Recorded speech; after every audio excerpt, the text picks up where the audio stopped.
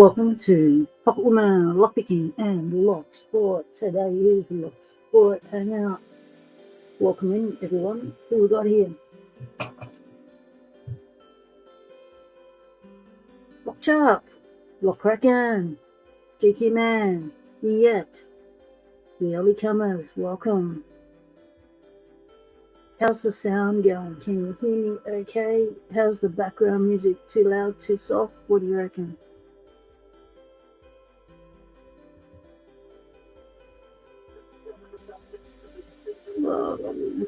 Okay, kill the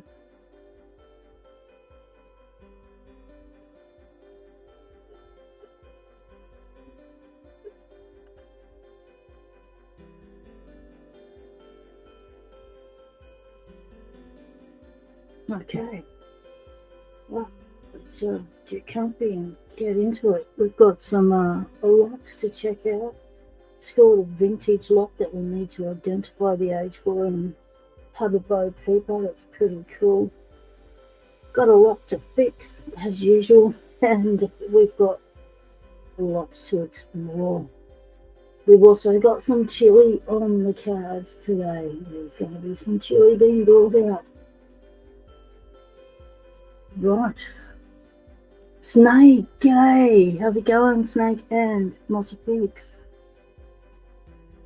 Lady Locks, g'day. Sis, how's it going? Yep, no worries. See you when you get here, no rush.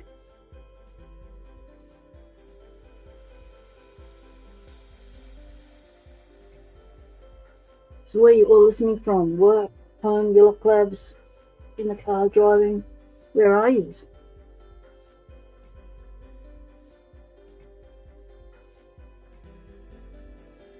I need to clean up this section of the desk and just might have to have a clean up one day. But before then, let's get warmed up because it's a bit cold here and start picking some locks. Yeah, doing good, Snake. The everyday picks, not looking as neat and tidy as I would have liked.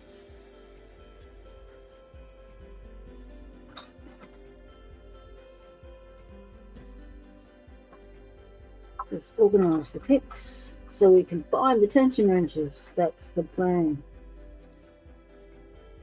Normally I would have them in a nice little thingy, but I've been lazy lately and just been grabbing what I need and chucking them all in one of these bare bones cases. They're really good, nice and strong. They protect everything. Nothing's ever got hurt in this. Gotta check out that new monkey for the one from Cranky Lock. Haven't picked with that yet.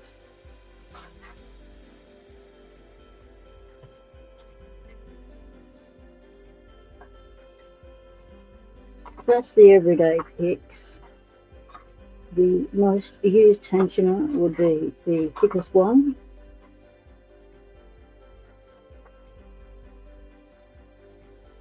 And the homebrew wiper blade tensioner. I've got a few of them that I use regularly. Mostly this little one for top of the keyway. It's tiny. It's pretty good. Let's whack those there so we can find them again. Okay, it's another one I use regularly, which is that one there.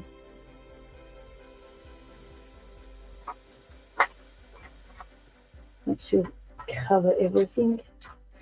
So the green handle ones are the gem set from Bare Bones. That's what they are.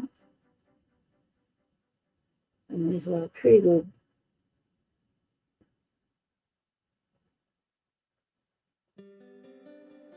Sort of covers all the profiles you sort of need from a deep hook with a fine tip for the tiny pins. The fine placement. So a thicker gem, wider flat gem, help with easier placement to these specialty ones with the cutouts.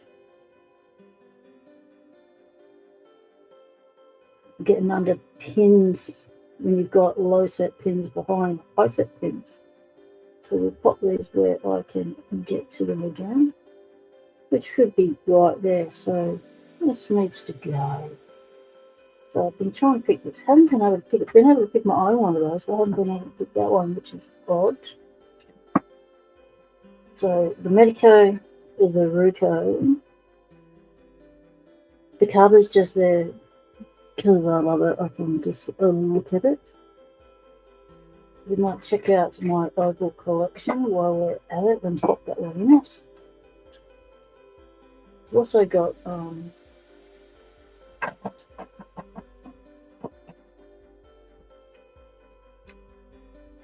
using the barebone handles, the Lock Tools, the layering set. That's just the short hook. I use that regularly.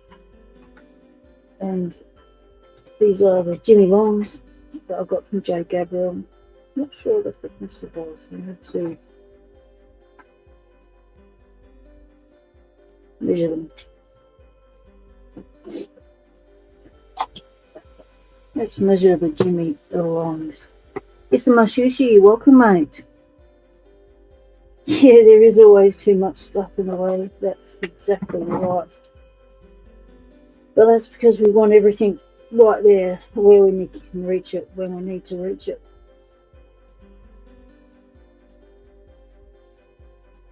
.51 millimeter, which makes it 20 thou. Cool. So I'm thinking these should be the 9 thou. I think there's a 0.5 thou or something difference in the metals. No, definitely 20 thou. Yep. 0.5 mil.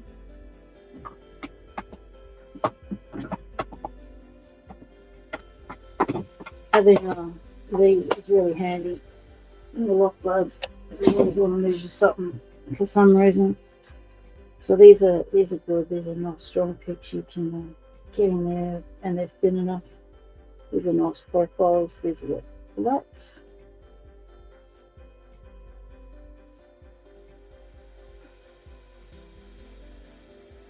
Lockwoods. The legend is in the house. You are totally all in the community, part of the Locksport community, big part of the Locksport community. Oh, and I've put up my poster. It's right behind me, so I can check it out whenever I'm in the Lockwoods. It is there for me to look at. And remember my lock brother, all the way over the seas.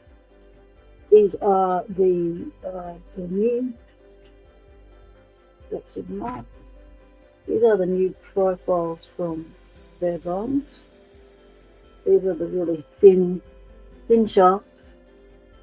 So you got to be gentle with these. You don't want to be, levering off something solid.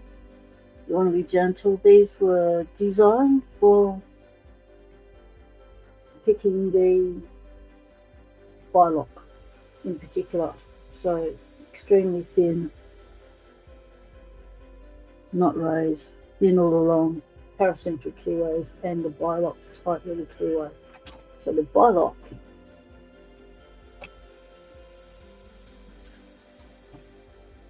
is one of these, and it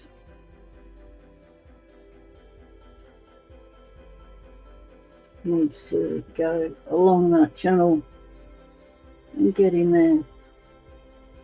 And these are tiny little things that you need to just lift up a little bit. These are like, probably that big. They are tiny little pins. So you need the long, thin to get into those. Might have some fun with that today. Let's stick that in there to have fun with today section. And it's got my diamond, which is just a chunky LCB that I started with but it comes in handy for picking all sorts of things, and so it's always good to have and bypass time. And I've got this is a SS Dev Sparrows that has seen better days. It's all a bit bent and unhappy and out of shape, and but yeah, at the time it's always been the thinnest tip I've had. Now I've got those other ones, and this is the monkey paw. Got a one in a package from Cranky Rock. So they're the picks that are in my pick bin for the moment. So I would like to pick this. So today is Lock Tuesday. And in the Northern Hemisphere, it's still Monday. So we'll do Shout Out Monday, and we will do a Lock Tuesday. So we'll have a lock to have a play with. And I dropped my phone, cracked it, jeez. So hopefully it still records okay, but we shall see. Ah, yes, Isamo. Yeah, whack that thumbs up. That's one thing I always forget to do, so I always appreciate it when I'm in a chat that someone says, remember to hit that thumbs up. And I go over and hit the thumbs up, because I always forget to do it at the start. I don't know about anyone else, but I always forget to do it because I'm busy concentrating on the chat I've just entered.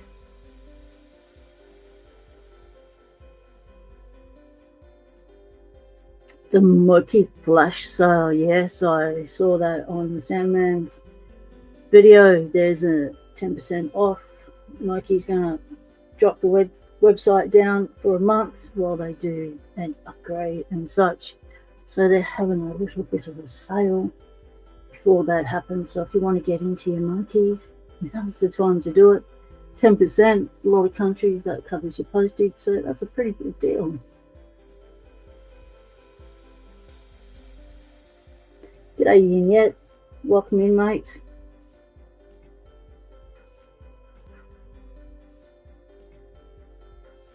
Seth, welcome. Good to see you all here.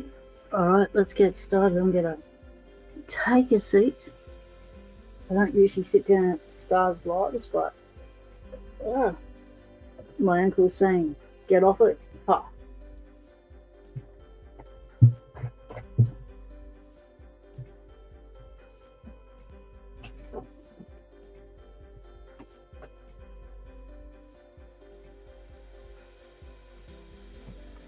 So we're going to warm up with a picking.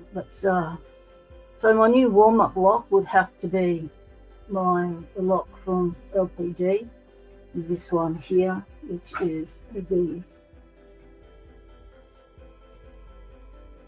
83. C83.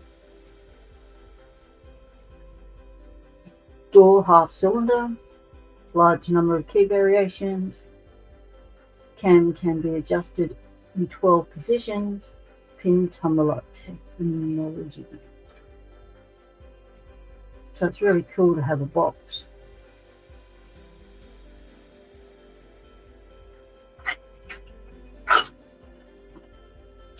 And it's a beautiful looking lock. It really is. It's got the 83.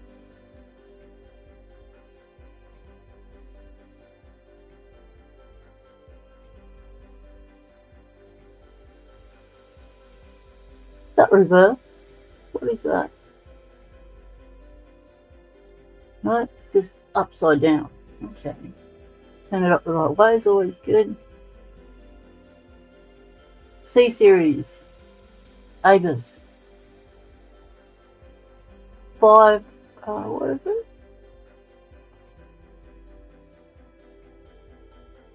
58292. D58292. What's that? So this cam is really cool. It's got these slotty things. which means you can adjust it into all positions. So how do you do that? Well, there's a little pin there. So you get your pick.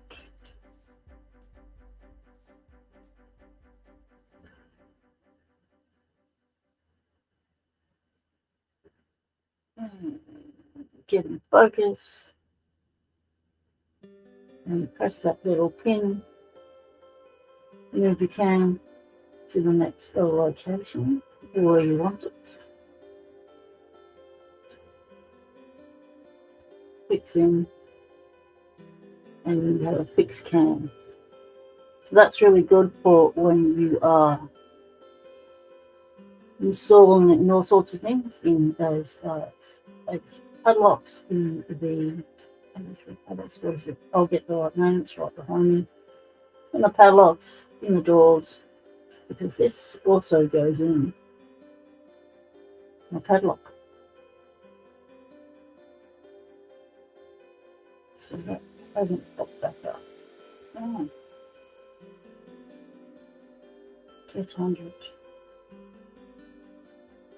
Get the 9.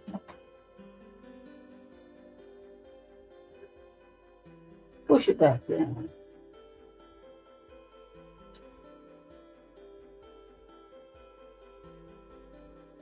Move it back to where I want it. Very springy.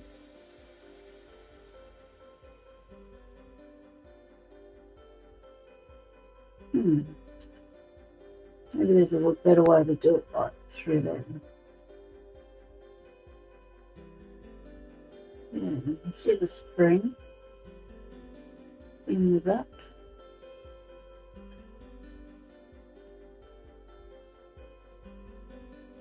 So let's push that.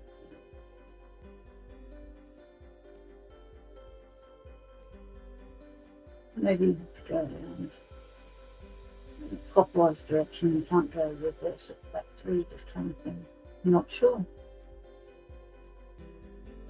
Let's see how far I have to go around in a circle. Well, we've already come across an issue with a lock. Straight off, we're fighting with a lock to get it back into position. Oh, Chuck, you got a snake in your chicken coop. Well, that's not very nice. Were they invited or an uninvited guest? The chicken's having friends over?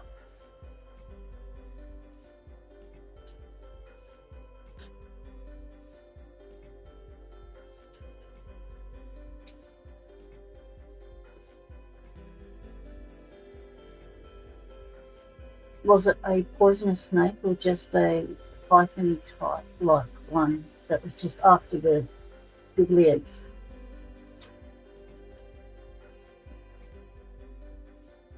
How did I get that stuck?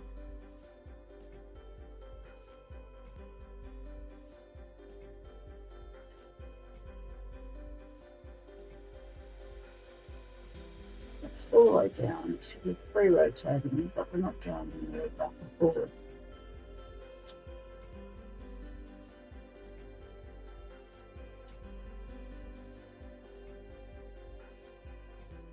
These will get fixed. We shall attempt to fix this. Straight away. How can I lock? That's alright. It's about getting it fixed.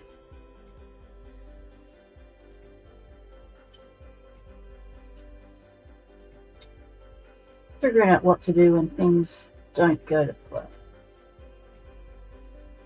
So, do that all the way down, that way. That's not rotating.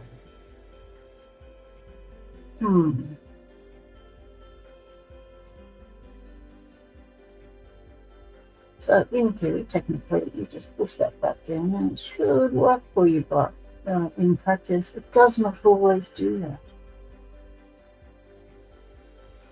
Try lifting the other end, as in that end, the key end. Which end should I lift, Snake? No, lockshot. Which end should I lift?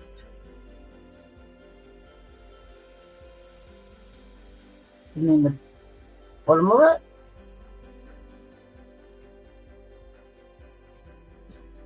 No, that's the top of it. It's reversed. It's European.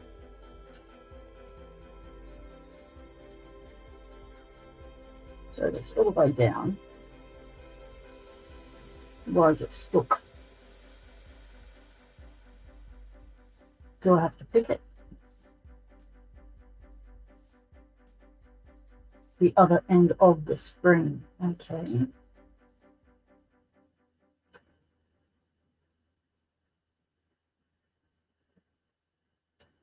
Ah. Okay, so it's a double spring. So it has a pin one end and the other. So it's gone into there. Well, that's good to know. That's a relief.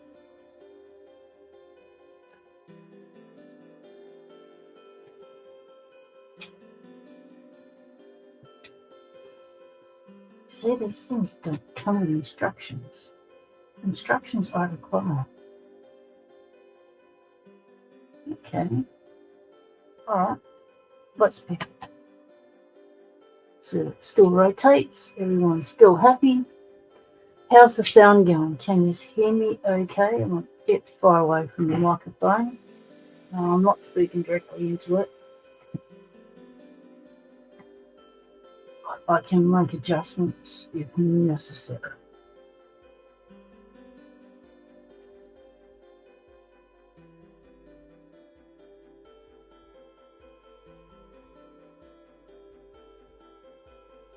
Okay, so because this is well, it looks more like a Yale type of keyway. I like to use top of the keyway. Let's move the camera out of my way. So down you go, like a snake. Just come down like that. Turn you around. Stay there. Okay, let's try not to knock the camera each time I move. Is always a good thing.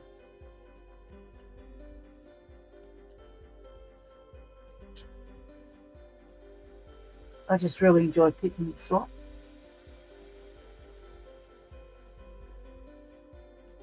It's not like other abuses where it doesn't give you any feedback. I can feel the beats. And I guess I should gut it to find out what's actually in. Because it's half euro, I could gut it. I've got some. You would have to remove that adjustable cam and not lose a double-ended spring. Do we want to risk losing the double-ended spring? Not really. Might give it a go later. Having a gutting disaster at the start of the hangout would probably not be a good thing. Not a good thing to start off with.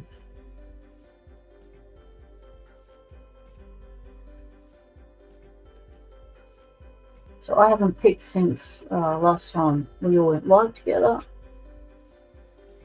On picking time, I wasn't picking. I was putting locks back together and gutting some new locks I got.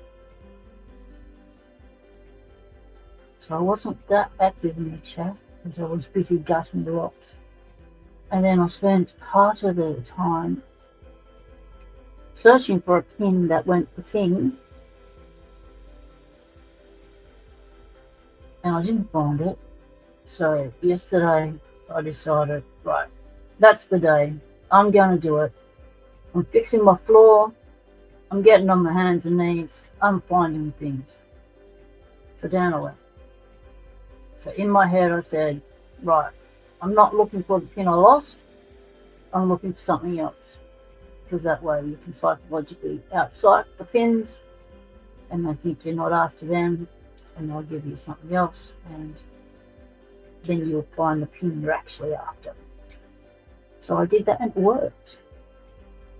I retaped my floor, filled in some holes, spread out the bubble wrap a bit more, and I found a really interesting spring.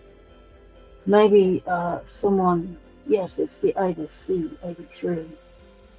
Maybe someone can tell me what this spring is for, because with springs and things that go petting, it could have happened months ago, and then you give up on that lock, or you just put it aside, and you've got so many.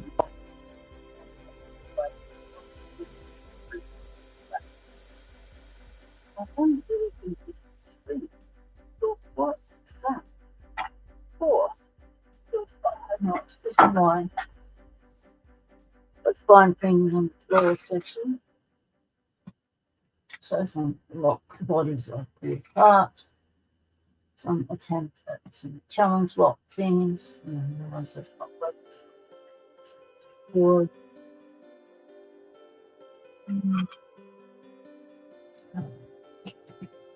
some Lockwood ones that belong over there.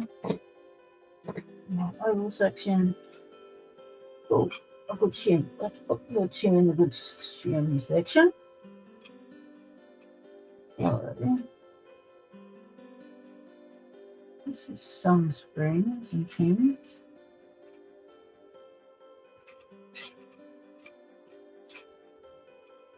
And of course, the interesting one I found is not in there.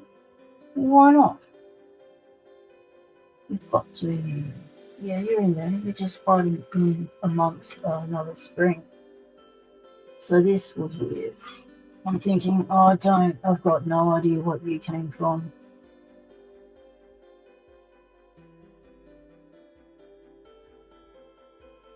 And what's weird about it is the top bit. So see how it's a normal spring, and then it goes into this really tight little curly spring at the top. And I'm wondering, oh, I don't remember seeing you. What did you come out of? G'day, Chris and Slinky. Welcome, mate. How's the drones going? You haven't crashed them into each other with your dueling? And how do you fly 2 drones at one time? That's what I'd like to know. So if anyone recognises that spring and what part of a lock it came out of and what sort of a lock, that will help narrow it down to what I actually lost it from. Because I've got no idea, and it's the first time I've ever seen a spring like that. So when it went ting, I hadn't actually seen it. It just went ting. I thought, oh, well, that's the spring gone. But I really would like to get on top of putting locks back together because I found lots of pins and springs on the floor over the time. I've also found this clip. This clip came off something. I remember a clip going for tin one day, but I don't know what it's come from. So that's interesting. So something that went for ting. So that's another thing that needs to find its home again. But I will find its home. These things happen. Things go pating, springs go boom. Haha! So to do dueling drones, you do it very carefully. Aha! Yes. Okay, Chris says, hey all, chilling after another spine shot today. So we'll just chat from time to time. Yeah, mate, you got to take it real easy after those things. I'm glad you got another one. Hopefully this one will kick in and work for you. Give you some relief. G'day, not too dead, still kicking. How you going, mate? Buying up anything?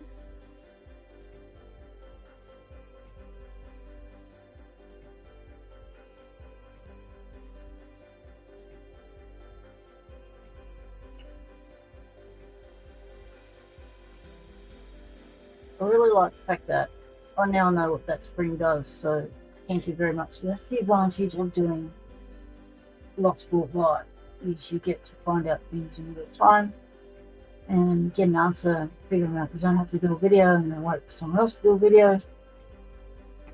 But continue to try and pick this lock. I'd like to get my thing before I start on my other locks. I have a lock that I've got an issue with. I was given it with the issue, and I thought, oh yeah, I can try and sort that out.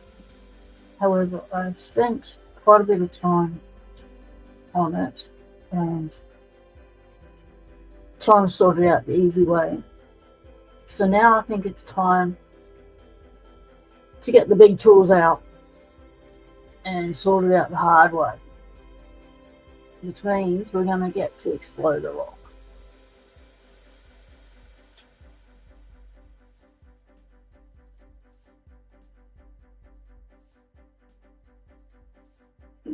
Pin one. The way this drops into the next set pin is really defined. That's one of the fun things about picking this lock. You know where you're at. You know when you've set a pin, the tension wrench just drops into that next.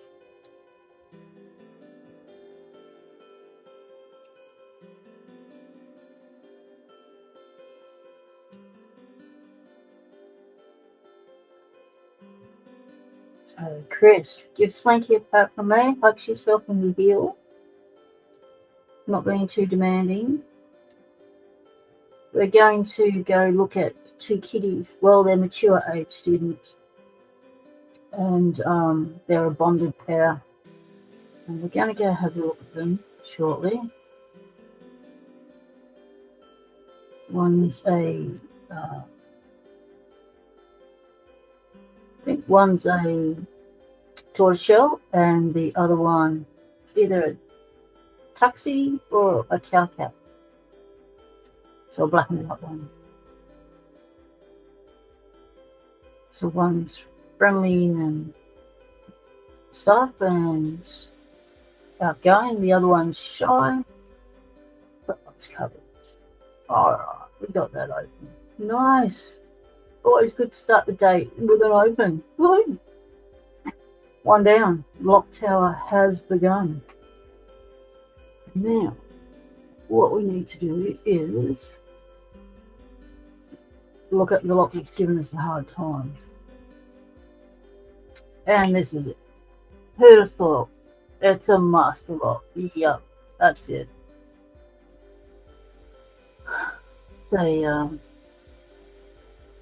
This is how it was given to me. Yep, stock in this position. So there's got to be a reason why it's stuck in the first place. It's like an over rotation, because I know that where it is. So I was given two of them. So one of them I need to decode. The other decode again. I've just got one to go, maybe. Not sure.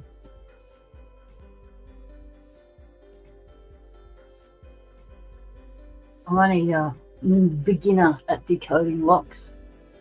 Not really, haven't done them seriously on my channel. I have decoded some locks in the past. I was given a heap of combination locks from Swindler, g'day mate, our Kiwi brother from across the ditch, and I've given most of them out to community members, and I've got some that I've, you know, YouTube stuff that I want to learn how to do. And it doesn't actually have much of a thing that goes into it. It's just a tiny little, like a little divot really. So nothing grabs it, so everything's holding it together through the code wheel. And so Paul gave me two of these. This one's stuck in this position, I've tried to decode it to get it back to where, thinking that if I decoded it, then I would be able to just pull it up and maybe turn it and it will be okay, but that's not the case. It hasn't occurred. So what I felt was the bottom two wheels are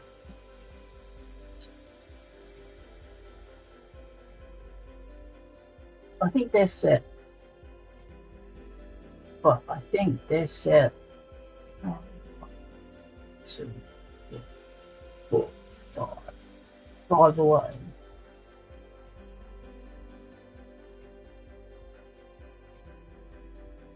So I remember there was some lock that you had to do the 5 away thing, but it feels set, and when I do some of it, it moves those two wheels, and I get a lot of movement in this, and I can feel those wheels moving like it's being grabbed, like you can see.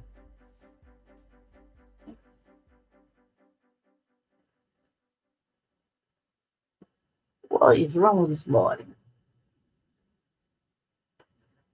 Okay, shit.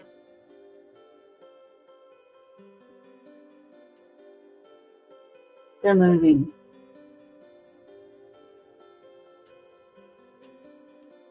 So the bottom two wheels like to go walkies.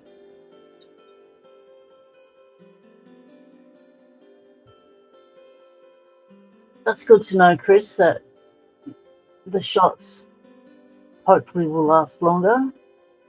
I haven't heard of the test shot. You're getting experimented on. Have you become a science experiment?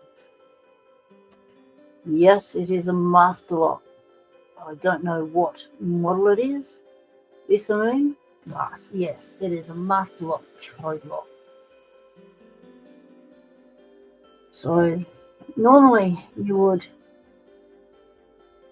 I'm thinking, lift it up, turn it to 90 degrees, lift it and set it, because it's got these. Let's go a little bit closer down. Yeah.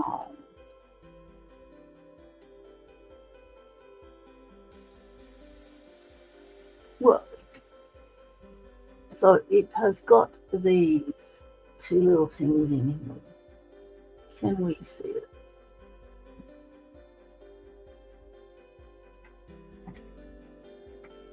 So on here you've got a blurry screen. Come on, focus machine. Come on, today is good. Today is a good day for it to focus. Come on, you can do it. That's what you're designed for. You're designed to focus. That's your function. So work. Focus. Okay, there we go. So we have that little notch there, and its accompanying little cutout, and then we've got another one on this side, just here, where it gets reset back into. So we know that it goes 90 degrees. Well, what's that? So 90 degrees, yeah. Well, 90 degrees to the body of the lock.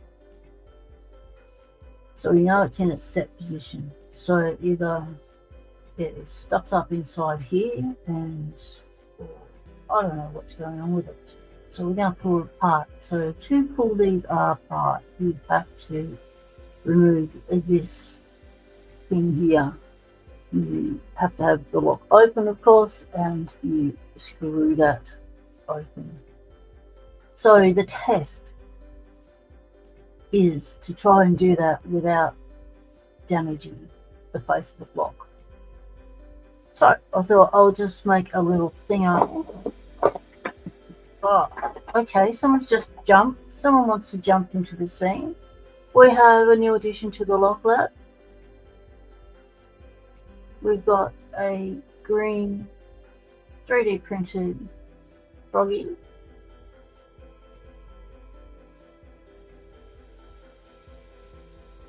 That I picked up at the market. Very cute. Interesting 3D printing. You can see how it was printed. There's some holes around, so the printing was probably done a little bit fast. I'm not into 3D printing. I just know that it's one of the things. But it's a happy frog.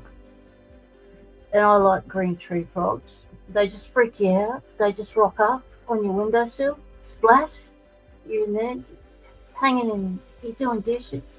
The next minute you look up and there's this against your window, and so you go out there and say g'day to it. Forget about doing the dishes. But that's what happens in Queensland. They like the tropical areas here in Australia.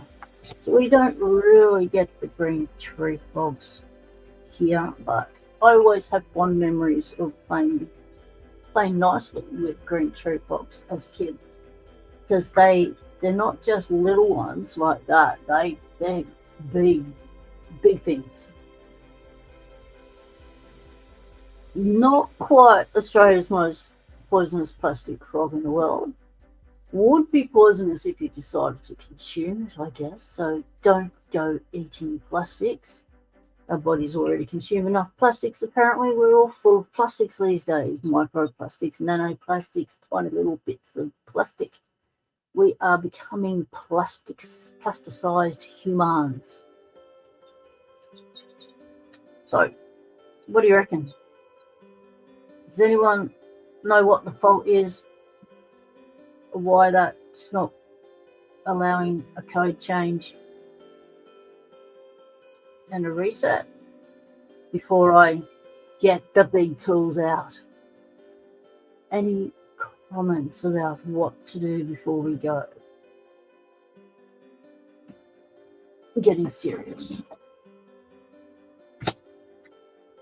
So what I had planned to do was got a bit of leather off my rice thingo, so I cut it down. Okay, if I wrap that around there like that, around the top of that, and then grab it with that, then I should be able to rotate it. And that sounded really good in theory. However, in practice, it doesn't actually stay there. It just slips off because there's not enough of the lip there to hold it. So I need to think of another solution to protect that. So I'm thinking do something with the jaws so that the jaws don't, because I tried to do it once and already gave it a little nick. So we don't want to do that. So let's get tape out. Should we go for electrical tape? I think we should rather than standard tape. So I'm just going to have a blind feel around in the cargo with some electrical tape.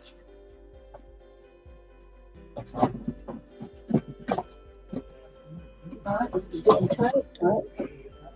Hello, P-Dubs. Hey, Lady Logs, how's it going, sis? Welcome. Hello, I figured I would just pop in. Awesome. So guess what I got in the mail? What you score? This is a 50-pound package from FedEx. And I think we all know when I get random packages from FedEx who they're from by now. Oh, you've been cracking. I've been cracking. Kraken's done a thing again. Kraken? Yeah, we got to dig Mr. out. You still in the chat? You've done a thing. We got to dig out your lock out of here, the one that he said you could have, remember? Oh, yeah, that's what's in the package. Yeah. For sure. He said you can have this You said green or black, so you gotta decide now. G'day, Dr. Evil. Welcome in, mate. This Awesome is to pack see you. lock I mean, heaven. never really see Dr. Evil's name on Paul's comp. Never actually see you in person. So, yeah, pretty good to see you. Welcome. Hi, everybody in chat. Hello, hello, hello. Dr. Evil. Oh, geez, Dr. Evil. So Seth says, spray my doors of my pliers with spray flex seal. I don't know what that is. I don't have that in the lock lab. I don't know.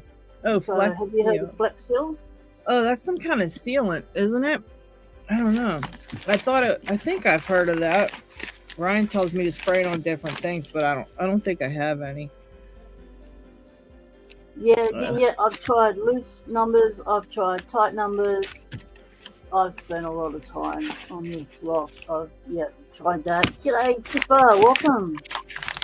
All right, P-Dubs, I think in honor of Kraken and in honor of the troopers that have made their way to your live, there's 10 watching right now. Hashtag Kraken rules, and I will give away one of these Kraken pack locks on P-Dubs' thing here. So let me set it up, but start typing in that hashtag, everybody. I'm trying to get this in for all the people that are being super supportive of you, P-Dubs, and actually showing up at the beginning of your stream, and we're going to do it. Awesome. Thank you. We've actually you got 1 in 9 chance because the 10th person is me on my other channel.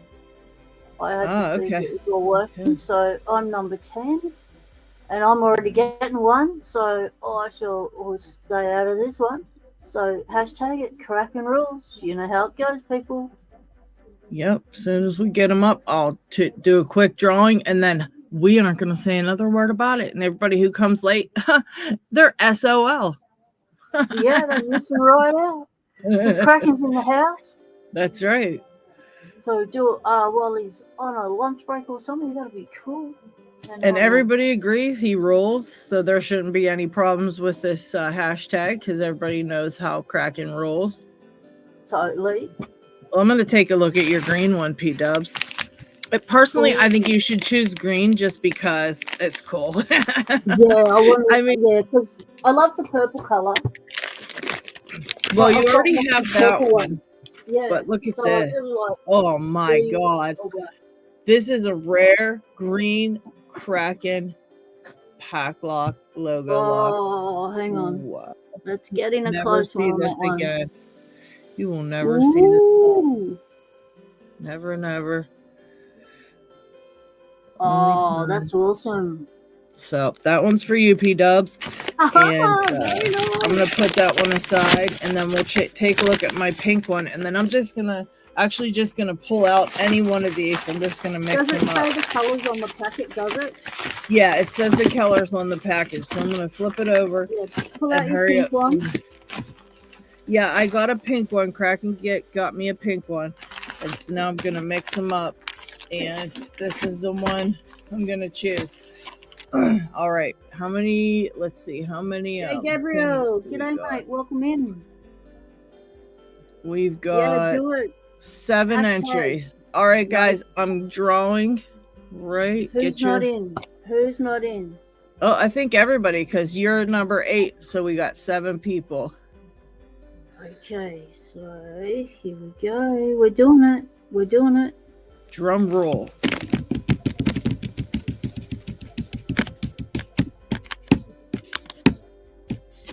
Lockchuck, holy cow! Lockchuck gets a blue one. All right, let's take a look at Lockchuck's blue one. These are all so odd because they're Krakens, and they're in different colors, and it's really blowing my mind. Wow. Oh, the Packlock blue is stunning. I have a Packlock blue Kraken. Wow. That is going to be featured in a video very shortly. I've been saving it for a special occasion and I've got one. Oh, wow. This is a UCS 1A and there's probably just one of these. Oh. Possibly 2. Kraken's probably got one. I don't know how many of these you got, Kraken, but I know that they're rare AF. Yeah, he says blue does exist, but not in a pro. Okay, so Yep. The UCS this is 1A. P-dubs. Woohoo!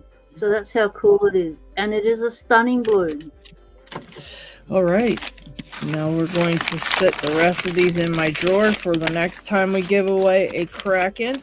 So cool of him. He's the Packlock King. He's the Packlock King. He is, but he's also the, Kraken and Hoza Gonzo are the kings of giveaways on live stream. You don't always get giveaways from the host, but you will get giveaways from people doing random giveaways in the chat. Very cool. Oh, that's nice. Look how much it matches your background. It really does.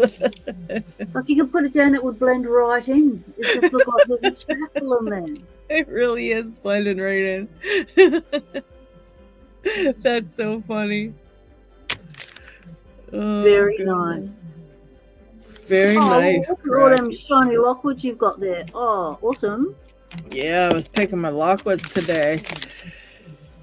Just messing around picking Lockwoods today. And I must have been doing it subconsciously in honor of your live stream today because,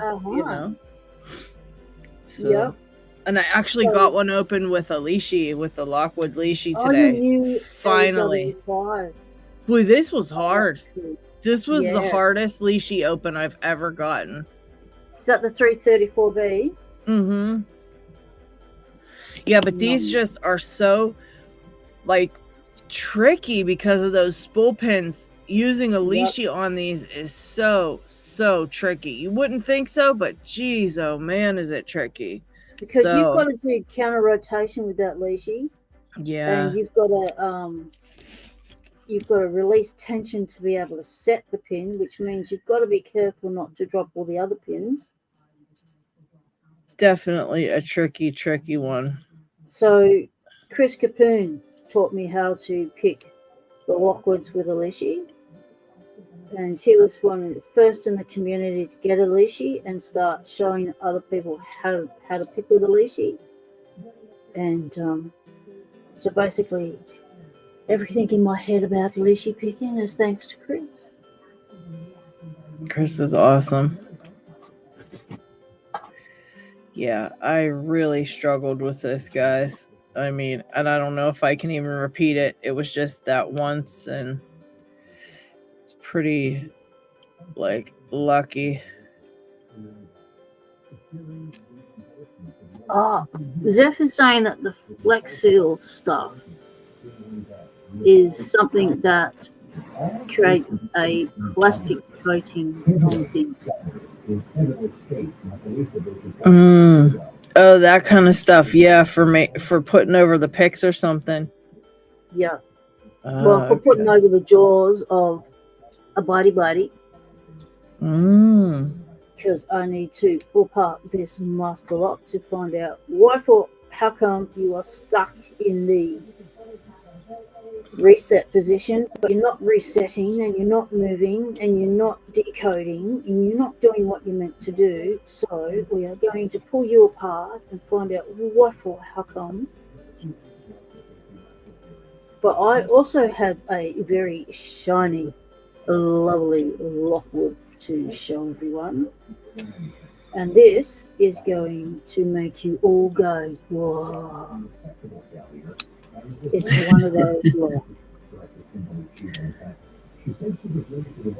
Okay, I think we have enough tape. So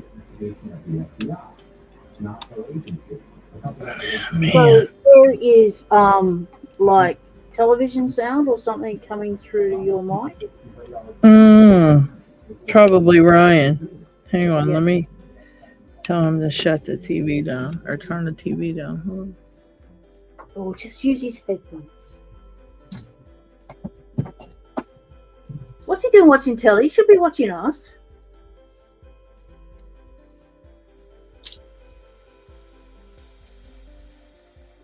I have jawed up, ready to go. P-Dub said you shouldn't be watching that. You should be watching us. Exactly. P-Dub says, what are you doing watching the telly? You should be watching us. Who's multitasking? Multitasking. Cool. Okay, this is going to be an issue, trying to get this to go on. Yeah, I have to keep my door open or else it gets like 1,000 degrees in this room and I'll die. Oh, leave it open, let some airflow in, don't close yourself in, sis. You'll just have the noise in the background, don't worry about it. Oh yeah, this thing ain't grabbing now that I've got it covered. So Robert said I went to the bathroom at the wrong time and missed the drawing. Love you both. Oh no.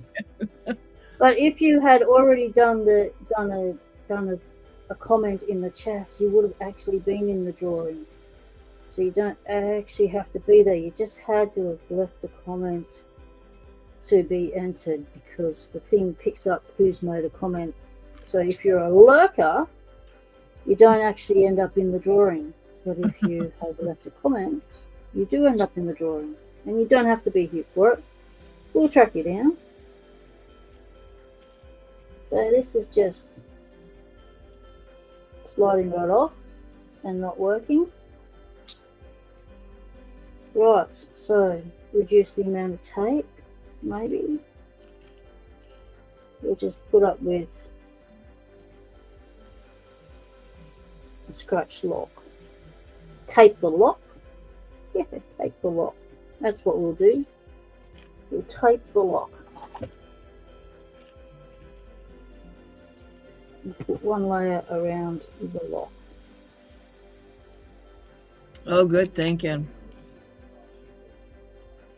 But I really don't want to wreck it, like, and this has already pinched it and hurt it.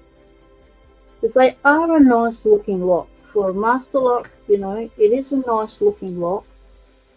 It's big and brass, it's heavy. And, geez, I put a shitload of tape on it. Could have been the issue. Right, let's reduce the amount of tape. Probably went a little bit OTT on the tape. So I have a beautiful vintage Lockwood to show you all, scored from the Habitat for Humanity. Very happy. I got the intuition call to call in there. I haven't been there for a few months because they stopped stocking locks, and it was like, well, you know, if I go in there and they don't have any locks, I'm just going to buy something else and that I don't need. So save my money, don't buy things I don't need, got nowhere to put it in the house anyway, and they're not having locks, so I will just not go there anymore. Then I was driving past the other day and I got the intuition nudge to go on, go back in, see what they've got. They might have locks back in. You never know. I'm going, oh, yeah, all right. Well, roast me out of here. Jeez. It was like 10 minutes before they closed. And I thought, yeah, 10 minutes, not going to give me much time to have a look around. Therefore, I'm not going to walk out with an armful. I'm just going to go have a Bo Peep for locks, and then I'm out of there. So I did. Well, I walked in there, and they had the locks. Oh, that worked. Oh, okay. All right, happy with that. So this is what I've scored with one a lot.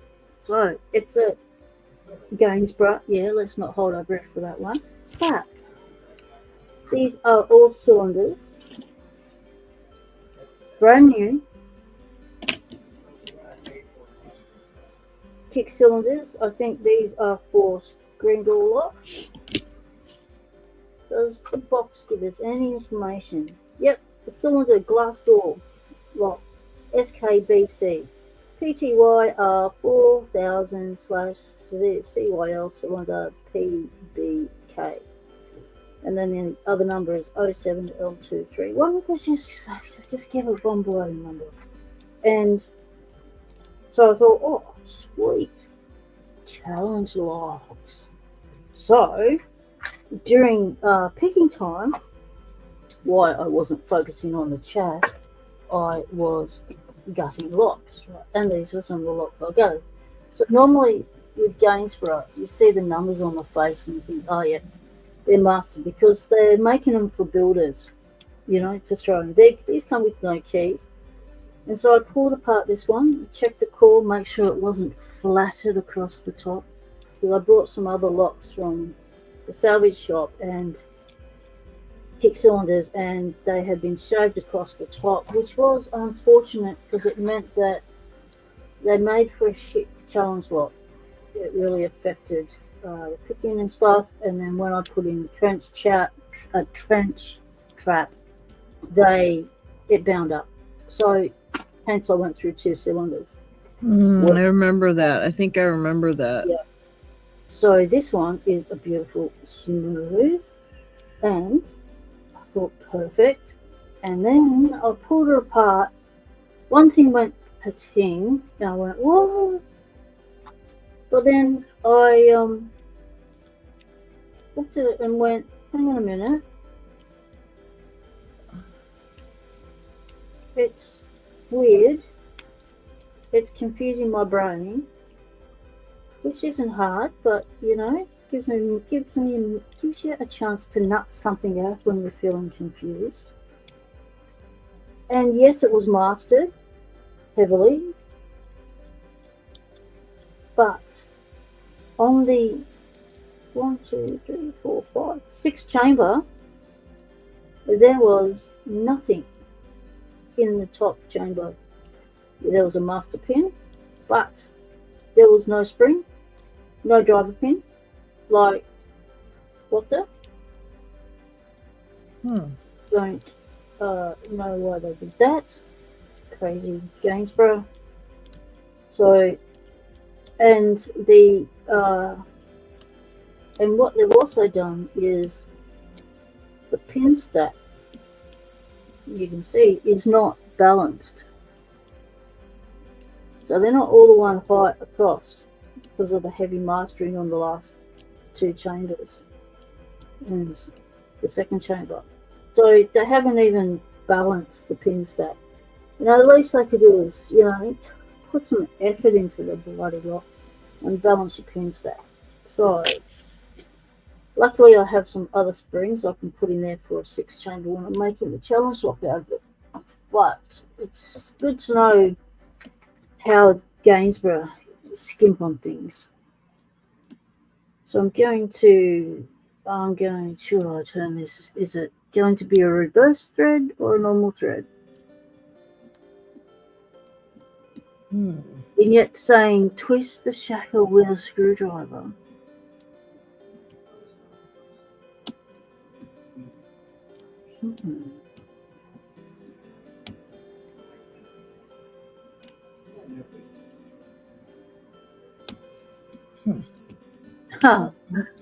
Close. McDonald Paul's in the house. G'day, Mickey D. How's the little itty bitty? Said send it to Mr. Inferno. He can just use his hand strength. Yeah, couldn't he just? Right, I'm going. I'm doing it. Can I even hold it? My hand's pretty bad today. I knew yesterday that it was going to rain today. How bad is that? Oh, no, not rain. All day yesterday I said, oh, man, my knees are hurting. My knees are hurting. I said, I bet it's going to rain tomorrow. And don't you know, today it started pouring down rain. The knees know. So my knees predict the weather. Inbuilt weather machine. Yep. You are the weather machine. They knew. So if I put that in there to protect that. Yeah, I know, before the weatherman. And give it a twist. Now, who just went hopping away? Me Bryce Frog. Oh, Lady Locks, did you see my new addition to the lock rack? Oh, how cute! This little green tree frog. These are the That kind is of tree so frogs cute. we got here in Australia. And it's 3D Let me printed. guess, they're deadly poisonous. Nah, Oh. calm, sweet, gentle things. You can handle them. You just got to have wet hands when you handle them because Okay. it's a frog, and they're wet. They live mostly, well, in the tropics sort of thing. But we used to get them a lot in mid-north Queensland, not mid-north Queensland, mid-north New South Wales on the mid-north coast, where my sister lived. Every time I went there, I'd stand in at the dishes, like doing the dishes, and then next minute, on the window would come a golden tree frog, and it's like, oh my god, look at that! So of course I'd have to stop and then go out and play with the tree frog. Leave it to P-Dubs playing with the wildlife. Yep. Okay, you're gonna turn. Oh, you mongrel. Okay, just didn't. Okay, adjust. I'm in a deep false set with this pack lock, so I know something's about to happen. Are you picking one of the new pack locks? Yeah, I'm picking the pink one. You're picking the. You going for the pink? But I'm in a nice false set, so I think it's ready to open. But that's been like that for like 3 minutes now, so I think I'm gonna reset it soon and try again because that's too long to be messing around here. You're not really patient with a lock, are you? It's like, no, 2 minutes, all right. Adjust, modify, let's get this thing open. Well, you know what? With something like this one, yeah, because, and I tell you what, if I felt around on every pin for 3 minutes straight and nothing happens, I definitely know there's a problem, or I'm just not getting it with the way I picked it. So I figure if I restart, generally I can find something else to bind in a different order maybe or something, and then I end up getting it open. But I would give that tip to everybody too. Like if you're, picking something and it's been a few minutes, don't get caught up, because you can also be you could be on a torpedo key pin thinking that you're in a false set and nothing's happening. Now, I don't know if these have those in them, but I think I probably just picked it in an order that doesn't go with me because it's just not working out. So I probably picked it in an order that I could.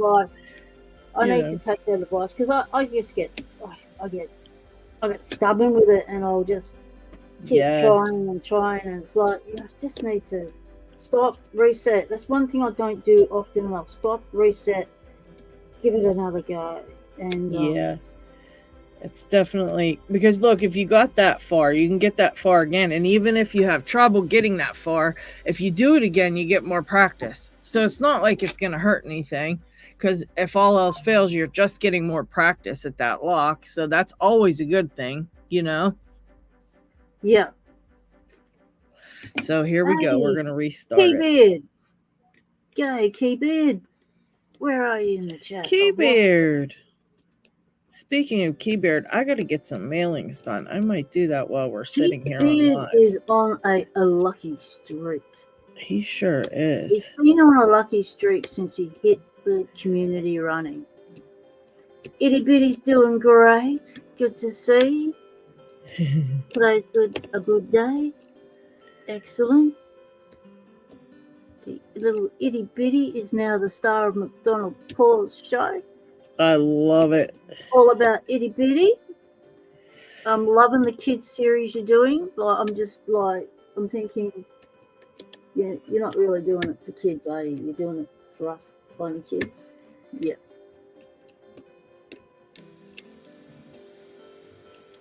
Yeah, I love it. Zev said, spent all day yesterday trying to get into that medical lock. My hand started hurting so much. What medical lock? I think he means a Medico. Did he mean Medico? Oh, Medico. Yeah, correction. Okay, Medico. Yeah. Yeah. Oh, those Medicos. Was it a classic Medico like this one?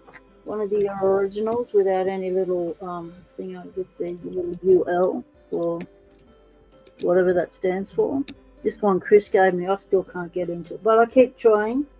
I can pin it to 4 progressively and get in. As soon as I put that 5th one in, nah. But I'll keep trying with that. Oh, Scully's falling over. G'day, Scully. And so, Zeph comes up with all these little Aussie tips. Did you know that the people in rainforests boil those frogs to put their poison on their tips of the arrows? Yes, but they are the poison dart frogs. They are not. They're nice, calm, gentle tree frogs. These have no poison. No boiling. Do not boil the green tree frog. So Yinghead's got a hit for me. But grab the other side and leave her against where you are. Okay, right. I'm clamping the other side. So by the other side, do you mean where the numbers are? Like this side? Do you mean go that way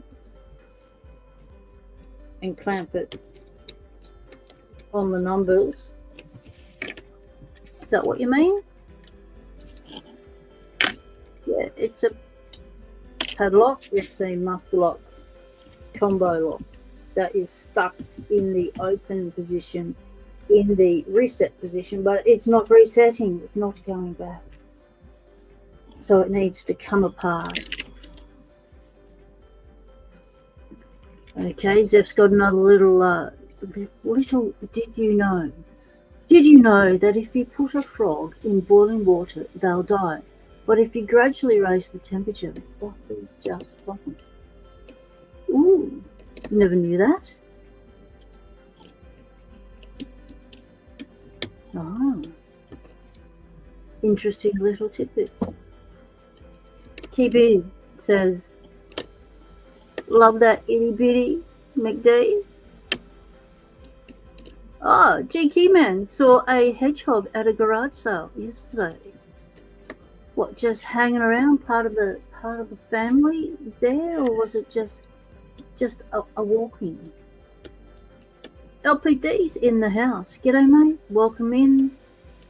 Picking in again during work. Good on ya. It's open. There you go. Yes. Boom. So he needs a couple resets. Starting over. That's all you got to do. So is that a 90 for sale Pro or a 90 Pro? I think it's the Kraken only gets the 90A Pros anymore. And so that is a 90A Pro. That's the 7-pinner. Ooh, good stuff. The 7-pin Kraken monstrosity. And the Kraken is cracked. The Kraken has been cracked. But it did take a couple of resets and it did put up a bit of a fight. What's the bidding on that one? Let's have a bo peep.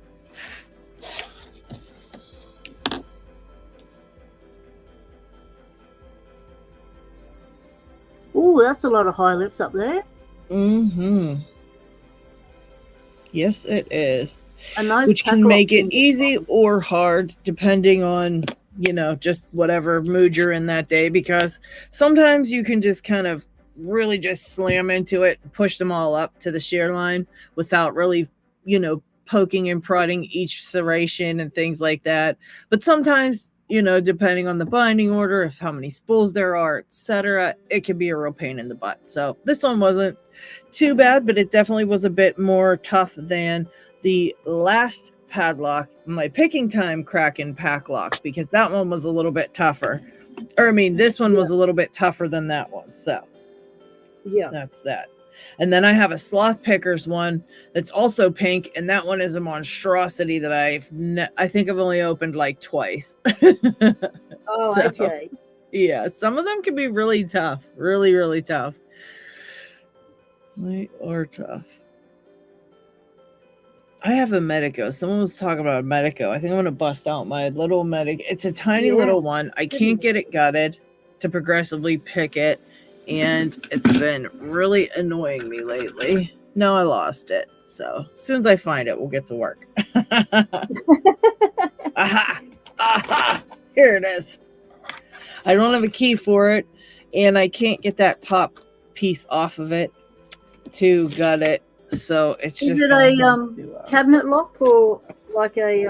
little cam lock? Filing tablet lock? A little cam lock? It shouldn't be this tough, but it is. So I'm going to try a bunch of different crap today, and we'll see what happens. We will see what happens. Zeph has inspired me to try it again. So Go for it. I know I need a new Roblon standard hook because I've got all long ones, and it's crushing my soul because I love those picks, and I need a standard one because, you know, I need one. I use them a lot, and so I don't know what happened to all my standard ones. I think I gave a couple of them away, and yeah, it's depressing.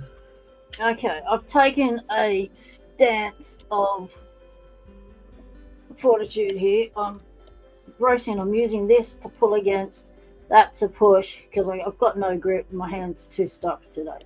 So I need, full arm stretch, legs brace. Here we go. Oh, shit. What'd that do? Just slower? Still not open. It should not be this difficult, should it? If P-Dubs knocks herself out on this live stream, if that slips and she cracks herself in the head, I don't even have her phone number to call her loved ones to let them know. Good Lord. And my wife will probably not wake up to the phone. She's a solid sleeper.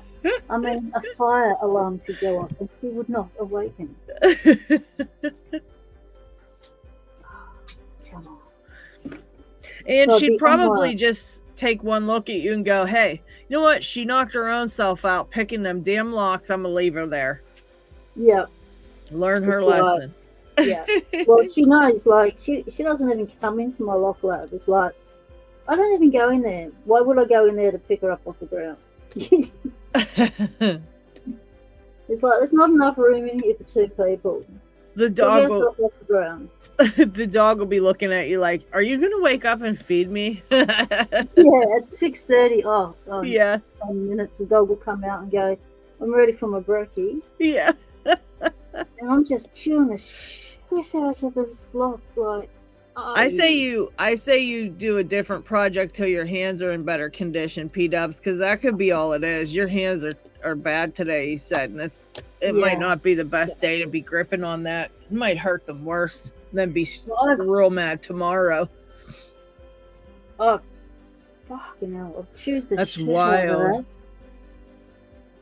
That's so wild that it's I have spent, it just chewed it up anyway. This is what I was trying to avoid, and it just did it anyway. So now I'm going to have to file around that to give it, to make it look pretty again. Oh, yeah.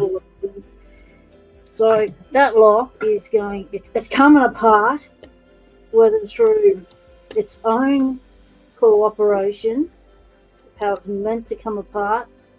I'm going to get a bloody angle grinder to it, and we're opening it. We're going to get it open. Not today. We won't angle grind it today. So that theory did not work.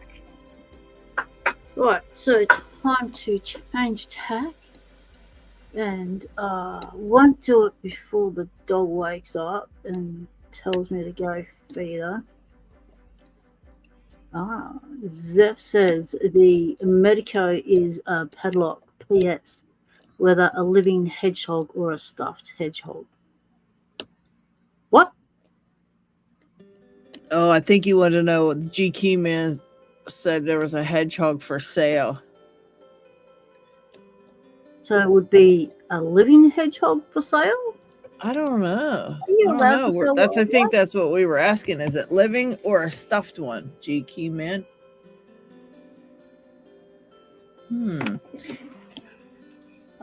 Okay. So GQ man has clarified about the frog in water, in hot water. I think the line goes, if you put a frog in boiling water, it will jump out. But if you put it in cool water and heat it slowly, it will just sit there until it dies. Yeah, I think that's how it goes. A bit morbid. I think it's like one of those things like saying like we don't notice things when they happen slowly over time, but if we just, if something bad like if there's a huge change right away, you notice right away, but we don't notice small things over time. Yeah, it's like ourselves sitting in a bath. We'll sit in a hot one, and then we'll put more hot water in and more hot water in, and next minute we've got heat stroke. Zoe the cat, welcome, mate. Glad to have you in. Our deepest condolences. You are going through the toughest of times. Your beloved of 28 years has now sadly left to go on to better and bigger things in the happy place in the sky.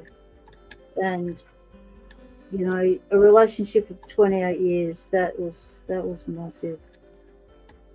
That is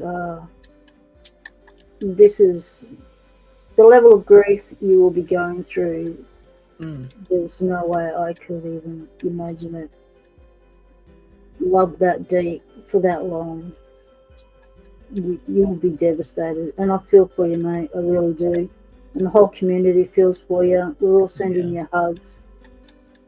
We're going to do as many lives as we can between Lady Locks and myself, so that even if it's just you wanting to hang out with us, picking some locks, listen to us chat, we're going to do as many lives as possible in the next month to help people out who are in a state of bad things going on, grief going on. There's a lot of grief happening. We've got 3 community members that are grieving a lot at the moment.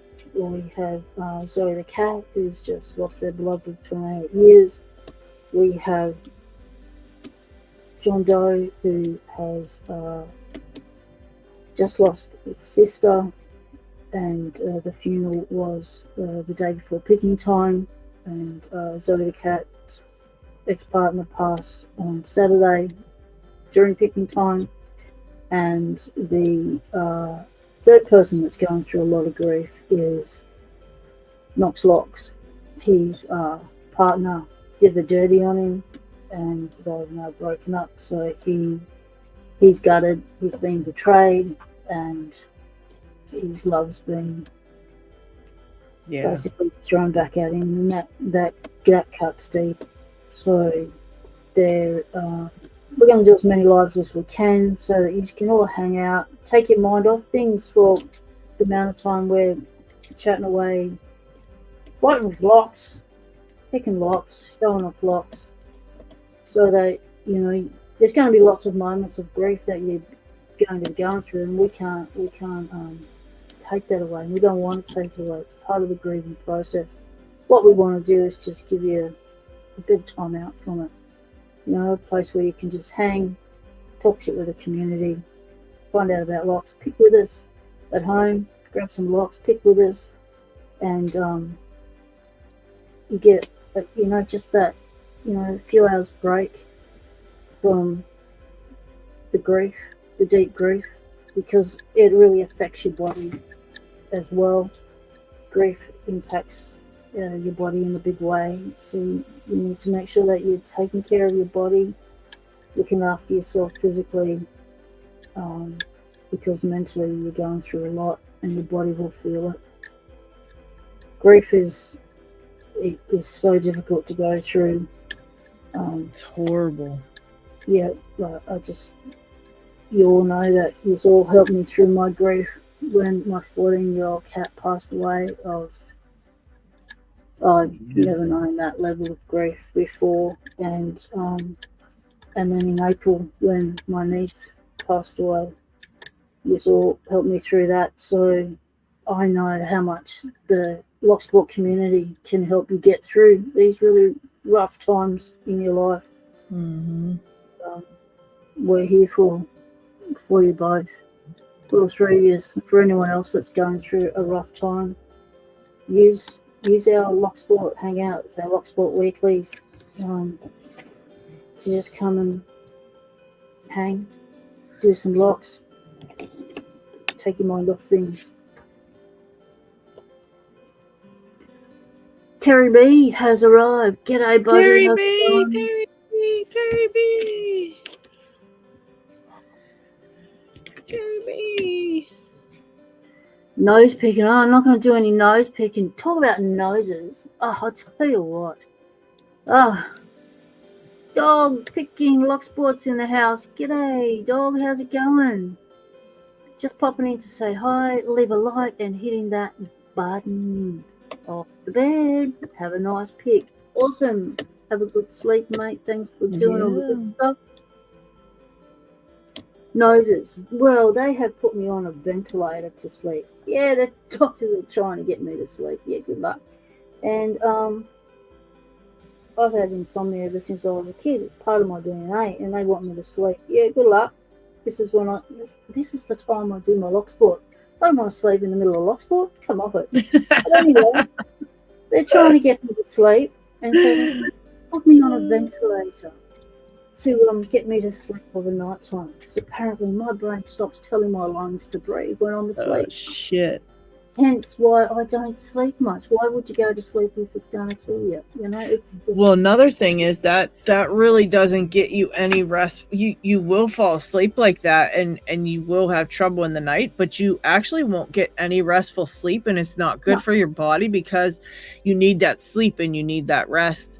So that's good that they put that on you for nighttime. But there's an adjustment period of, the noise of the bloody machine. I'm sound sensitive, so I need to wear noise cancelling headphones to be able to use the machine. And then, because I can't, I wear noise cancelling headphones anyway because I can't get to sleep when my wife falls asleep before me because of her breathing or the dog's breathing. That sounds sensitive. So I'm what's called a light sleeper, so I easily wake up with any sound or movement, and it's got to do with PTSD. And so I thought, okay, they'll put me on this machine, it'll help me sleep, I'll give it a go. And all it's done so far is keep me awake. It has damaged my nose to the point where I've got sores in my nose. It's like, I can't handle scabs in my nose. It's annoying as AF. It's like, this is annoying. It's like something's on my face. It's annoying, and it's crushing the top of my nose, the bridge of my nose where the bone is. It's like, well, that hurts too. And the other thing is, it's set off some sinus issues, so it's affected the sinuses. So I've got all this pain across my face. It's like, I'll tell you what, sinus pain's one of the worst you can have. Oh, I don't like it at all. And so it's like, yeah, you've got an adjustment period. It's like, I rang him up and said, look, it's not working for me. They're going, oh, you got a doctor's appointment. Just tell the doctor. So I told the doctor, and they're going, okay, we'll see if we can get you an appointment with a technician to modify and adjust and see what you're doing wrong and what you're doing right and what the machine need to be recalibrated and stuff. It's like, yeah, rightio. Well, that's 2 months away. It's like, yeah, put up with that for 2 months. Wow. So the doctors wrote them a letter and said, can you see this person sooner? Well, they rang me up and said, yes, we can fit you in a month's time. It's like, it's still not helpful. Zoe the cat said he's been on the CPAP for 20 years. Maybe you should get on message with him, P-Dubs, and see if you can get any pointers on some stuff you can do. Yeah, how to get more comfortable with it on. Yeah, I mean, at least till you get your appointment, I mean, I'm sure he's an expert now. 20 years, that's a long time. Yeah. I'm sure he went through some discomfort and adjustment as well, but it definitely shouldn't be hurting you. As far as like your nose, is it just because it's drying it out real bad? Yeah. Yeah, you might have to put some it's got this coating in your inside of your nose before you go to sleep. Yeah. It's got this humidifier thingo in it, so it's got a heated, like it's a U-bit piece of kit, right? It's top of the range as far as the latest ventilator app. So it's not a CPAP machine. It's called an A something. It's a ventilator, and it's got a water well. And that water well is heated, and then the air that comes out of it is also heated, so everything is warm to hit your face. But it takes a while for that stuff to heat up. Meanwhile, you're frozen your nose off, and so they make it as comfortable as possible. But I said to the doc, look, that water well, it runs out, and they're going, well, yeah. it's like, well, yeah, I get up twice a night and fill the thing back up. She says, well, you shouldn't do. It's like, well, don't tell me what it should and shouldn't do. Well, I'm telling you what it is doing. Right. Like, so if it's supposed to last all night and it's not, so something's wrong with your calculation. So and you have to use distilled water in it or something, and it's all a bit, high tech and stuff. But it would be nice to sleep, because when you sleep, your body heals. But not at the expense of other issues. So you know what the doctor does? She gives me 2 lots of pills to deal with the other issues that are caused. So pills for the sinus issues and pills for, I don't know what the other thing was. Oh man. Like steroids and something else. Oh my gosh. And it's like, I want to take more drugs. So, are you serious? Like, so I went to a market on the weekend, this market in town that my wife had been wanting to go to for a while. I didn't know existed, but she found out about it. So we went to it, took her out for a day out, and scored some pretty good stuff. And one of the things I scored was this lip balmy stuff that's all natural and that. I thought, beauty, I'm going to stick that shit up my nose. Yep. I'm going to lube up my nose to calm that thing down. The other thing this machine's doing is below, like, your Adam's apple, it's like when you're using a muscle you've never used before, and you feel that muscle more than you normally would. It's brought to your attention, you can feel it moving, it hurts, that sort of stuff, like using that unused muscle. And so it's right in my throat, down the bottom, below my Adam's apple, and it's really annoying. I can feel my throat, and it's like my esophagus, and there's this one area of muscle where it's really hurting, and it's like, should that be doing that as well? And it's like, so she gives me 2 lots of drugs, which I'm not going to take, and I walk out of there going, well, that was bloody useless. Wow. That's crazy. Okay, I've got to stop playing with this because it's not going to open for me, is it? So let's just pop you out the way. Right, I've got this U-Butte little thing I'd like to show you. This Medico's not There's one to pads that you can put on to help. See, they don't tell you this stuff. There's pads you can put on to help your nose pad liners. Because this thing, I refused to, like, I had to go in the hospital for a night and do a test on the machines and which base things to use and stuff. And the one that covered your mouth and your nose was useless because I drink a lot of water through the night, and how am I going to drink water with that thing over my mouth? Yeah. So I went for the one that just covered your nose so I can drink. And the other thing it's doing, it is drying the shit out of my throat and my mouth. I'm waking up and my mouth is stuck together, like completely dry as a bone.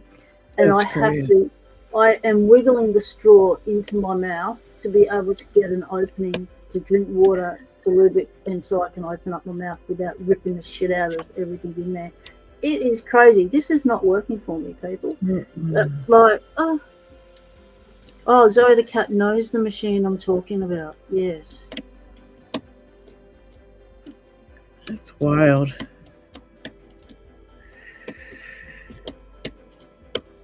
Yeah, all that to get a good night's sleep, and it's just causing you more issues.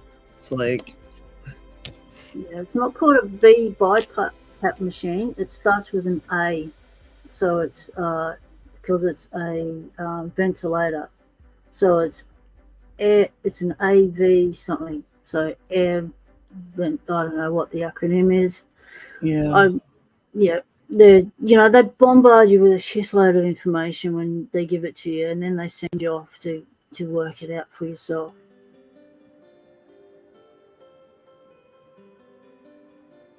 Yep, we'll talk on Discord. Thanks, Zoe. Appreciate that. Zeph says there's pictures of it in the Dragon's Lair on Picking Time Discord. Pictures of what? I think he means this lock that he's talking about. Oh, yep, cool. So, G-Key Man. I used to have a CPAP machine. I have two, and I don't need. That's one thing they said, that, you know, you could use it for a time and then you might not need it again. It's like, yeah, that'd be good. Because one of the things it's actually doing is keeping my watch awake when I turn the thing on. And that's not good. She needs her sleep. So it's annoying people all over. So, but my dog, you know, she can sleep through anything. It doesn't bother the dog. She's still snoring away. She's the only one in the house that's getting a good night's sleep now that we bought her a hoodie. We bought her a new sheet for her sleeping, and it's a hoodie. She looks so cute in it. I think I showed you on my last live.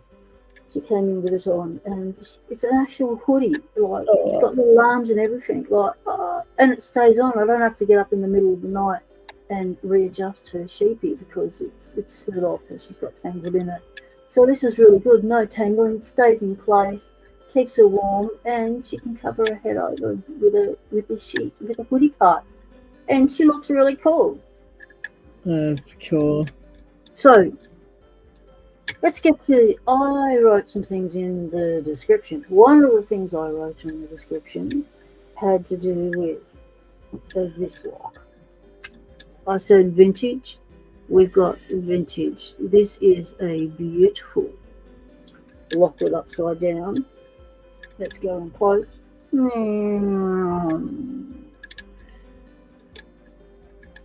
Okay, this is a Lockwood shiny. Focus.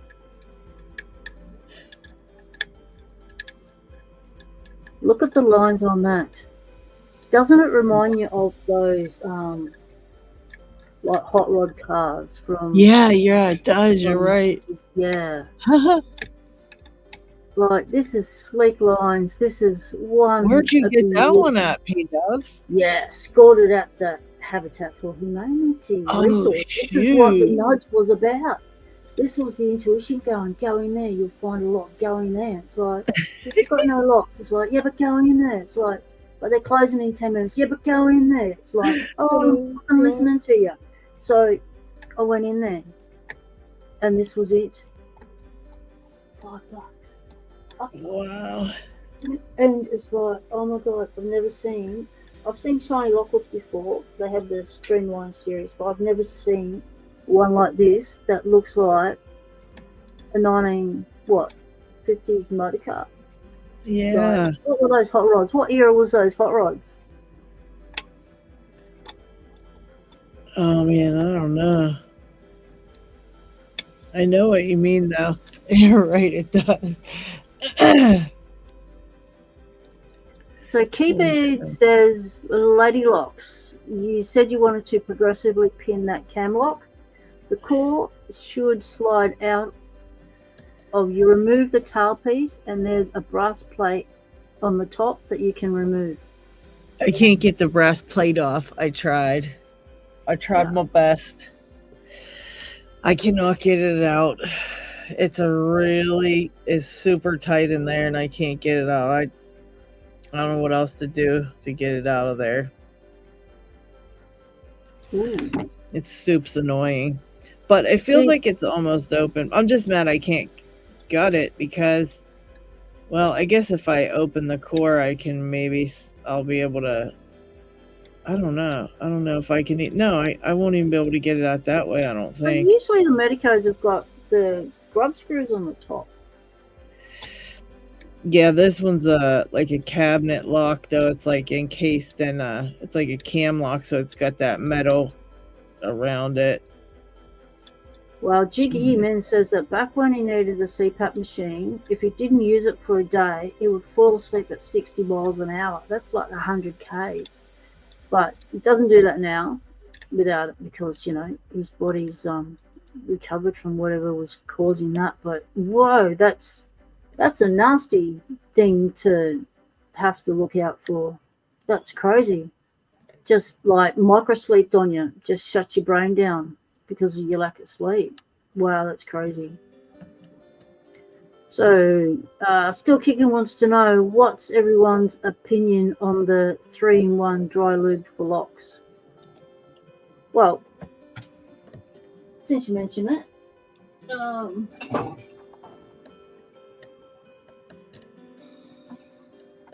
okay, so this is the first time I've had it in the Lock Lab. We've never had this product available before. This was brought in by Audi, and it is actually the 3-in-1 lock lube. And it penetrates and frees locks, cleans and lubricates lock mechanism, protects locks from wear and corrosion. So Dr. Lock did a video on this, and he said it was okay, it was good, because it has a bit of a coating, a bit of a silicone coating. So on some locks it works really well, on other locks just don't put it in. It's as with any lock, if it has previously been graphited, you've got to clean that graphite out before you put any sort of lubricant in. So it says on here, instantly penetrates, clean, lubricates, and protects all lock micro mechanisms against wear, rust, and corrosion. Simply spray into the barrel of locks to free up moving parts and keep locks in top working condition.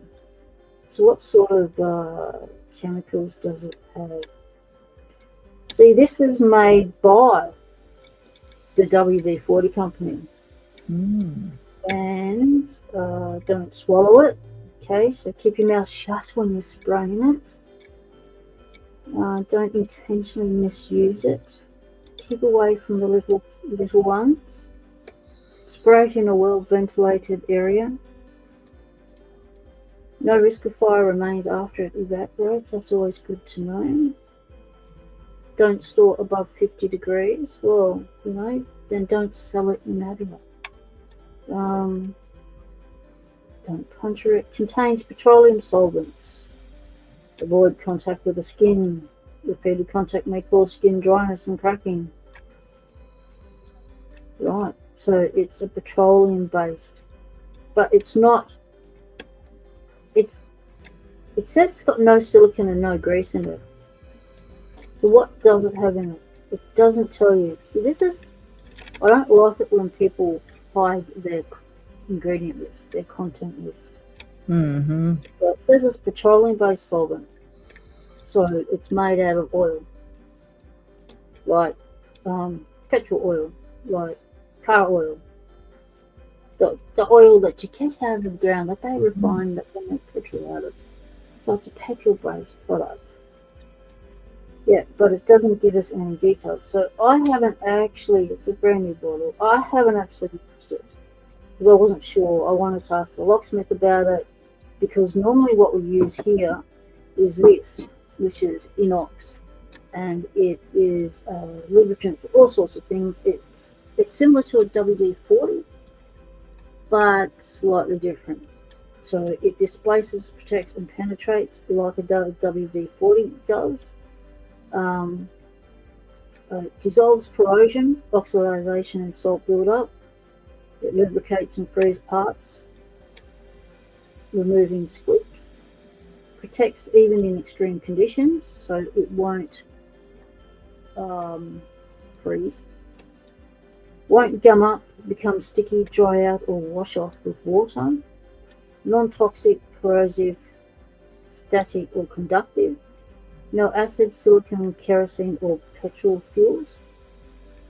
So it's not a petroleum-based product. It's safe for use on plastic enamels, fiberglass, and neoprene seals and paints.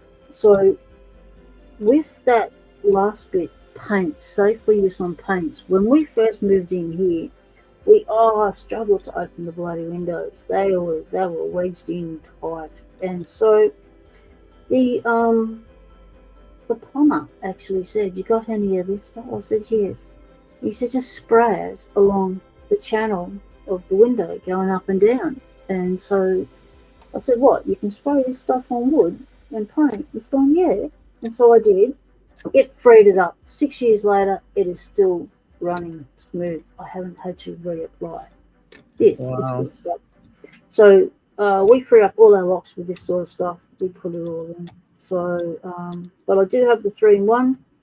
So if you want to know more about this 3-in-1 in particular, the one that Aldi sells, check out Dr. Lock's video on the lubricants.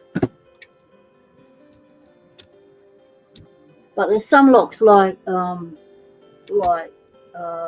Sandman did a video on lubricants, and he said that there's some locks that if you apply a certain lubricant, you void the warranty on that lock. You have to use their particular lubricant that they've produced for the lock. Like a Medico has a particular lubricant for the lock. You can't just use anything like it. So, yeah, some are lock specific.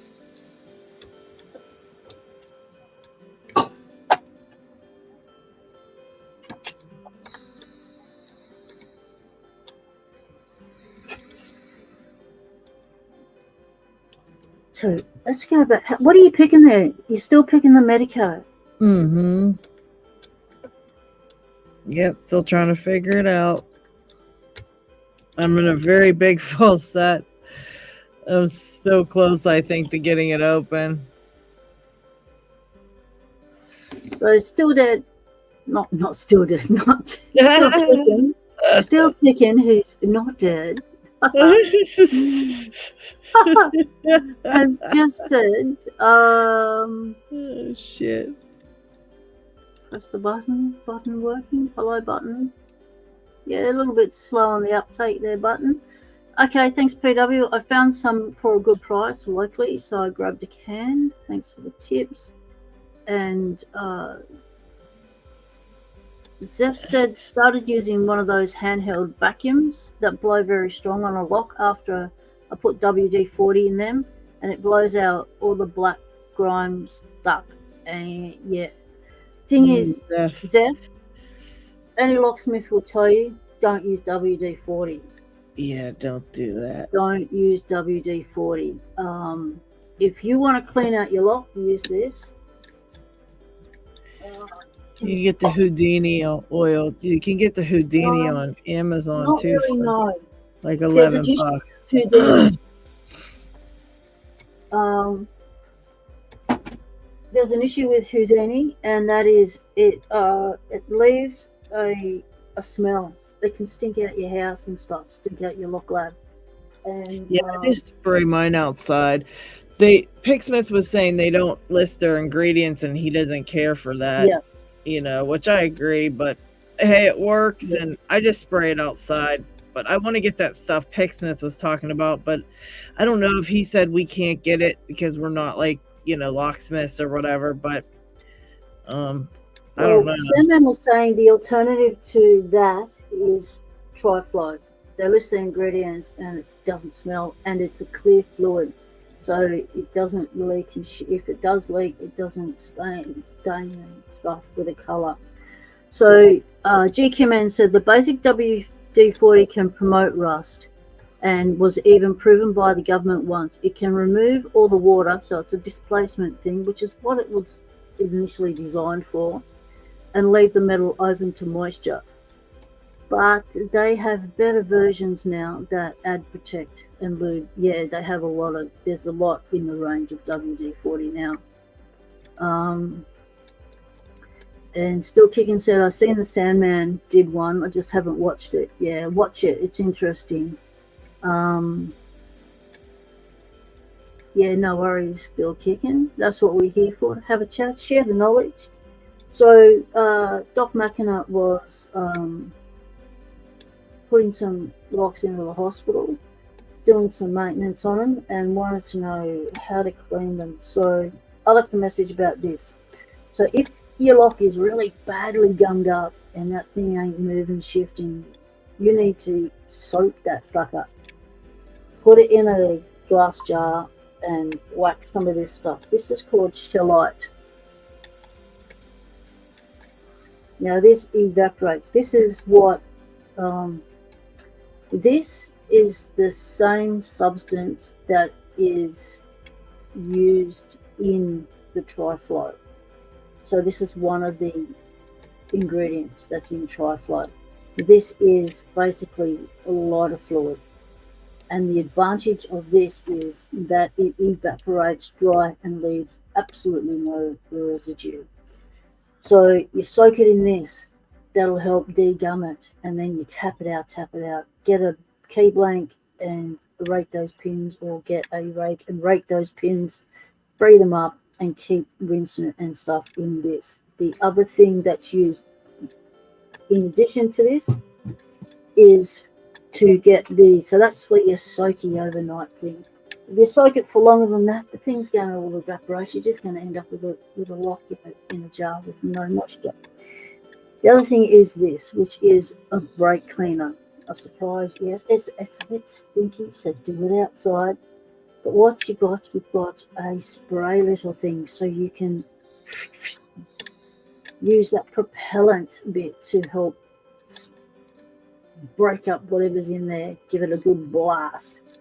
And what this does, it removes all the grease and oil and leaves no residue. So the shellite for soaking it overnight, free stuff up, clean it out, get the brake cleaner in. So if you've got a lock that doesn't require soaking, but you think the pins are just a little gummy, just pull out your brake cleaner, give it a bit of, tap it out onto some paper towels, and you're ready to go. Then what you can do after that is use your inox or your 3-in-1 or your tri-flow, which has the ingredient of water fluid in it, and to lube it up before you pick it. So one of the things Sandman said, that he never used to lube up locks, but he started to do it, and he noticed the big difference between a lubed up lock and a non-lubed up lock as far as the ease of picking went. It was day and night. But he is now in favour of lubing up his locks. I've never lubed up locks. Locks coming into the lab, I don't touch them, I just pick them as is, because I like to have real world scenarios. But in the real world, if I was picking a lock that was a bit difficult, I would give it a bit of a spray. So I really do need to start spraying things to get them a little bit more ease in picking, because a lot of my locks are from salvage yards and stuff.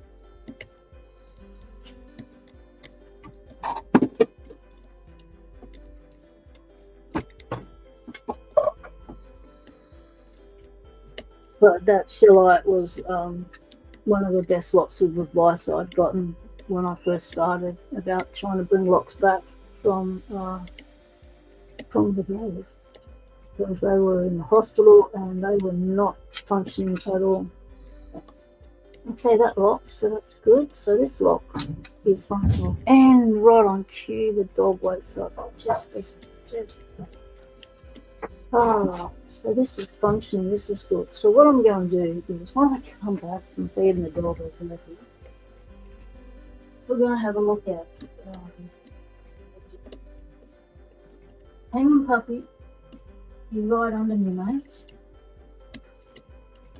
So I'm going to there.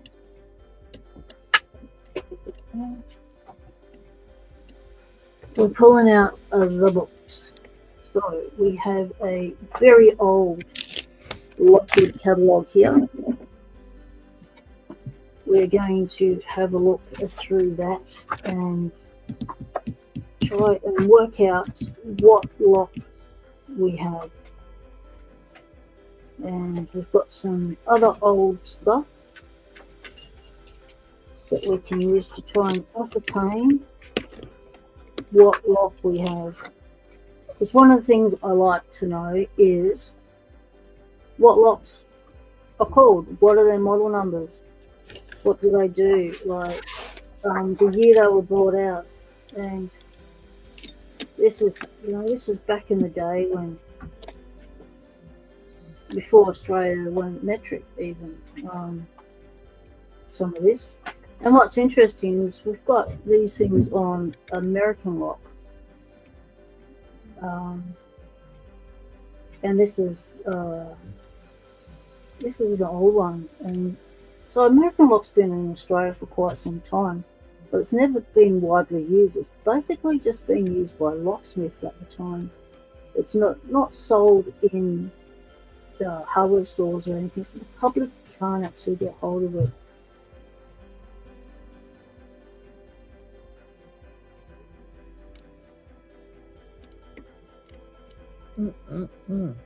There's this thing here called Super Lube.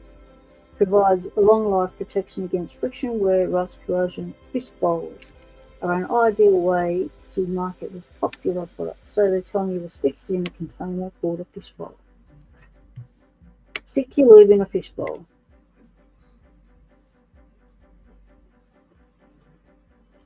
So that's a American Lock 780 they're showing there. An American Lock 5101. They're old ones. So we shall try and work out what lock we have. Oh, I've got this because I was into post office box locks. I won a post office box lock from Surrey Lock, and he sent me the blurb for it, and it's very interesting. 1969 post office box.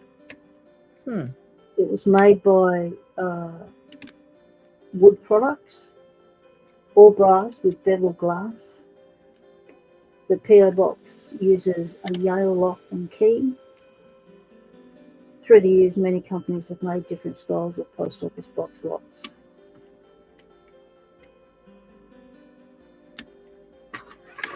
Very interesting. So the one I've got is the star with the keyway. Chris has got one with the dial knob that he uses for his giveaways. So the one I've got is circa 1955 to 1963. It's cast bronze. It's baked enamel and nickel plated.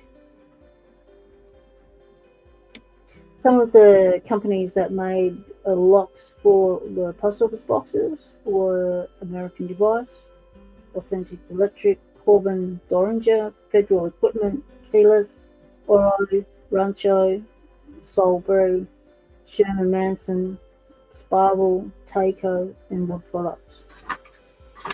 And it's really cool. It's got the exploded view of it, and it's I just find all this sort of additional information on locks like this just really valuable. They really add to my enjoyment of a lock, to be able to have all these drawings and exploded views and stuff, and sometimes I'm able to get hold of patents, the patent plans. Okay. Which gives you more information.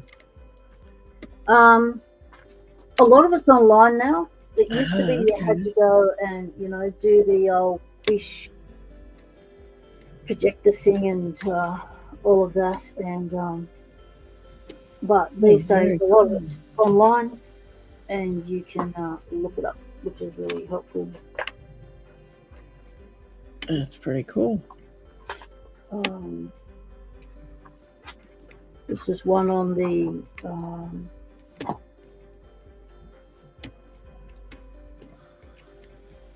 the 234 45 before it became the 334B 45. This was the rekeyable one, so it's the one that had Australia Made written on it, and you could rekey it. All standard drivers. Very good. I just love all that information. Okay, so when I return, we will go through this very old book. So Paul got us this book. He has it, and he copied it for myself and Careless Entry, which was really cool. Oh, that was real nice of him. Yeah, because I wanted to be able to date the stuff I come across, because, you know, everything I come across is not in a box, it's in a salvage yard and stuff. And, yeah, so this book enables me to do that. But I'm not sure if this little beauty, this little racing car of this hot rod of a Lockwood is in there, but we shall find it. Right, I shall leave the stream to Lady Locks and the Frogs. I'm going to put myself on mute while we go and feed the dog. Elijah, welcome, mate. All right. I'll keep the troops occupied for a moment. Let's see. I missed a whole crap ton of the chat, so I'm going to go and neb into the chat. Alrighty. Let's see.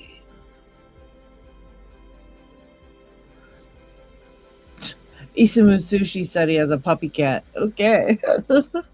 I missed the chat for this one. My dog even got my cat in on the scheduling. Before she didn't care. She's just a cat. Now I have a puppy cat. Hello, Elijah. Oh, that's right, GQ man. You sent me that. Remember, you sent me that information on how to know when a lock was made. Remember that? Oh, it was a long time ago. I think it was the 1100s. Let's see.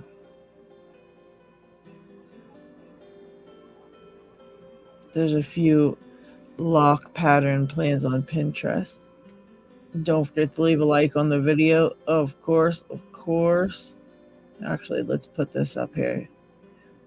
Please don't forget to leave a thumbs up, people. Don't forget to leave a thumbs up for P-Dubs. She's awesome. Awesome for inviting me onto her live. I'm going to refresh this and see just how many people left a thumbs up. Let's see. How many people are here? You guys got to spread the word that P-Dubs is on a live right now. Everybody should go out of here and go share this live somewhere on something. Facebook or something. Or on, let's see, on Discord or somewhere, and tell one, or a message. Go ahead and message somebody and tell them that P-Dubs is live. Let's get P-Dubs some views on her live stream. Let's see, we're going to make a banner that says that.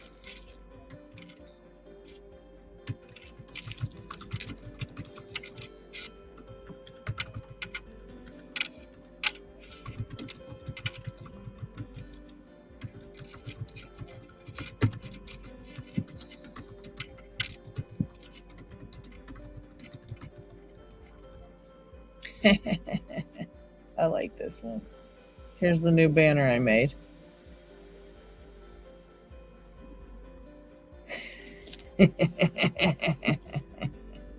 Share the link to this live stream so more people can join.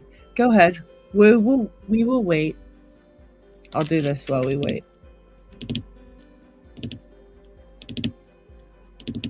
Are you guys sharing it? I can't tell. What's happening? What's the chat doing? What are you guys even doing? No one's talking to me. Oh my gosh. I'm gonna take my lock and leave. Oh wait, somebody said something. Not too dead. GQ man. All right, guys, there you are. Yeah, mine's not showing the like count either. GQ, you're right. Oh, Not Too Dead shared the link with some new people. You rock. And Terry, I'm glad you got the sticker pack. It was a long time coming.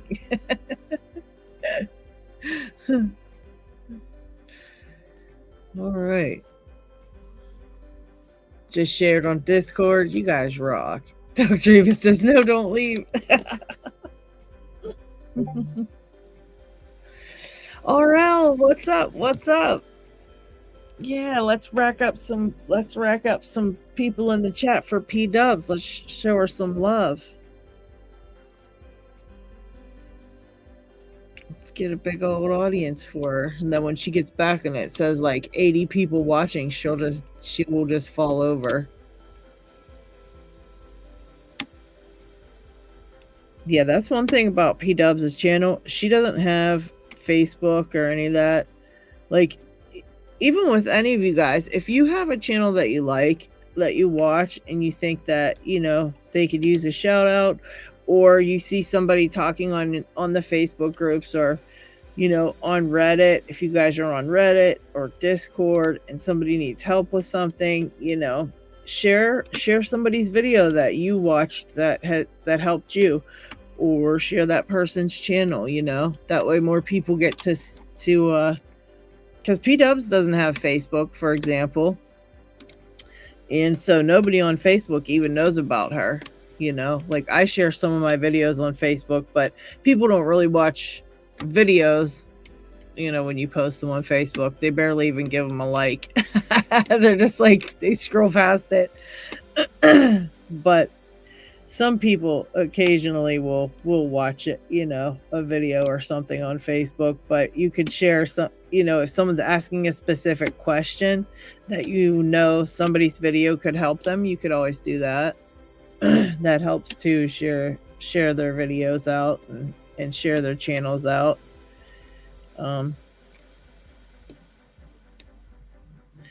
I do that occasionally. I'll share somebody else's video on my Facebook just to get some people to see their channel, that because some people just don't have Facebook, you know. But there's a lot of Locksport groups on Facebook, and there's so many new pickers on there that they don't know about all the stuff we do over here on the YouTube side of picking, you know, and they don't even realize that there's YouTube videos out there to help with some of the questions they have.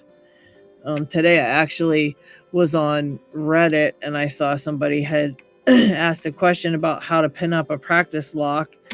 What was a good way to do it, and what are they, you know, why are the pins colored? And they just had a bunch of questions about the whole thing. And I thought, you know, that's a good one to make a video about, because I'm sure lots of people who first get started, if they just first start out with a practice lock, like by buying a practice lock, they just don't know anything about how to do it, you know.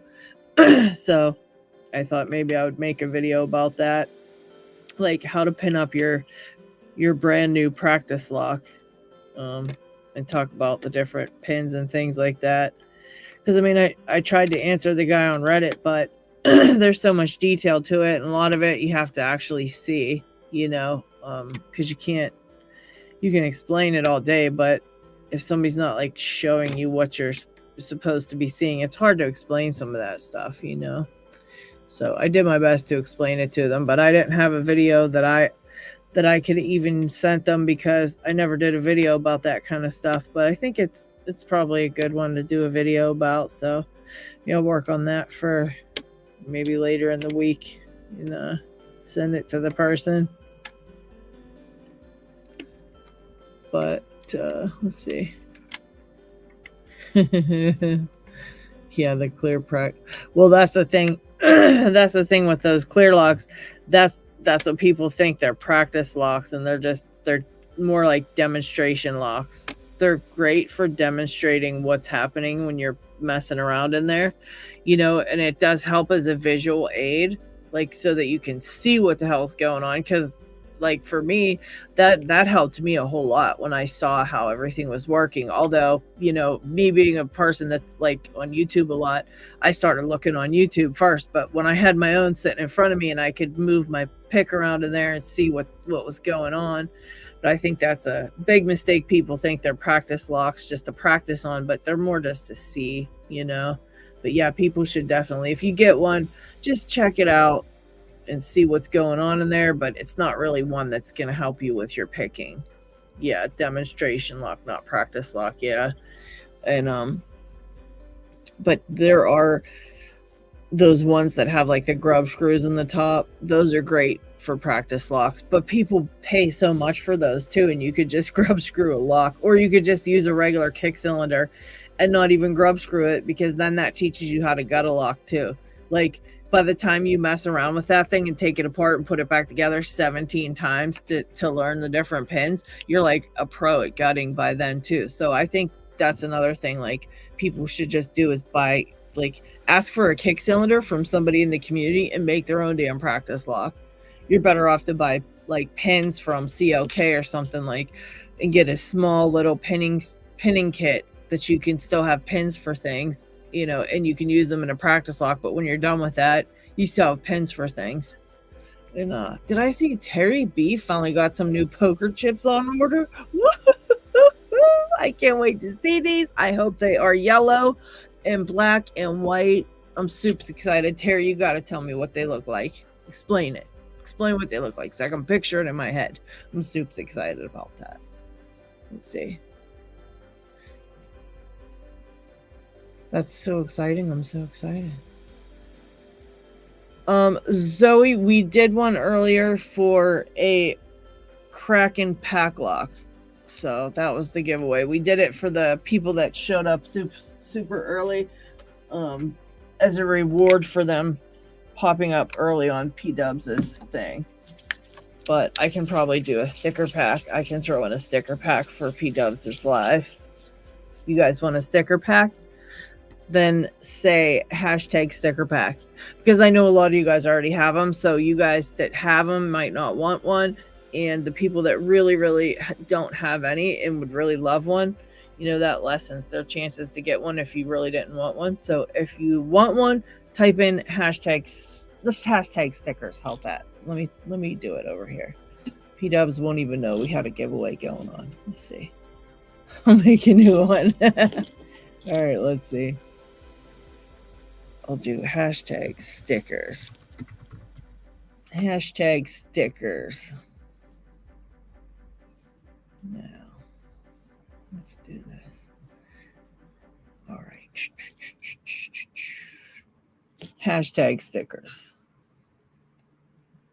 That'll help. Yeah, that's what's up. Yeah, so if you have stickers and don't want stickers, you don't have to type it in. But if you really want some, and, you know, we'll put one in there. We'll put a giveaway up for stickers.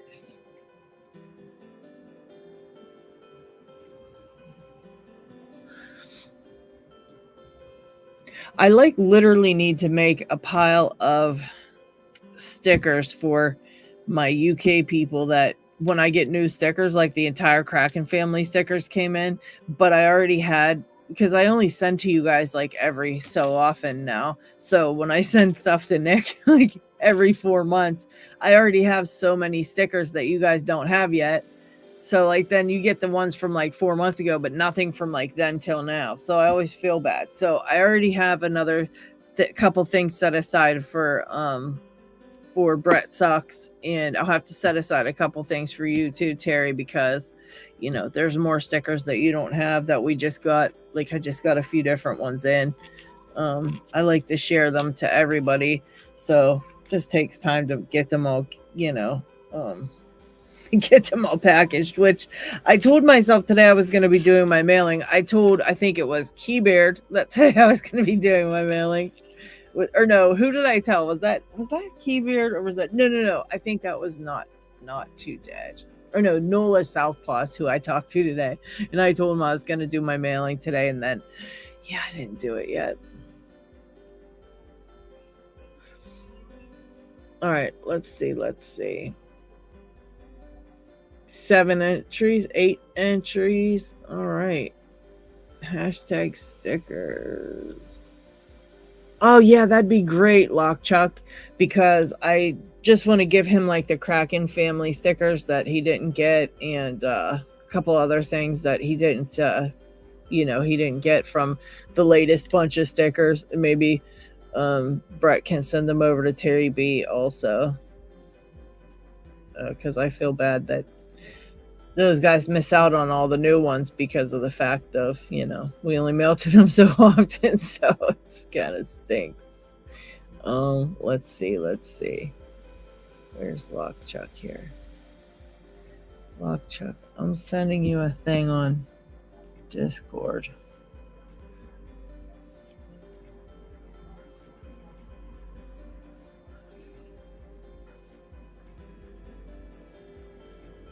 So how about W30Y Ray picked his dang Goal Z, and now he told me I picked it 10 times today just to get comfortable picking it clockwise and counterclockwise. I order some blanks from Moki so I can hopefully start my quest to get into the dojo. That's pretty cool. And I think John Holistic messaged me on Messenger that he's like creating more Demons Challenge locks. So ridiculous. What's up, Pig Smith? I think I sent your thing, or no, did I? No, I didn't send yours yet. I was waiting for you to get home. That's right. I was waiting for you to get home. But what's up? What's up? What's up?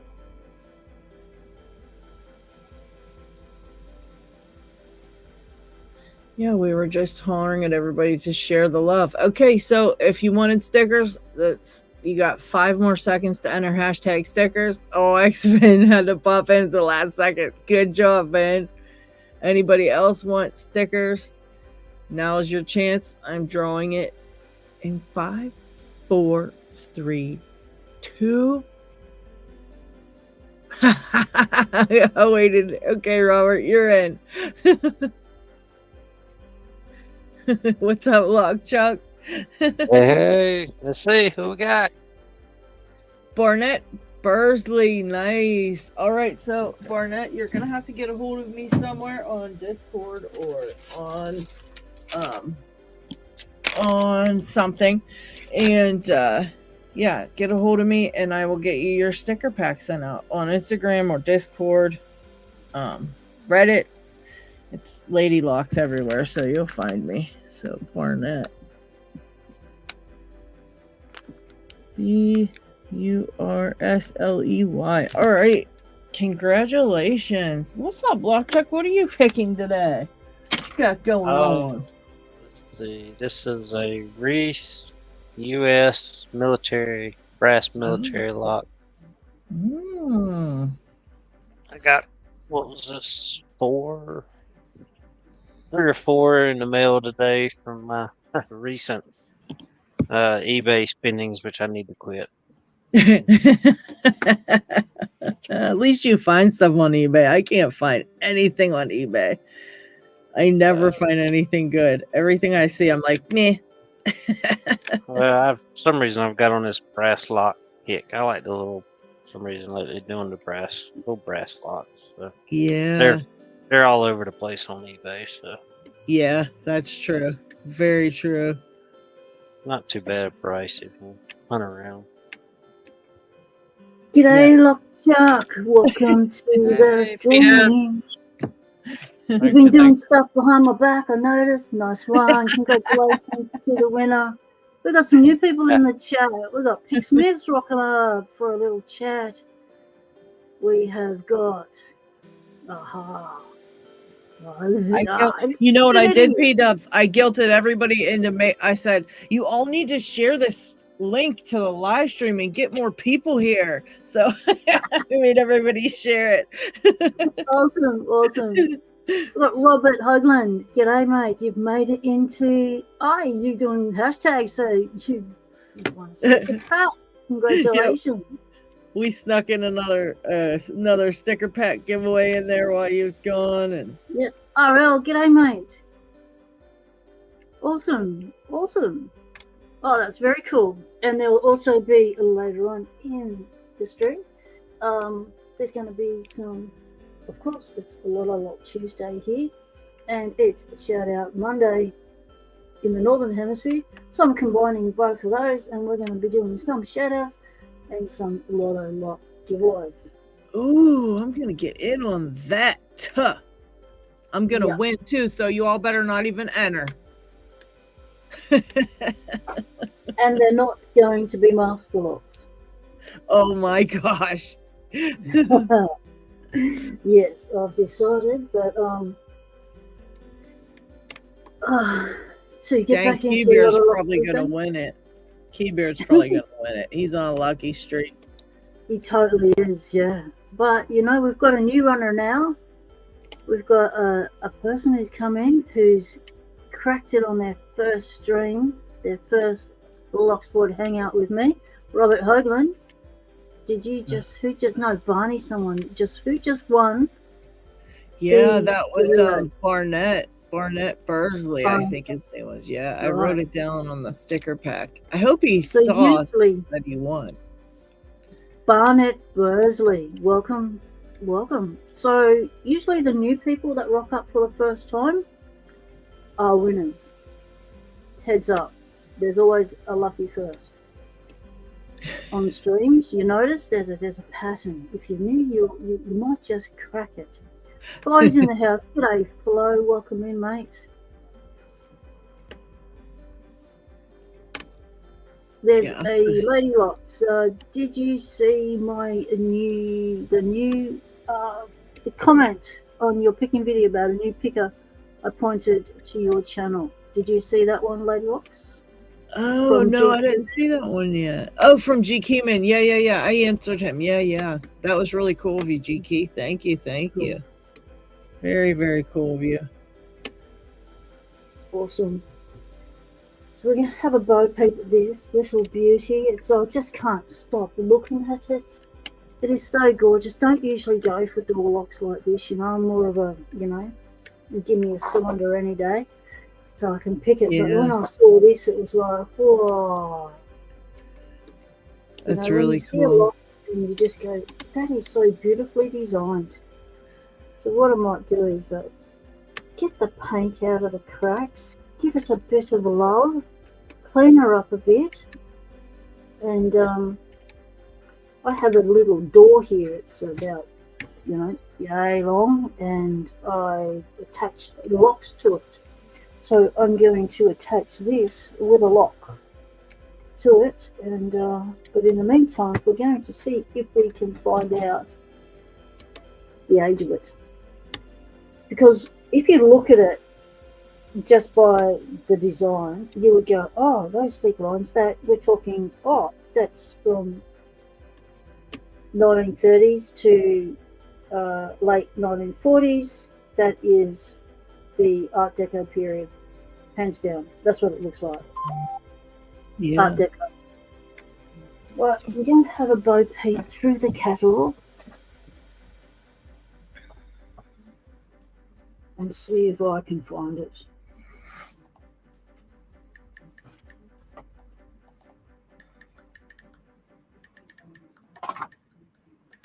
So this is the usual shiny from Lockwood. It's the night latch, and there's also a dead latch version. These were called stream latches. So they were streamlined, they were thin, they were only about that long, and they were like your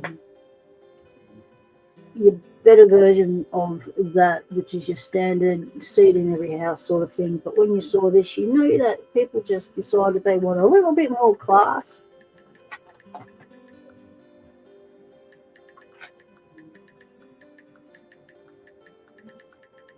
Wow, look at the old hydraulic door closer. That's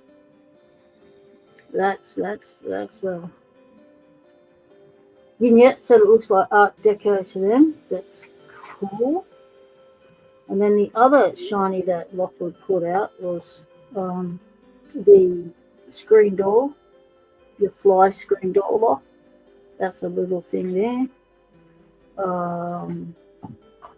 That's the other chrome shiny they put out.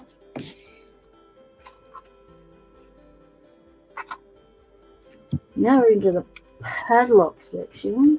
This is how I've been able to identify all my old padlocks. All the old laminated padlocks and all the window locks. I actually have that window lock, and I'll be featuring it in my window lock video. I've been amassing window locks, all different kinds, all different brands, all different eras. So I've got that video to do, and of course you've got all the cams and the cabinet locks. They call them the lever locks, the cupboard and cabinet locks and latches. And then we've got keys. Yeah, not a whole lot of key profiles back then. It was just the one page, spread them all out, that's it. Now we've got a book on them, and it's not in there, so that's interesting. Okay, let's go further back. So that was around 1965, 63 onwards, that one. So we've got this old, this is how the book used to be, used to come in. Man down. What'd you lose? Key down, key down. My tensioner. I banged right into it like a goofball. I don't think I lost my false set though. I think I'm still in my false set.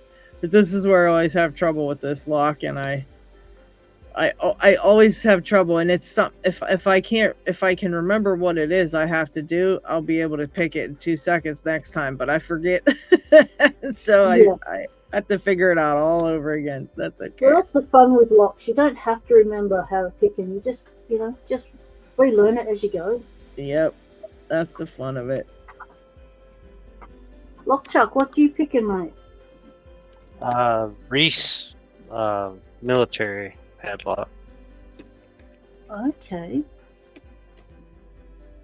This is all the pick profiles that used to be in the day. So look at that deep hook. That's got a lift on it and a half. Look at the peak on that diamond. Wow. That'll poke your eye out. And then they got a really thin diamond, a little diamond, and then your key extractors. You've got your wire wrenches, and there's your tension wrenches. So not a whole lot of product, and it came in a little baggie like that. Well, that's interesting, but that's not what we're looking for.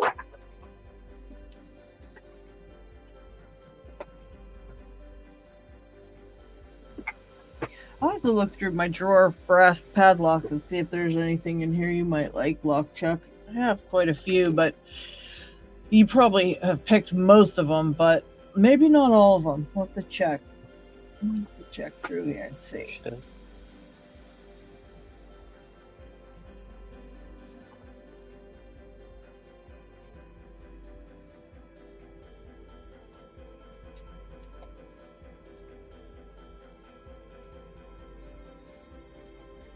I'm thinking I might have to do a video on this, just a quick video, so that Paul can see it. I might clean it up first, so it's looking all nice and pretty, and get Paul to date it. He'll give me a comment or a video on it, and because it's still in good nick, it works fine, and be interested to know, did it come with the 201 cylinder or a different kind of cylinder with it?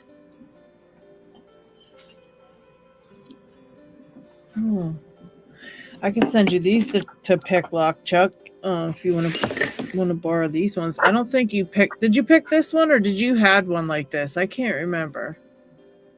This. Excuse me, I got the baby version of that one. Yeah. Oh, okay. I do have one like that. What about the CISA?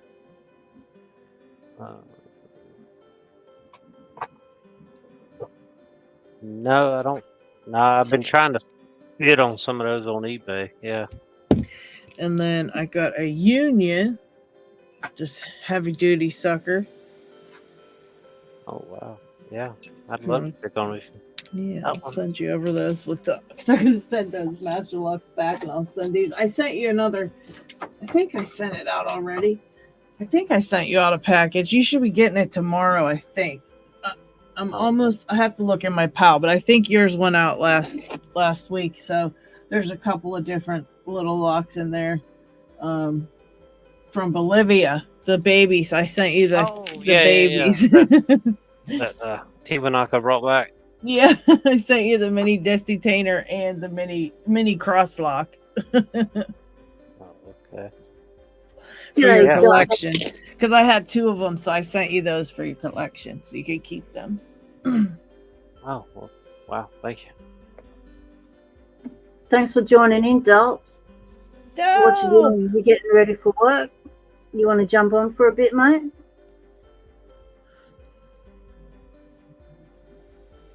Nola Southpaw stopped in. Nola, your ears were ringing because I was Cool. just talking Yeah. about you. Oh my god. You'll never know what I Yeah. said. You'll have to watch the whole live replay now to figure out what I said. Oh shoot.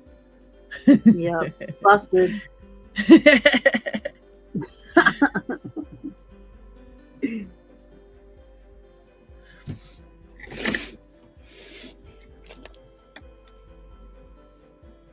So have you got a pink rag there, Lockchuck, in honor of Lady Lock's pink set today? Yeah. Adding the pink to your set? Just trying to wipe all the grease coming out of this lock every time I start picking it. Oh jeez.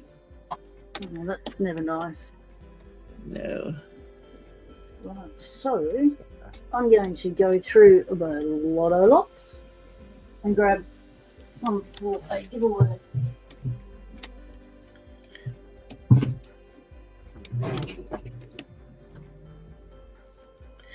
I should grab out a couple lotto locks too. It's been a while since I picked my I gotta get a 410. I gave all mine away, I think. I need a new one. That's right.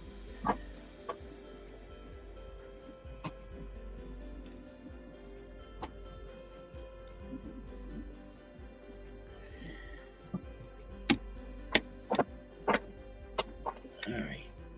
So it's a matter of finding them because I have because when I'm given a lot of locks at once, I keep them in that person's section so that I can know, okay, there are the locks I got from Paul, there are the locks I got from Chris, there are the locks I got from this, and I label the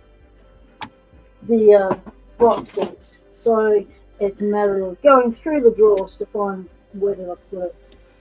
Because since I got it, I have acquired a whole new 4-drawer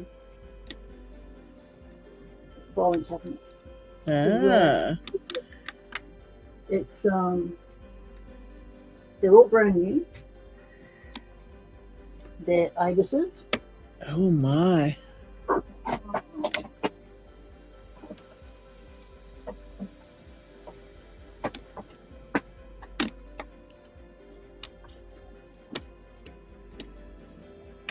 All right, chat, bust out your lotto locks. Pick alongside P Dubs. Yep, get your lotto locks out for Lotto Lock Tuesday. And Maybe I'll have I'm still in the process of collating last year's and the start of this year's or Lotto Lock draw. So I haven't forgotten to do it. It's just a matter of having the dedicated time to do it. But most of the participants from last year, I sent them lotto locks in anticipation of them winning. So they've actually already got their lotto locks. It's just a matter of doing an actual draw. But there's a lot to collate. So, having a look around the lock lab, where the hell did I put it?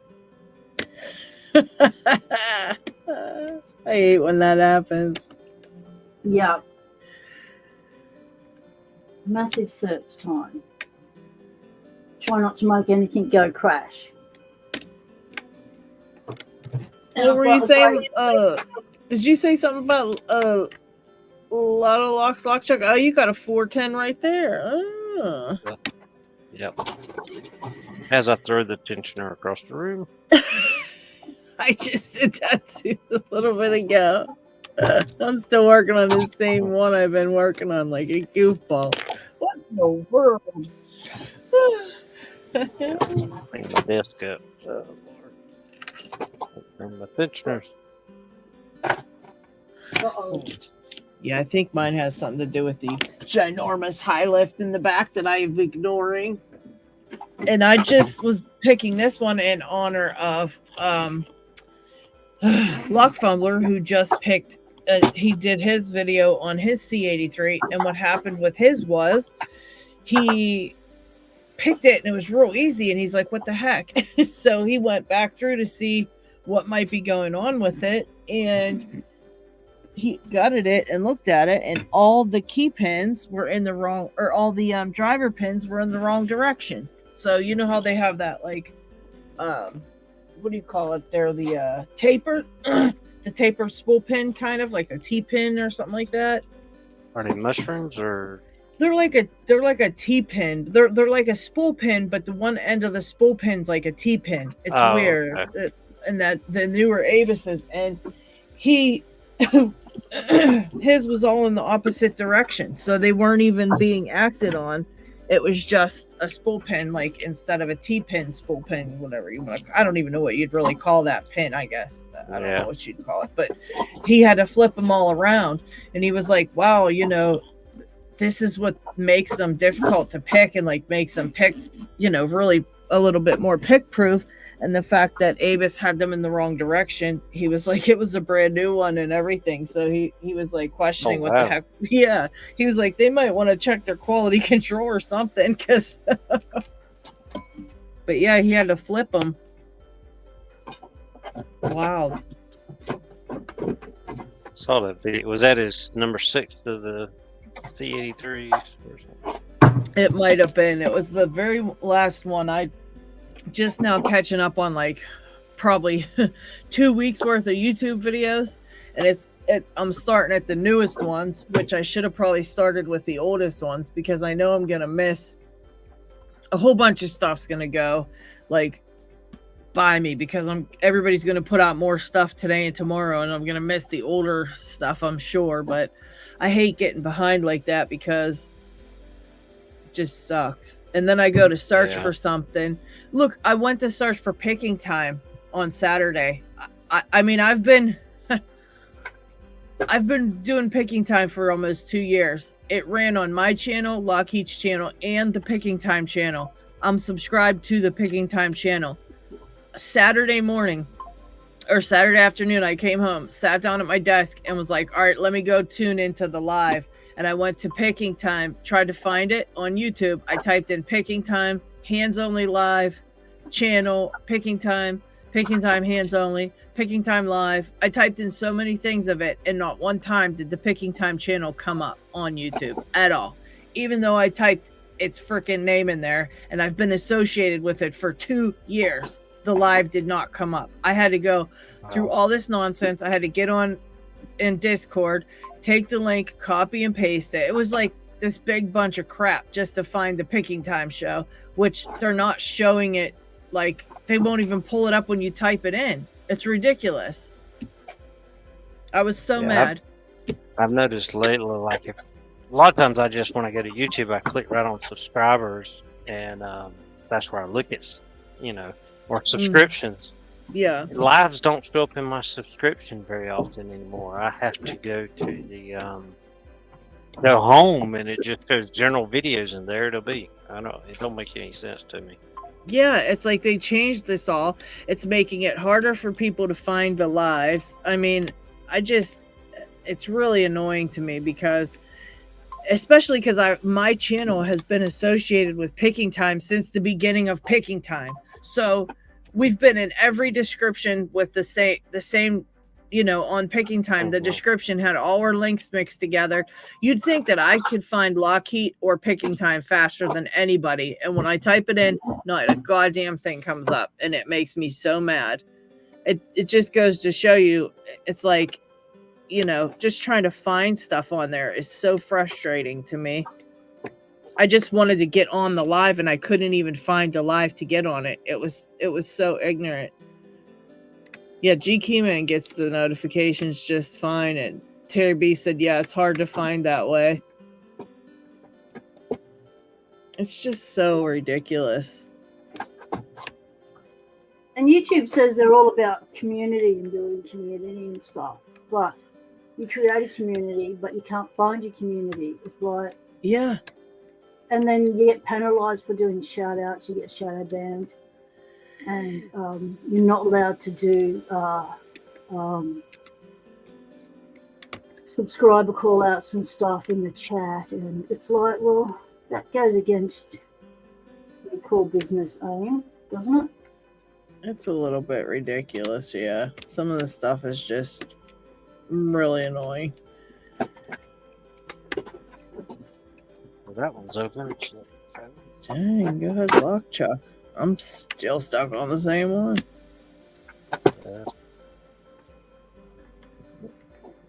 It was a master lock, though, so, you know. I'm sure if I break out the Avison's day when I go, it's so quietly.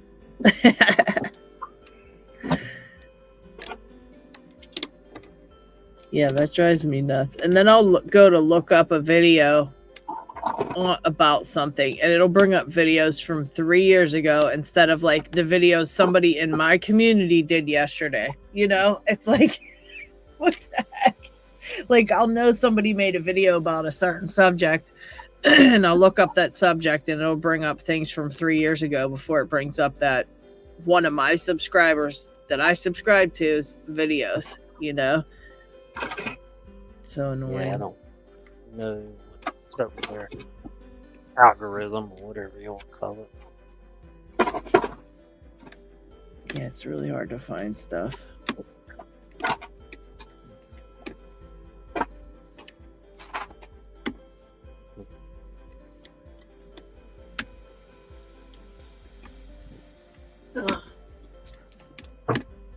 So I've been working on this. I don't do electronics. I'm not that way inclined. But when things break, you have to fix it. So my sister's little Dremel, I left it out in the rain, and by accident, and so I brought it in. I put it by the heater to dry it out, and then I saw that the casing swelled up, and I thought that's not a good look. So I thought I better pull it apart, make sure it's not the battery gun explode. So I did that, and the battery was fine. But what I noticed was one of the doobers that fit into there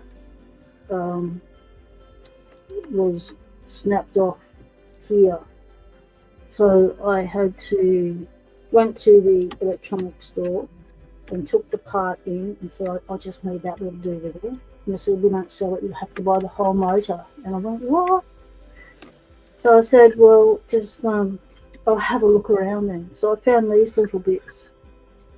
And so I cut one down, I folded it down, I created a thingo, I soldered it onto the Watsy, attached it to the doober, and I have put the thing back together. However, in my haste to get it back working, all I had to do was pin this face back onto here, but it just wouldn't sit right. It took ages to get it to sit right, and then when I was trying to paint it, probably on my about 20th attempt, it went like that. It shouldn't sound like that. So it's come off something, it's come off a housing, or I've banged it too hard and it snapped something on the inside. So now I have to pull the whole thing completely apart. So I'm learning a lot about the insides of a Dremel.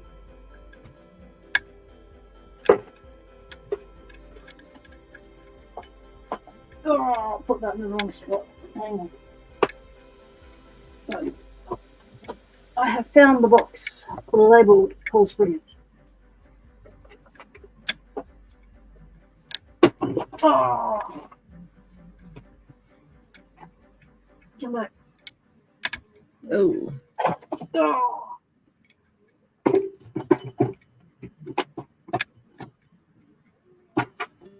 Oh, I've got so many things delicately balanced.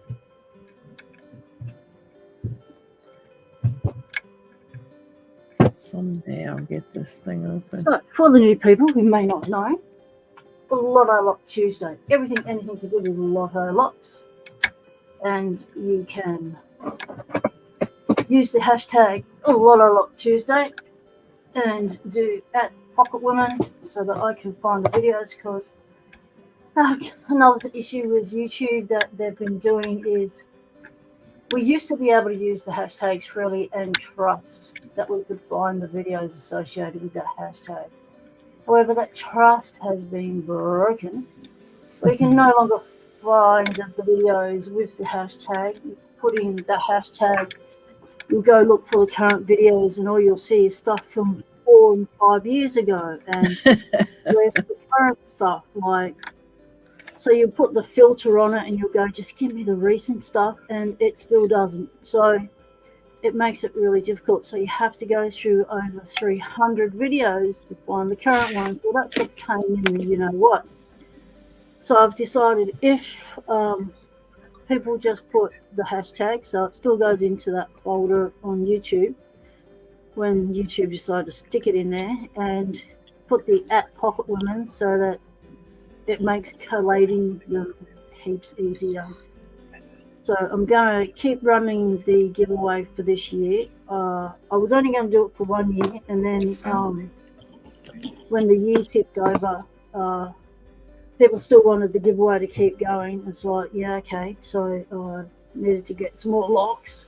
So they're not all going to be master locks anymore, the 410s. So this is a pause box.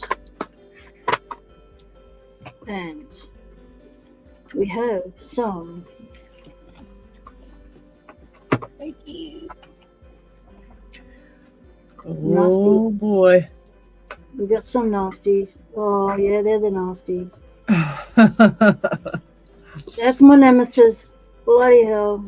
Yep, that's my nemesis.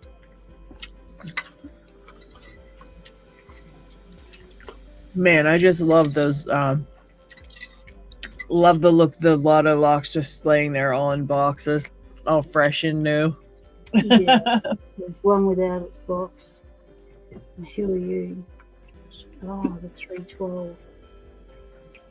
Right. This is we've had one of these in the box. This is the 312. This is a locksmith form. So it comes with the blanks, and it comes with the pins and the springs and the core. It's a 6-pinner. You can see how it's held in the lock.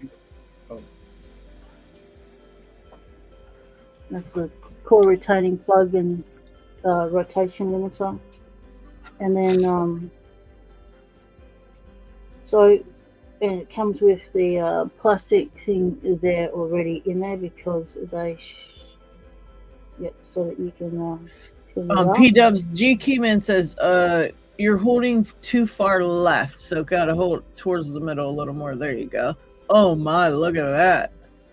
So this is locksmith form, so it all has to be put together and done up by a locksmith. So if you ever wondered what those ones look like. Oh man. I sent it to Parky as a memento of his first ever lotto lock pick. I sent him a 6-pinner Lockwood, and he slayed it. It was like, what? So that's how they are pinned. That's how you pin them. Oh wow! You just drive in the caps, or? Yep. So that 7th one is where the core retainer and limiter goes in. Wow. Come on, focus your machine. Yep. Oh, that's cool. And then you put your skirt down. But the thing is, the only place on the lock it says Lockwood is on the plastic cover. So if that cover comes off, then it just looks like you've got a brass 6-pinner, which I think is really slack. Lockwood, that's Abaloy. If you're listening to this, which you probably are, because it's Locksport Hangout. You want to know what we're all up to. So I'd like you to put the Asa Abaloy etching, because it is nice. You do have a nice laser etching there, and paint it black or purple would be nice, and stick that thing in there, so that the locksmith form locks and all the other ones that are put together, they lose their skirt. We know it's a Lockwood. We know it's a 312. we know it's a lockout tagout lock. So that would be nice. Get on it, Lockwood. Yeah, because we want to be able to identify our locks. You know, like not go, oh, I don't know who this is. It just looks like a standard common, you know, Chinesian no-name brass lock. Well, you know, that's alloy. Come on. You don't want P-dubs ticked off, so you better get it done. Yeah, you don't push. Don't push the buttons. G'day, Charles. What cease you do? Yes, I saw you do picking time. You did rather well. You enjoying your co-hosting of picking time? You're getting the hang of it now. Oh, that just snapped really nice. That didn't give me a hard time. Why is the one that Murloc sent me, the lock from hell, the one that made you want to give up picking and just become a collector back in February 2019 with the bidding that belongs on Parky's video of the worst wicked bidding you've got? Nasty. Yeah, he sent me this, and do you think I've been able to pick it? No. And it's, you know, it's a dead shepherd. Whereas this one, oh, it's a dead shepherd too. I thought it just sprung on me. It's trying to confuse me. Well, that's not. So this is a brand new lock as well. It just doesn't have its packaging. Oh, that's nasty. So let me know in the chat. I'll show you all the keys, and the chat can decide which one they want to invite for. Whether you want full-on nasty.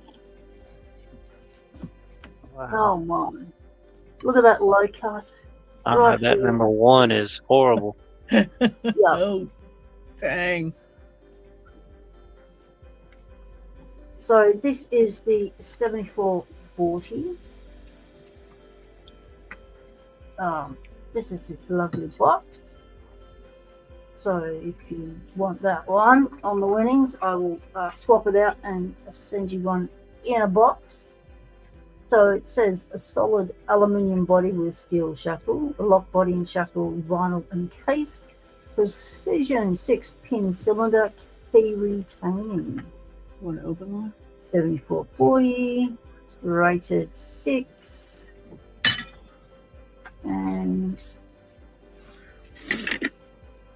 okay, we got a colour change. I didn't know they came in different colours. I only ever seen them in red. We got a yellow. So C Studio is driving, and that is just a tram line. It's got some little bumps and that's it. So that's a lot more user-friendly fitting. Yeah, it's a nice one. So we have that one. These are my favourites. So they're not up for grabs. They can stay in the box. And, yeah, I'll tease you with what they look like. Yeah, why not? Go on. Oh, pretty blue 7240s. These are one of my favourite lotto locks to pick. Oh, with a nasty bidding. Why did he pick these biddings out just to get Wow. Those are some really nasty ones. Jeez. Yeah, this is from a locksmith to a lock picker. You know, do you think he knows something? He's trying to get you to practice more or something. Yeah, pick harder bidding. Stop going for the cherry pickers. And I've got this. Whoa, nice yellowy goldy one. Oh, that's pretty. That's beautiful. And what's that got? Oh, that's user friendly. That's like a Someone's taken a big chunk out of the key and only made one pin worth picking, but that'll be a fun pick, a nice easy way into a 7240, which is good. So I've got a black one and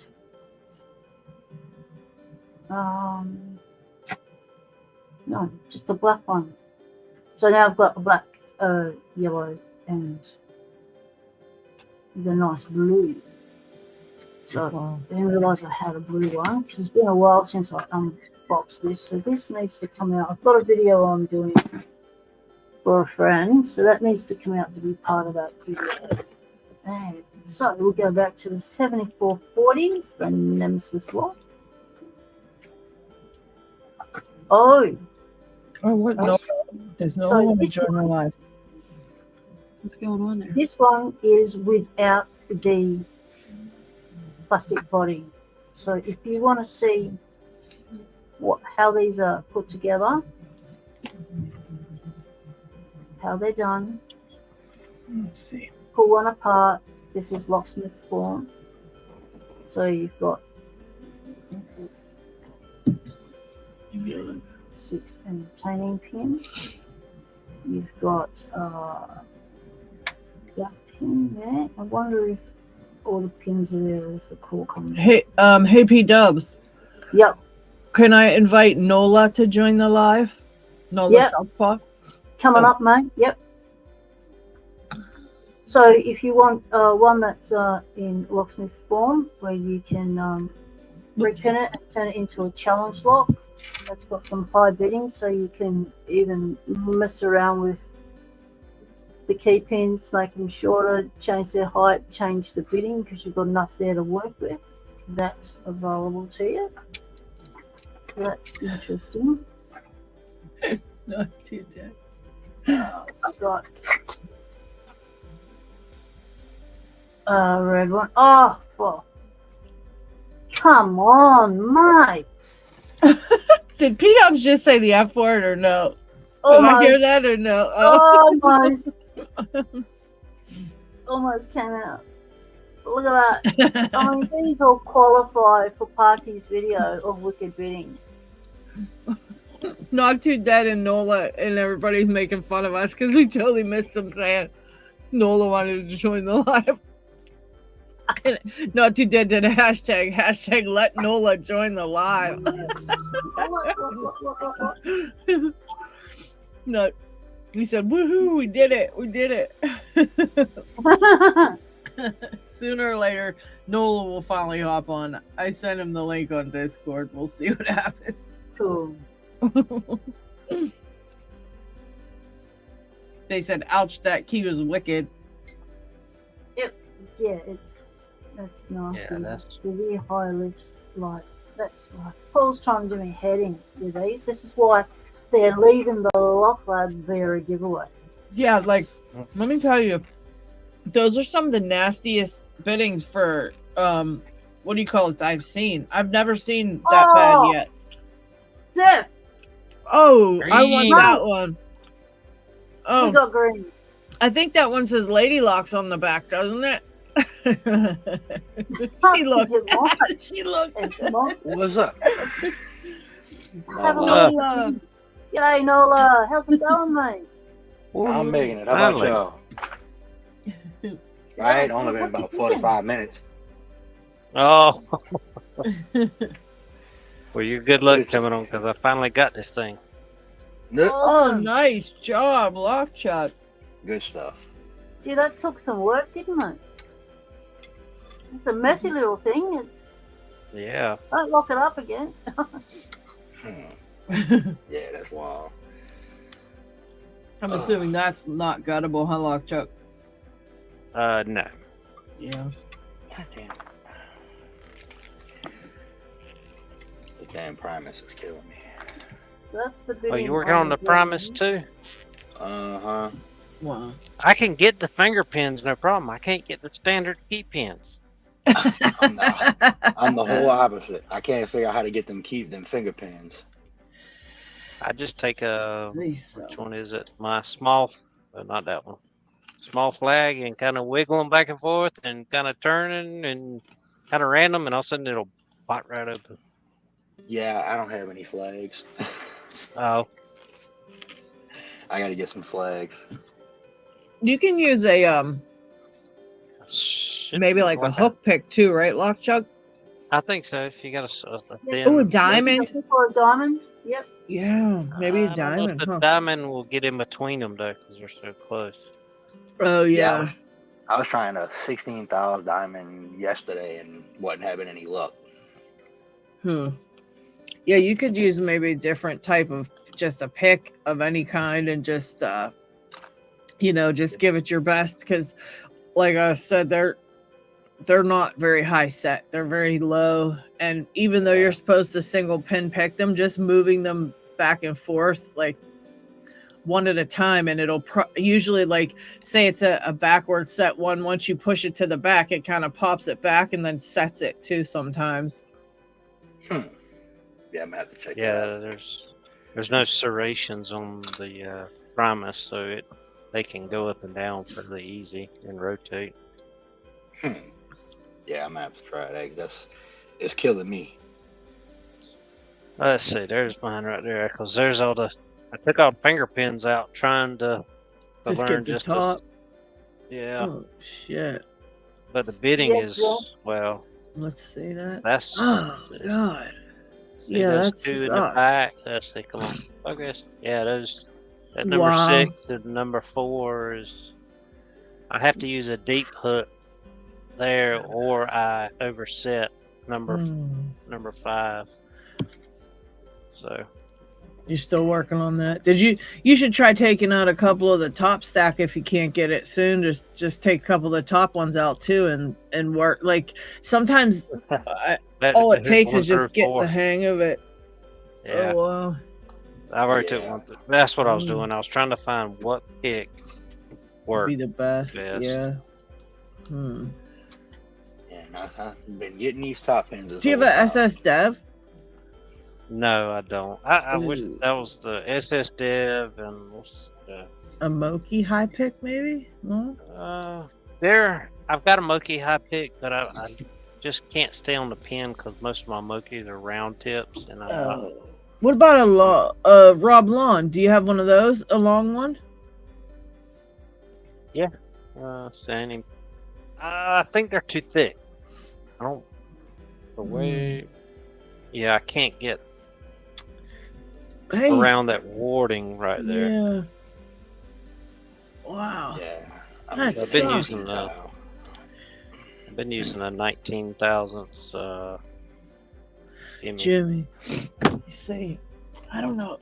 See, I got a whole bunch of these long ones from Rob Lawn, but I don't know the thickness, and my caliper needs a battery, and I'm so lazy I won't get a battery, so I guess we'll never know the thickness. I'm guessing his is around 2021. Let me see. Where's mine? Yeah, it looks like this one's thicker than the others. It's downstairs. And oh, you know what? I can definitely see one looks thicker than the rest, so I bet you. Well, I don't know. It's hard to say. Because if I had one, I'd send it. I got some really great deep hooks of his. Look at these things. They're monstrosities. Oh, yeah. I mean, the ones I got from him are very deep. I mean, yeah. They're all. I love his pick. Yeah, usually they fit in everything, but the Primus is just such an a-hole. I concur. I can't believe you're doing it with no freaking keyless Primus. Isn't that the one I sent to Pete? No, this one. I don't know. Charles sent me this one. Oh, okay. I thought I sent one to oh gosh, I sent one to Pete. What the heck's his name on YouTube? Is it Southpaw Pete? Oh, yeah. Okay. Yeah. And I sent one to him, and I didn't realize, that he wasn't picking yet to like that level, and especially a keyless one. But I didn't realize that's what I sent him. I don't know what I thought it was. I thought it was just a cylinder or something. And then he pulls it out of the pack. He's like, and a keyless problem. I'm like, oh Jeez. So I felt like crap. So I ended up sending him some other stuff, but he sent his Keyless Primus to someone else to punish them. See, It's like a punishment. it's above my pay grade too. Don't worry. It's like a punishment log. But I like pain, so. There you go. Doc Machina, welcome. What are you up to, lady? You just walked in the door. You don't have to have your camera set up and want to join us, do you? I mean, it's not my live, but I'm just here inviting everybody. So it's not my party, but I just brought a bunch of people to it. It's a Locksport Hangout. That's what we do. We're hanging out. If you want to jump on, we can jump on. We're not going to have up to 10 people. We're not going to do busy. I think see people. We're going to keep it small, low key, on screen, and large in the chat. Yeah. So, Doc, you want to come up? Jump on, mate. It'd be nice to get Doc to stop in. We got to do a ladies' night one of these days. Yeah. We got to. Doc, check your schedule and let us know when you're available. We're trying to get our ladies' night together, and we got to figure that out. Me and P-Dubs, we'll just stay up till who cares what time just to be on live. So it's up to you. No matter what shift you're on, night shift, day shift, afternoon shift, we'll fit in with your schedule, mate. Yeah, check your schedule. Let us know. We're up for it. You can see P-Dubs stays up. She gets up at like 3 a.m. to start a live. She don't care. Last one was like 1 a.m. She pulled an 8-hour live and then went did her day too. Yeah, because that's when my guests were available. You know, they were available to be on at that time. So that's when I'm available, because that's the advantage of being an insomniac. And somebody challenged me to beat your record, P-Dubs. I said P-Dubs was going to be holding the record for a while because I can't beat that record. You never know. We'll get some guests on, like Robert or LPL. We got LPL on Picking Time ones. We stay for 6 hours. Yeah, that's Robert's true. done 4 hours or something. Yeah. And there's always they're a wealth of knowledge, and you just pick their brain for ages. You know, it's great.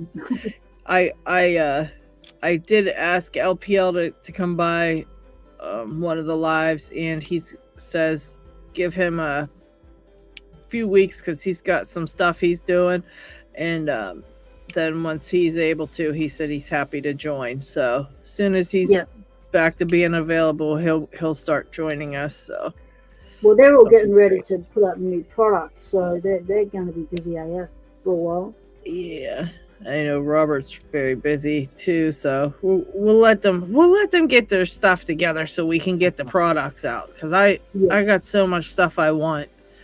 I've got a list of things I want from Covered Instruments. I'm just waiting until I win it from someone. So, Lady Locks, do you want to send Doc the link through Discord?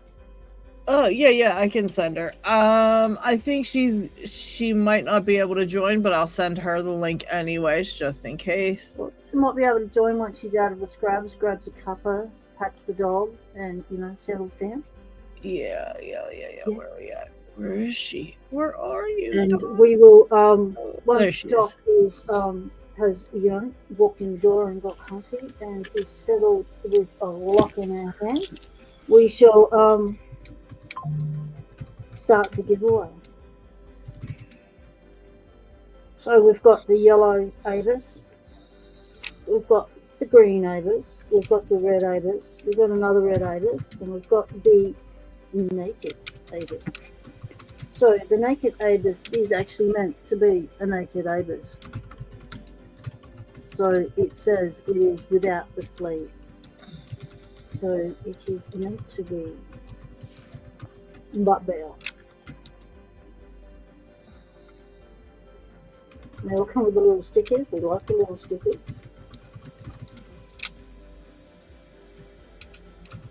And then you too can be tormented for the next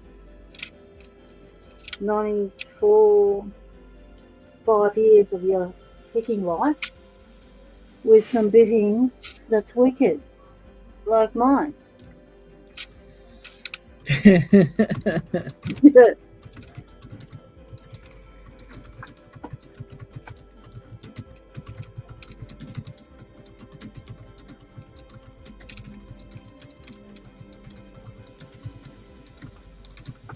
And we'll go through the keys. We'll do a close up on the keys again so you can choose your key, which one you'd like to challenge yourself with. Where'd that one come from? Who do you belong to? That one probably. Who's the... You that one? Yes. So this naked one is unusual. You can only get them through a locksmith.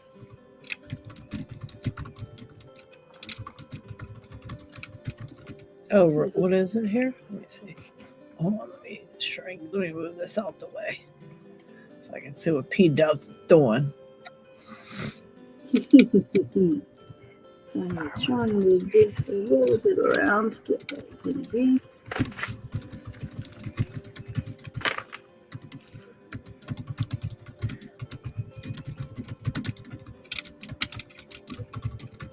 Sorry, you're back, mate. You can't fall asleep. Yep, can understand that. Yeah, you can listen to our dulcet tones while you fall asleep. We're happy to put you to sleep, mate. No worries. And how is Zoe going? How's that kitty cat of yours?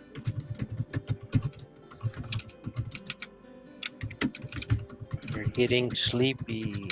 Very, very You are counting pins. Click on 1. Nothing on 2. I left on 3. Click on 4. Drop 1, go back. You are in a ping pong with the pins.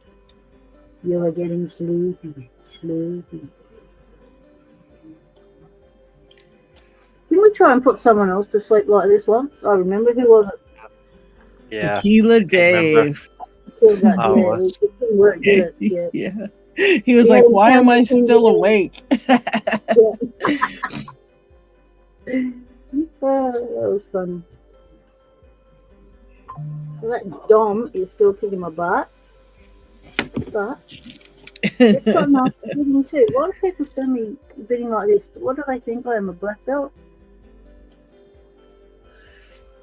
Massively high lifts with a really narky keyway. Like, oh, that's a Dom, isn't it? Those are just nasty, period. That's just how they get here. They're just nasty when they get to you. That it doesn't even matter. I don't think you could find a friendly one. They're all jerks. Yeah. And I think Georgie Jim was saying this one's got the spools and stuff in it, whereas the one he had didn't. He had the RN.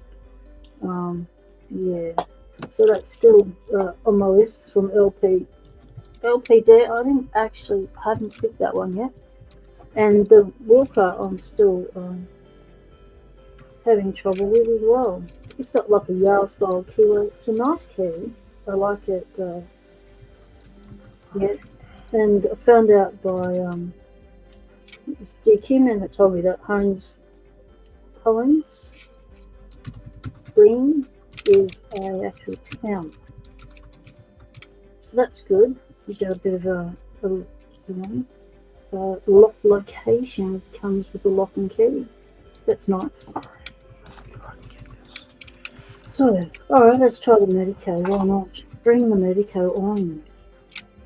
Oh, you don't have to turn your head just because I picked up the Medico, Scully. Come on. Give me some support. Jeez.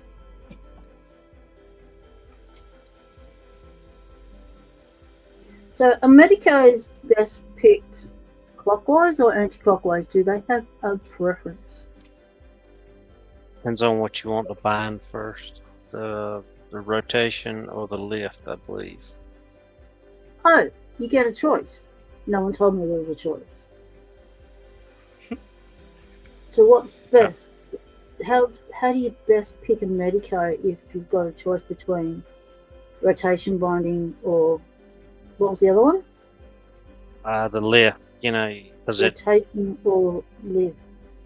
yeah, because you got to get the chisel tips in the right angle and lift them to the right height. And I'm trying to remember. I've been trying to work on one. I can get a few pins in it, but I have better luck getting them turned, I think, and do the clicky test on them and then lift them. What's the clicky test? Where you run the tip of the pick, like if the pin is pointing down, you run it back and forth, and you should hear it clicking. That pin kind of clicking up and down. That tells you it's correct. It's set or the rotation is correct, and then the rotation is correct. Yeah, and then once you get all the rotations correct, you can lift them all to the right height. Sway, g'day mate, welcome in. Jay Gabriel says sidebar or pins to bind first. I didn't think there was a sidebar in this. There's no sidebar in the classic, is there? No, I don't remember one being in there when I gutted it. Oh, sorry, Jay, I missed a comment. Yeah, I need to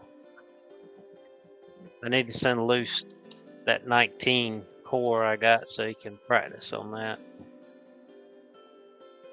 I could never get you Jay's on video, but I could get mine on video. So if it's clicky, it means it's in the right rotation. I believe that's correct. Is that right, Lady Locks? Well, what were you asking? The Medicos, if you do the clicky test, if it's clicking, that means it's rotationally correct. Is that? Yes. If it's clicky, if it's super clicky, that means usually means it's set right and rotationally correct. So awesome. Hey, Sway, no worries, mate. Glad Australia Post got its shit together and finally delivered it. I've had to initiate an investigation to find out where my challenge lock is I sent to LPD. Oh, not impressed. Yeah. That's why I was so glad when you said you'd get Viper that new Vice, because I knew even down here, I mean, ask Lockchuck and Nola how terrible our post is. Do you think they would care about that? Nope. Yeah. Hate the post office. Can't stand them. Yeah, gotta send you those 2 locks. What's that, Lockchuck? Sorry, I was reading the comments from Jay, and I was trying to figure out what 2 locks. Maybe I don't remember that. My memory's so bad. And Zoe the Cat, you do not want me to sing. Let me just go ahead and say that. You do not with want your me accent, to what? I think it would be good. I think you could sing a good lullaby with that accent. You can have a lock song. Singing a lock song. That's Isaac. That's your sing. Isaac and Jeff. Stu. Yep, Stu sing. He strums. Yeah, not me. Everybody would log off. I sound like a dying cat when I sing. Oh, yeah, that's what I was thinking. Sway said, haven't gotten anything unlocked yet, though. Started with the Lockwood. And Don't start with the Lockwood. No, sister, do not start with the Lockwood, mate. Put the Lockwood down. Go pick up something. Step away from the Lockwood. What else did you send? I sent a bunch of stuff. I sent 3.5 kilos of locks. Ooh, so yeah. Step away from the Lockwood. That is something to aspire to. You do not start with a Lockwood. You've just gone from some crappy Chinesiums and a plastic lock. You do not jump straight into the Lockwood. Of all the locks you sent, the Lockwood was the last one to do it. They did the first one. Sway Darling says, any suggestions on what to do first then? And G Keyman said, no, don't sing, Lockchuck. He'd just mute it. Start with one of the locks that doesn't have a name on it. Anything that's branded like Whitco or Lockwood is going to be difficult. So start with something like a pin tumbler. Don't pick any of the wafer locks yet.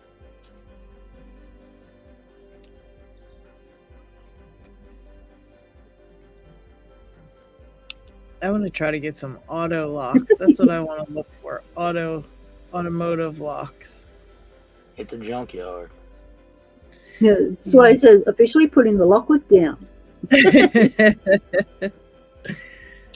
I saw it Yeah. right, like the pick your own parts places, they wanted like $15 for a lock or something out of the auto. I was like, that's crazy. I'll They check want the one right around the $30 corner from here me for and an see. ignition lock and door locks. $30. It's Wow. 30. Yep, Oh. here it is. At Lockwoods. Yeah, I'll check over here by me at the little pull apart and see what they charge. If they're not expensive, I'll snatch a whole bunch of them and send them out. Ooh, that'd be cool. Let me know what it is. I'll give you the money for it. Okay.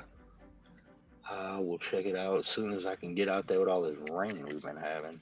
Yeah. They decided to put a roof on my place today in the rain. It was really smart thinking. What? Yeah. That was intelligent. Yep. Didn't rain all month. And then today it was supposed to rain, 40% chance, and they decided to go for it anyway. Bunch of geniuses. So when they say it's a 40% chance, that means it's got 60% chance it won't. So they were high odds. So I just Jose, welcome, mate. Good to see you Oh, again. Just goodness. in time, we're going to be doing a giveaway shortly of these lovely lotto locks I have before me. yeah. Except everyone in the chat was gracious enough to decide not to enter, so that way I could win it. But that's only the green one. Oh. Just kidding, Jose. Just kidding. I mean, is Snake out there? No, Snake ain't here, so I'm not going to answer. It's okay. He was Snake here was out earlier. Not He was going to do here it to earlier. him. Oh, that sucked. Okay. Oh, jeez. GQ Man says it's got a few car door locks and some ignition locks. I'd like to try that. Try some of those ones. See, honestly, starting with the auto locks, an ignition lock would most likely be better because it's only got wafers on one side, not both. Are you picking them with a pick or a leashy nola? I don't have a leashy. Everything I do is with picks. Now the one that I'm still trying to build my own pick for is some of the slider styles. Some of the newer model laser cut keys. Those are a little bit harder to get on because they're side pins per se, side wafers I should say. Is that the cuts in the center of the key versus on the outside? Yeah, the ones that had the ones that had those cuts down the middle, and then it looked like a 3-year-old drew them, and then they had the other ones that have them on the outer edges, but the center of the key is still solid. Okay. Yeah, those are hard to try and do with a standard pit. It's too thick. I got one sitting back in here somewhere that I've been working on. About to give up on this Primus because now that the camera's on, it don't want to. I can't even get the top pins now. Yeah, that's the go. Yeah, Primus don't like the cameras. Not at all. Not at all. I mean, I've added. Promise the one with those with that sidebar, and you have to do something first to be able to pick it and stuff. Remember there was I can't remember his name. He did a whole 10-day challenge of being able to pick his Primus. every day for 10 days he got on and he picked and picked. He did a long picking video of trying to get into his primus, and then he eventually got it. And he was like, over me, 10 days every day, putting out videos, trying to pick it. It was kicking him.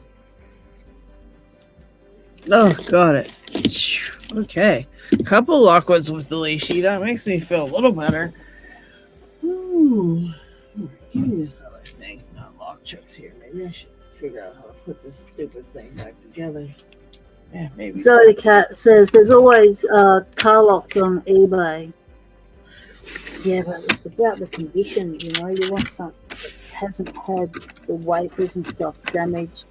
I guess you don't know that when you go to a car yard either, but it's less chance someone's had a pick in it. Is it safe? You eBay buyers, is it safe to buy car locks on eBay? I mean, they're not complicated. They're not complex. They're very simplistic locks. So I mean, as long as you ain't trying to use it for something, then you should be okay. Other than picking. Yeah. Yeah. And for someone who hasn't picked a car lock, what would you recommend, Nola, as a car lock to start you on? Like a Ford or a... I would avoid Fords.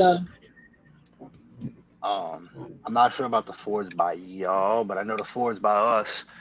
They have the wafers are serrated, so it actually has like it almost gives like an American lock feel to the serrations when you're trying to pick it. Oh, I haven't heard of serrated wafers before. Yeah, let's see, where is that thing at? I got one laying around right up in here. I can pop apart. So they give you little clicks. Mm-hmm. Yep. Let's see, where is she at? Is she underneath here? Yeah, see, like this is the one I'm currently messing with. These are the ones I got to try and adapt to and make picks for. The touchdown these sides versus just like a standard Ford key, which I'm trying to find. Yeah, they have it on the flat, don't they? Instead of on the vertical. Correct. Yeah. On the horizontal. On yeah, it makes it a little tougher to get in there because you got to get up in the top on the edges, on the top each side, and try and work down on it versus just going right through the middle and being done with it. Let's see, where's that Ford lock? What sort of tensioner are you using? That looks like, is that a Southport one? This? Oh no, this actually came out of a little cheap little like Goso set. Oh yep, I know the one. Yep, I've got that one tucked away in my kit I bought way back when that I no longer go to section. Yep, that's the only reason I even bought that kit was for that tensioner because I work in a body shop, so I do a lot of car locks. Oh, okay. Yeah. So that was the main reason for getting it. So so when you say you do a lot of car locks, do you mean you remove them or you have to pick them to be able to access cars because people, because the door's damaged or something, or you don't have a key, or do you pick them at work? A little combination of both because we got some really third grade intelligent people that work with us at my job. So they tend to lock the keys in or lose the keys. I don't know how you lose your key, but yeah, they tend to lose the keys a lot. So yeah, when we don't have spares or they've lost all the spares without me knowing it ahead of time, then I gotta go open up the doors. Jeez. Yeah, because I know that my local mechanic, he was the one who put me onto that Goso set. He said that's what he uses at work. Said often you'll get a car and it will say it won't have the key for the boot, or because people are so used to using the catch. So if the catch is broken, how do you open the boot? And same as doors. If it's not working, you have to manually open it. But if the key's not working as well, what do? You got to pick it. Yeah, and then sometimes even with that, if the rod pops off the back, you can pick all day long, you're still not getting in. That's nice that the Captain Locksmith has my. I hate that person. Captain Locksmith's ripping us off again. She ripped me off today. Or he, whoever it is. Ripped me off again. That Captain Locksmith on Facebook. I don't know how they are still allowed to have a Facebook when they rip everybody's stuff off on Locksport. How do they rip you off? What do you mean? What do they do? They steal your videos and then they upload them as their own videos, like they made the video. Oh, really? Surely that's illegal.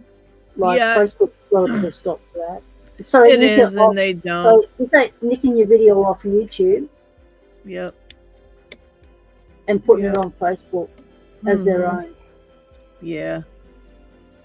But and you've got your logo and your name. You say your name in the video and stuff. Like, well, they don't. They mute the sound, and the logo at the bottom corner that's supposed to always be on them isn't on shorts. So, yeah, they steal mine. They steal D-Max a lot. They steal Lock Noobs. They steal so many people's stuff. It's ridiculous.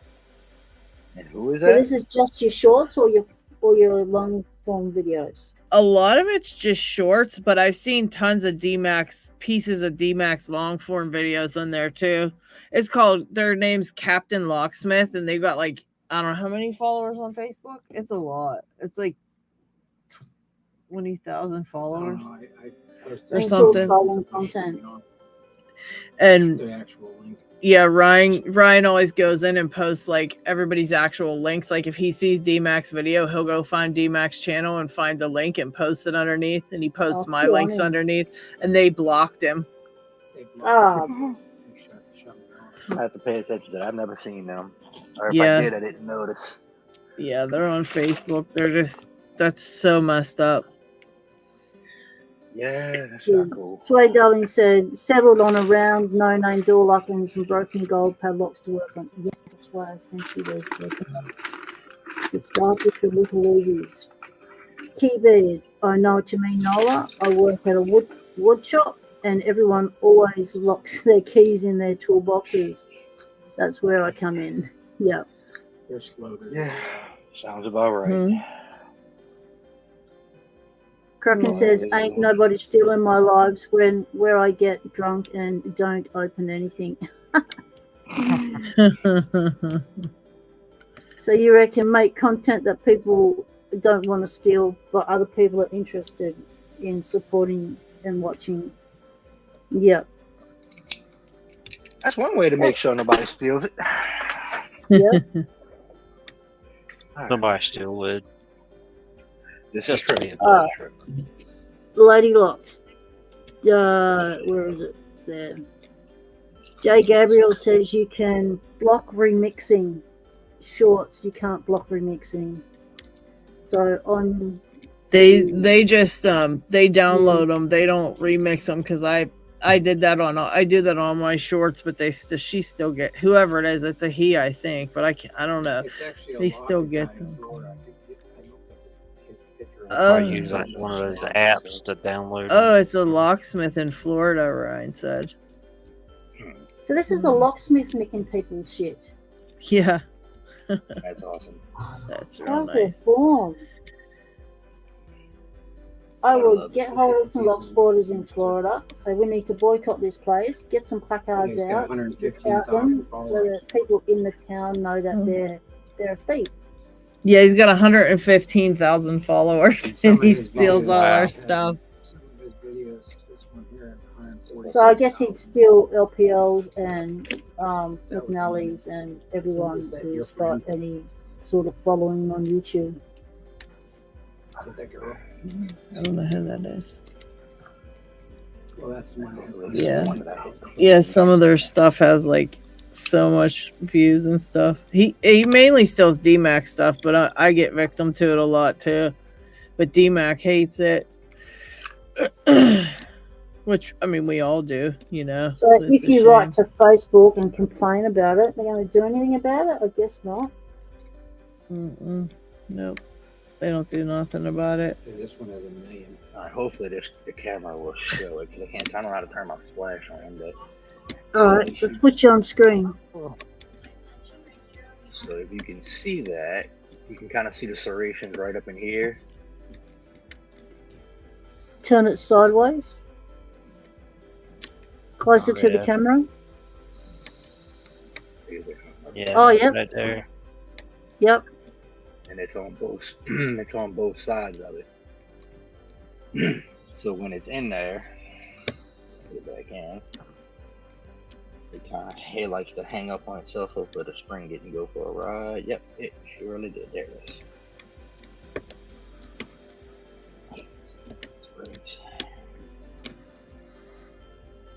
Yep. Oh, there it is. Ooh. Let them know that. Okay. These springs suck, by the way. Oh, you know what? So when you got tension on it, it's wanting to catch up in here and bind on the inside here. It'll want to catch on this little lip down in here if I can get an angle here. Where this lip is, it'll ride on that and bite in that and make it a little bit of a pain to get them set.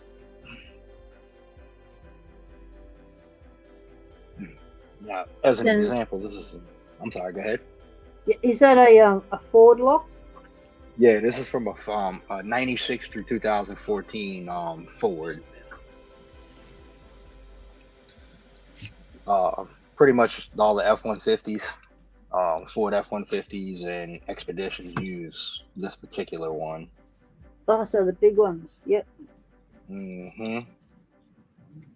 And like the Ford Taurus and stuff like that. A lot of those now. The Focus and a couple other ones use a different. They use more of the other style key.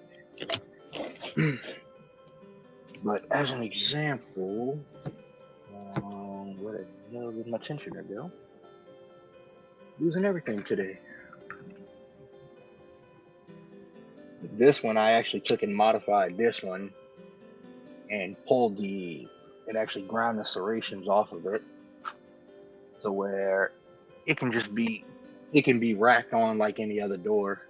I know Chevy, I don't think Chevy has the serrations in it. I'm not too sure with Dodge and whatnot. I don't have a whole lot of experience with them, but Ford's are a little tougher to pick comparatively. There it is. So have you seen that Ford Tibby pick used in the past? Is that the sort of pick you'd use on those locks? Not on these. That's actually for this one, which is actually this one I have. I got to send one to Lockchuck, which I'm waiting on my stickers to come in. But this is that Ford Tibby key. This is what they use on the Transit Connects and then Jaguars. Yeah, it's a fun key. I think Lockchuck, I think you do it with the disc detainer pick, huh? Just a standard disc detainer pick. Yeah, that's all I've got is I made a special tips for my pick to do it with. Ah, okay. Yeah, I haven't bought any of that yet. I mean, the pick's like what, $30? I think it was on Amazon. Or The somewhere Tibby? like that. Yeah, Yeah. the Tibby's not that bad. Yeah. Yeah, Yeah, I've it's heard not mixed reports about the Tibby. Some people say it's a good pick and other people say it's useless. Yeah, I don't have any experience with it.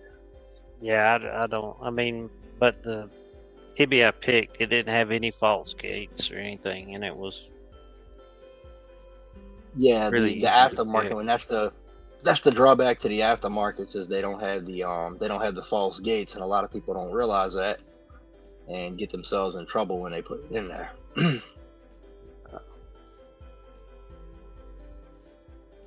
And they sometimes just have fitment issues. but the stock ones have the couple of different false gates. So that's just your standard. See, this is what I work on all day long, is this crap. And that one broke. Yeah. And then you got these. I ground the wafers off of this one just as an example between the two, because all we have in the fleet is forward. So let me see, let me get this one out. Nice. And then this guy, this one you ain't even gotta, you can just grab anything.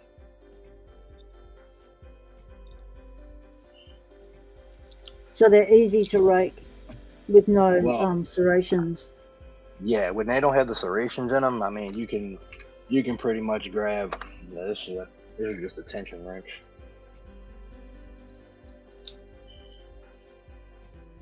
I can grip it.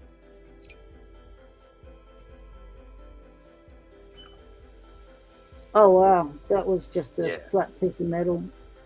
Yep.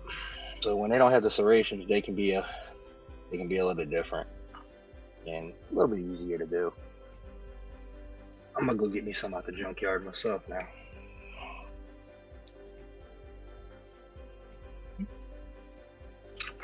All right, what am I messing with? Let's see. Come This on. one's broken. I'll try this. I haven't gotten this one open yet. I think Lockpicking Hippie is who I'm sending this to next. But this thing's a monster. It's Paris Picks' first challenge lock. I just put the video up today. This thing was nasty. It was absolutely nasty. That's the one he's got pretty much homemade. Lock. Oh yeah, it's pretty much got homemade gin spools in it. Oh wow. Okay. Yeah, and he did really good with the counter milling. It was interesting to say the least.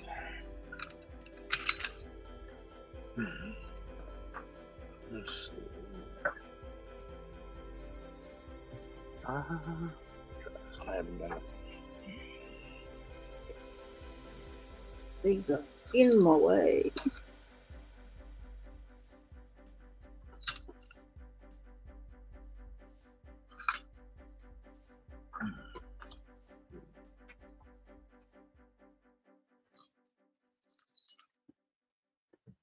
So Statistic Picker is my Lotto Lock co-host, Lotto Lock Tuesday co-host, because he's mad about Lotto Locks just like I am, and I have never found anyone else that was. And when Statistic Picker came along and started doing lockout tagout locks and liking them, and I went, right, would you like to co-host Lotto Lock Tuesday?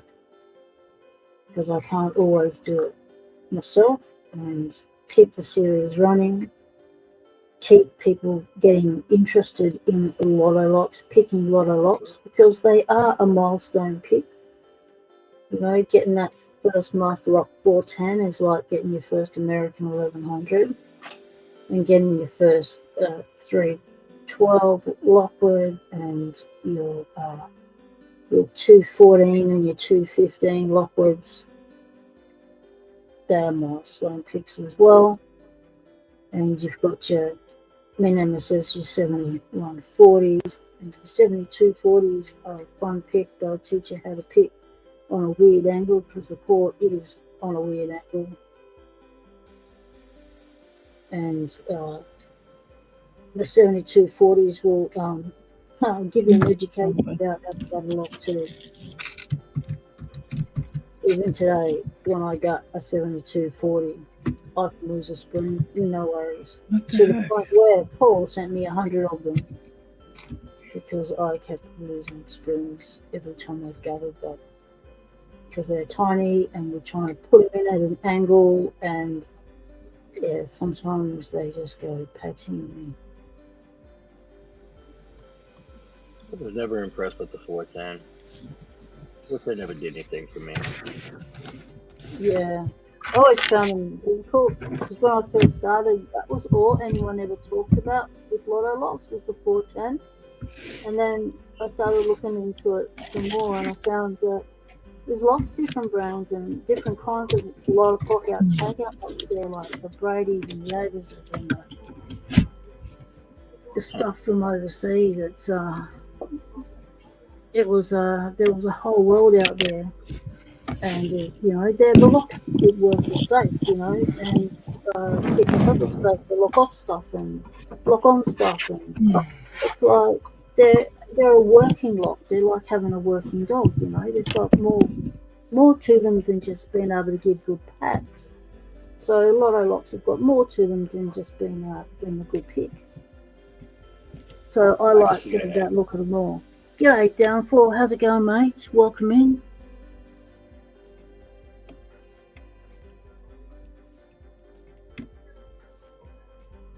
So that's why I got into lockout tagout locks.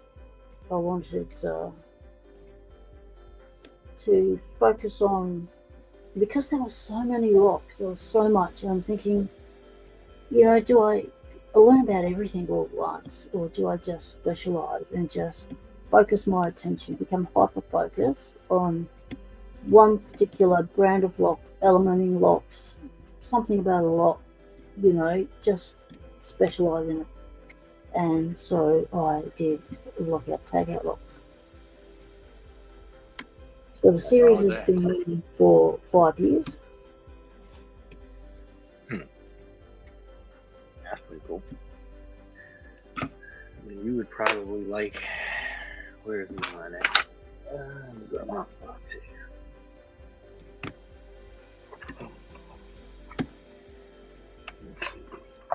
I gotta get some more of them so I can send out some more of them. You ever seen these trade safes? Oh, I have seen a trade safe, but they're not common, are they? They're what? They're not common. I'm not sure. I know they're all over Amazon, at least out here. Okay, yep. The missus bought me a pack of them for Christmas. She didn't realize they only have standard pins, but they got weird tolerances, so they have a really strange feel to them when you pick them. And Strange in what way? Like the tension is like kind of a combo. It's like sometimes it'll be mushy, but then sometimes it's very easy to overset because it's just a standard pin layout. But with that dead core, it's very easy to overset it if you're not really. I find heavy tension off the bottom tends to allow me to get in there and feel what I'm doing, so I don't overset it. Just, I mean, and they all have, every one of them has some kind of crazy bitting on it, like really funky bitting. Yeah, like the Avis ones. Mm-hmm. So I know that Avis make a lot of different kinds of lockout tagout locks for different companies, so you can have it branded with your own sort of brand on it. I've got these Avis Brady's. Some of them have Avis on them, some of them don't. Depends on what brand they're making it for. Some companies say, no, I just want my own brand on it. But it has Brady on the bottom there and Avis, a smaller Avis on the top. And that's the standard size, the 40mm. And then you've got this little one, which is a 6-pinner as well. It is also a Brady, but it's a lot smaller, and it has the Avis on top. And I'm gonna have to check that out because I see the Brady's on Amazon all the time. Yeah, but these ones with the ribbing, these are a really fun pick.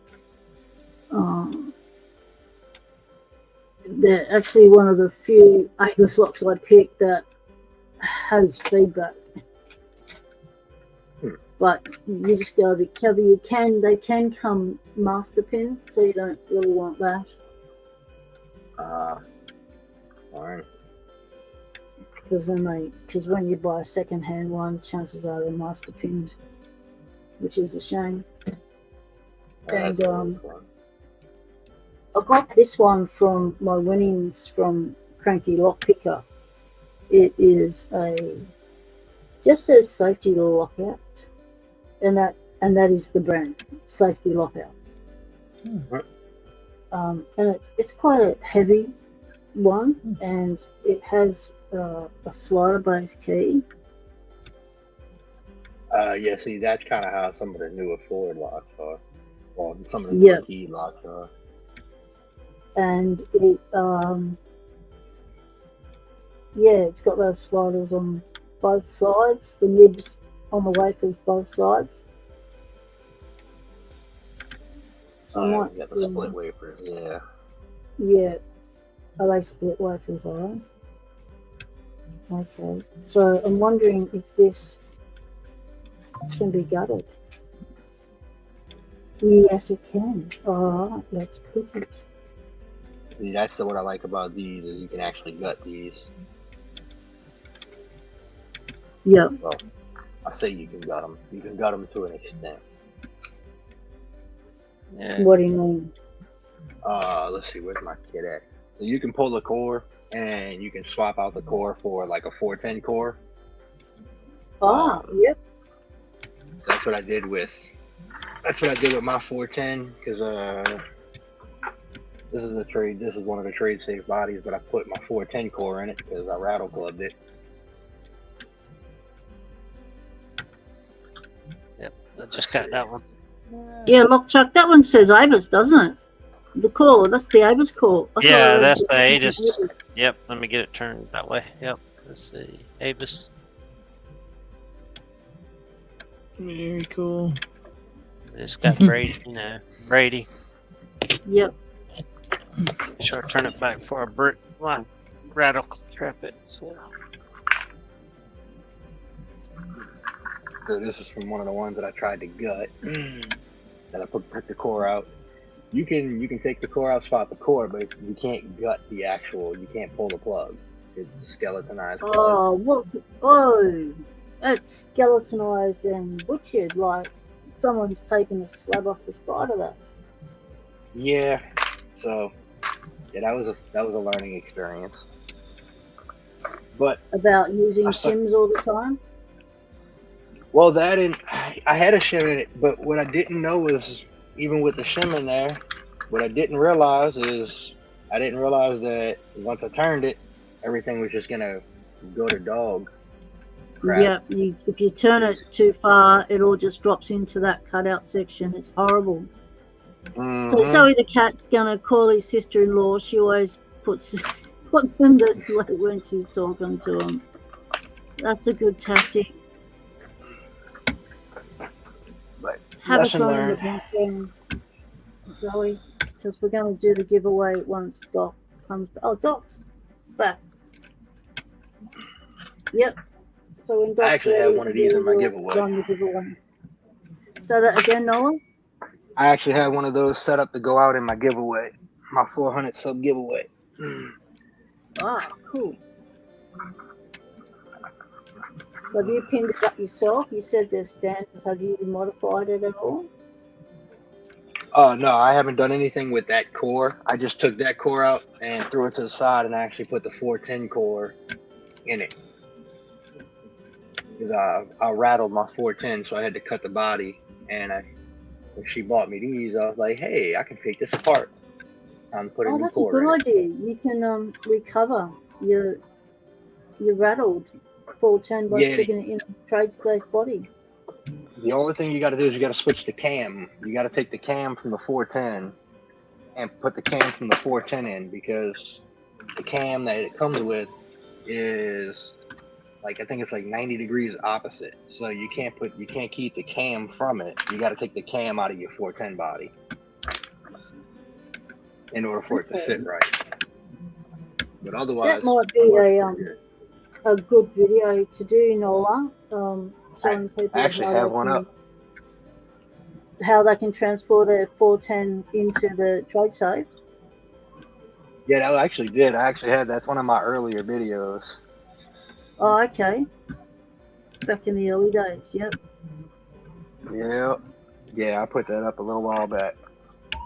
So chances are I've already got it on the playlist because whether the hashtag goes on or not, if I see a lockout tag out lock video, I'll whack it on the playlist. Yeah, I used a lot of Lock Tuesday. I don't remember because I was only in for like maybe a month or so at that point. That. Possibly I would have come in and told you about the hashtag and I'll check it anyway. And I'll give people the opportunity to, before I do the draws, I'll give people the opportunity to go through their videos and make sure they've got the hashtag on things and the out pocket women so I can find them.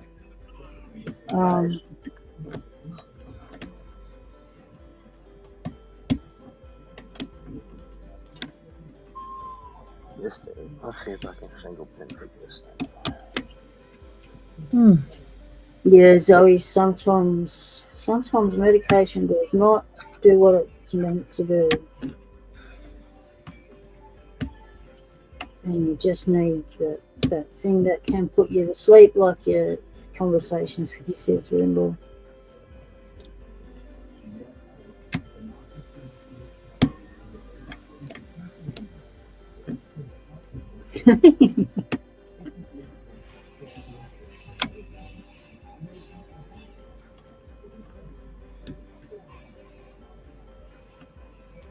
Stu says, "Who's that Nola guy?" Yeah, I don't know. I think he just broke in.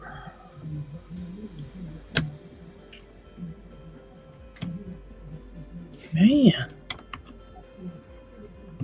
All right, we've got Doc in the house. G'day, Doc. The trader's in the house. Hey guys. Hello. How are you? I'm good. I'm here. What'd you pick up to pick first off? What you warming up with? I got a couple Lockwoods sitting here. Straight from the Lockwoods.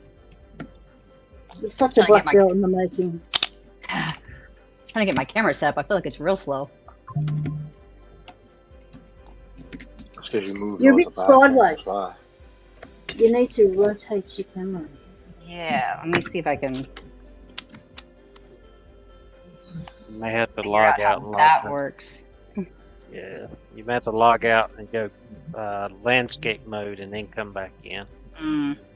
Yeah, let me figure this out. Hang on. If you move back below I-10, then it'll work, right? Say that again, Noah? I was telling her if she moves back below I-10, then maybe it'll work right for her. Mm-hmm. She used to live not too far from me. Yeah. McDonald Poor said his interview with the Lockpicker 1969 will be up this evening, hopefully. So if anybody wants to check it out, you know where to find it on TLP's channel. We'll be checking that out after this. That's going to be a good one. Yeah, I've got to get back to doing that interview. I started and then I just, life got too busy. And so I've got to get back to finishing that process. Yeah. Where in the heck? Did Doc ever get an interview? She should get an interview too. P-Dubs got to get... You didn't get one, did you, P-Dubs? Oh, I started doing the pre-interview thing and then life got in the way and I haven't been able to get back to it. So I need to make some time to do that again. I see.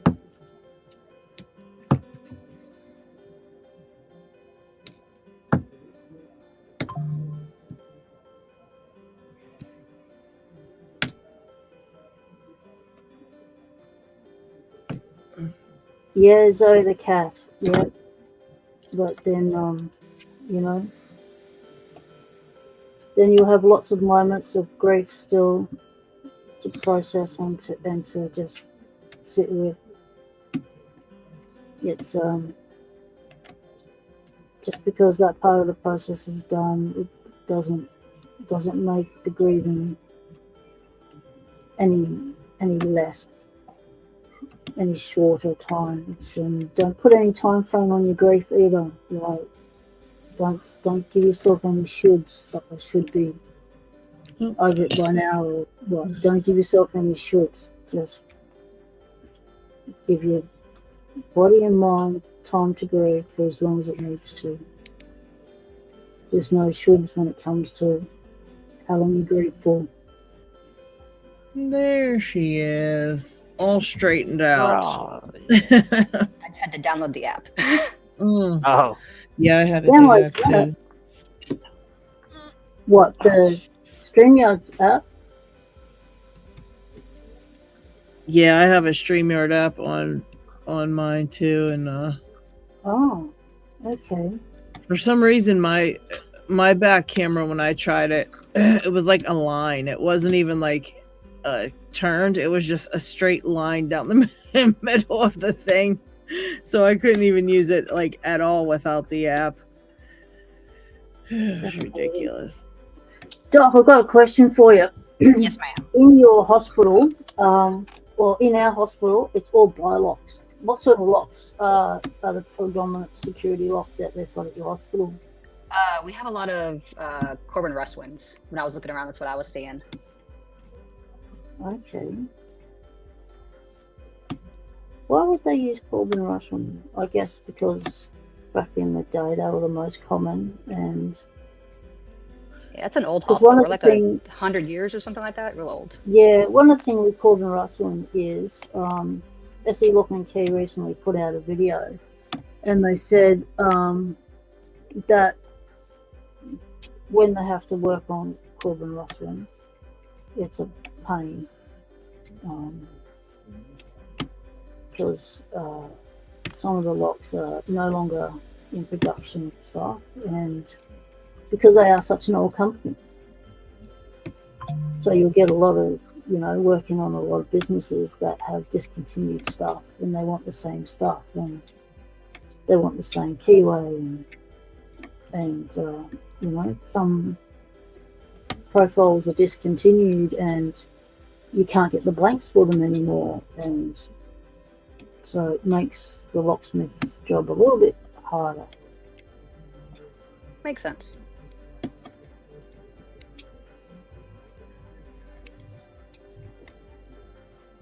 This is like the weirdest wafer lock I've been trying to pick. I'm trying to go for the little nibs, but usually I just lift it up in the center and that's it. So I'm trying to be a little bit more specific, but I've got this monkey paw in my winnings from Cranky Lock, so I really wanted to give it a go.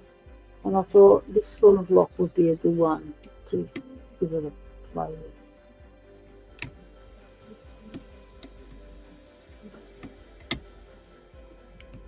Anybody heard from Adam Harris lately? No, I was wondering about that. the Compro, what's he up to? I don't know. He just suddenly went out of contact with everybody again, and I don't know. I reached out to him Because he was, he disappeared for a little while, and then he came back, but now he's gone again. So you haven't, no one's seen him on Discord either? No. What were you saying, Nola? I think Stu talked to him, but I reached out to him and didn't hear anything back. So I don't know. Yeah, I don't know either.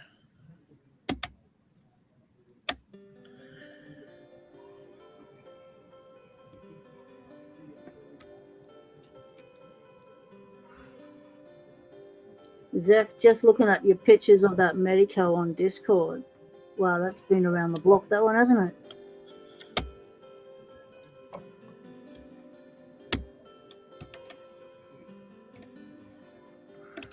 Is that a sticker pack or a wall? What have you got with the stickers there? Is that in a like you've created little pouches for them?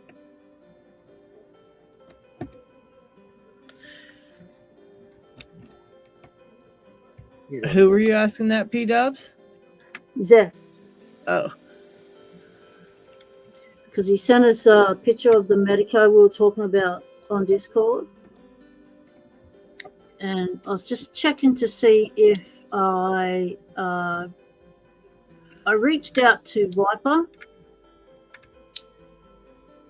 because we haven't heard from him for a while, and he was starting to become a regular on the 3 lives, but haven't heard from him and haven't received a response yet.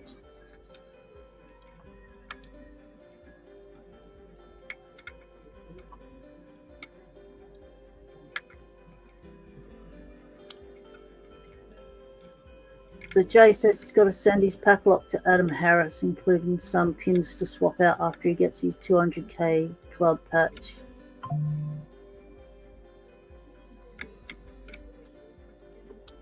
Well, that was an open. So I think I'm gonna, with that note, we'll switch over to the chat. We'll begin the giveaway. Thanks for jumping on, Lockchuck. Appreciate it. Thanks for the invite. And talk to everybody later. I have to go too. And I think the missus just got home, and I gotta go for her to check the scan too on the check engine. We got water light coming on. You've just be aware we'll run the giveaway shortly, so we'll jump on with a hashtag shortly. So be in a giveaway for one of these 7440s, the nasty Nemesis lock from Avis. Lockout takeout locks. We've got one without the sleeve and 4 with the sleeve to choose from. That'll work. I'll keep it running in the background, and I guess I will holler at y'all later. Okay, thanks for coming on, mate. All right, y'all take care. Peer pressure. Yeah, peer pressure finally got him on. Scared everybody off. We're back to the full. So yeah, Zoe, it is this is a great community. So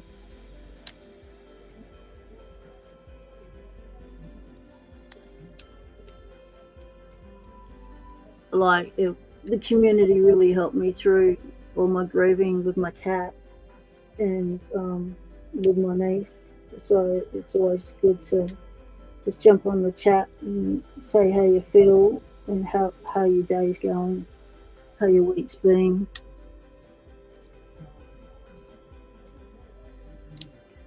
Oh, Jay Gabrielle's doing this nasty stuff again. Jay. Magnets, tips, rattlesnakes. Jeez. Jay. Jeez. Right. So it looks like we have we've got a new one in the chat. Hang on. Chigozi, Wisdom. Welcome to Locksport Hangout. Welcome. We pick locks and talk about locks, and that's. He's got his he's got his sticker pack in a baseball card holder for one of those clips, so you can. Oh yeah. Doesn't it? That's a good idea. I liked that a lot. Yeah, that way they all stay nice and new. Yeah. So we have, we've actually just inadvertently turned this into a ladies' live. So the second half is a ladies' live. In celebration of the ladies' live, we're going to give away some Lockout Takeout logs. First of all, we're going to talk sounded chili. so official. We're going to talk chili. Jay Gabriel. Check out this bad boy. So this is something I tasted at the market with my wife on the weekend. I went, oh mate, this is the Ducks Guts. Salt Gang, it's called. That's the name of the company. A little, cottage industry little store it was. Black bean crisp. Crisp means that the chili inside is crunchy. Oh so my. It's the sort of stuff you put on your spring rolls, on your salt and pepper tofu, that sort of thing. Yummy with the oil that is. Do not let that hit the back of your throat. Because if you do, you and everyone around you will know that you just had chili hit the back of your throat.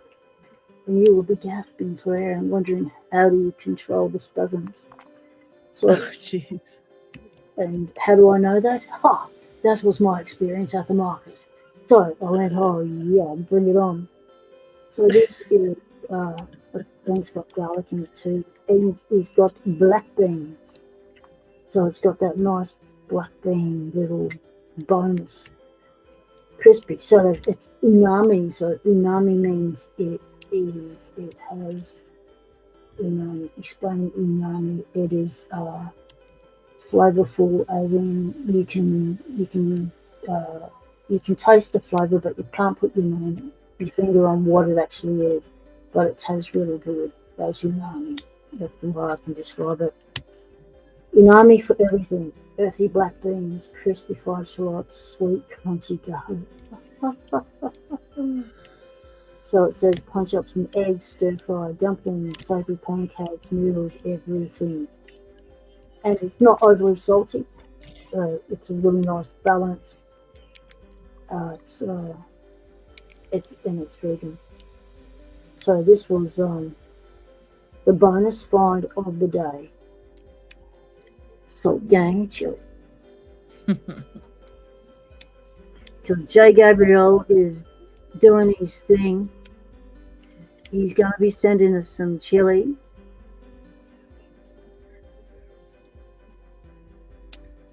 Oh, goodness. Jay's busy with packages. He's the postmaster of Locksport at the moment. He's got 7 on the go. That's a lot. Yeah, Ismo sushi. Yeah, put it on sushi for a start, and pizza and picking with chili. Yes. You can't see it, G Kingdom. Let's just get back in there. Look at that beastie.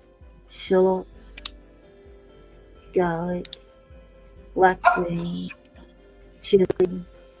Hi, puppy. I'm gonna have to put this lock in the drawer. It's driving me crazy today. I'm getting bodied by Lockwood, 19 or something, like BS. Oh, you Lockwood. can't do that. Yeah, hey mate, you're in the whole world playing there. Yeah. Yeah, mine's a Greenbelt Avis C83. Yeah, this is like yellow, orange. I don't know, pitiful. This one is chili honey. Has anyone ever heard of chili honey? I hadn't. And my brain went up there for the taste testing. And the wife said, go on, give it a go. And it's like, yeah, but my brain's going, it's wrong. Right, it's wrong. So I tasted it, and it is so right. It is good. You get the heat of the chili and the sweetness of the honey, the balance. It's a balance. And it was really nice. So we scored that as well. Chili, honey. I don't usually do weird combinations with my food, but this just works. This would be great over some tofu and stuff and a marinade. This is going to go down right away. So that's my new chili requirements. I have been looking for this sort of stuff for a very long time. I've tried everyone on the market and gone, no, you're not it. No, you're not it. I tried this one and went, yes, you're it. Because I tried a really good one of these ones, and then forever then after chased it, like with all different brands, trying to buy it myself, and could never find it. But I have now. Yeah, no, don't put the chili honey in your cup of tea by accident. Yeah, that's just... that sounds awful. That's just it. Yes, sweet and spicy, good combination, and yes. And with the umami one, you've got the crunchy, what is it? Crunchy, umami, chewy, salty, sweet combination of like the balance of what like the Vietnamese make with their food. So they have that combination in most of their foods, and it's a really good mix. And that sort of combination of flavors is what gives you the umami factor. There's got to be a security pin in this thing. So I get a false set and then it stops. Yep. But where? So with those 119s, firstly they are discontinued. So the only ones you can buy these days are ones that are old stock. Lockwood don't make them anymore, and so if you've got one, hold on to them. And they have, they've got spools.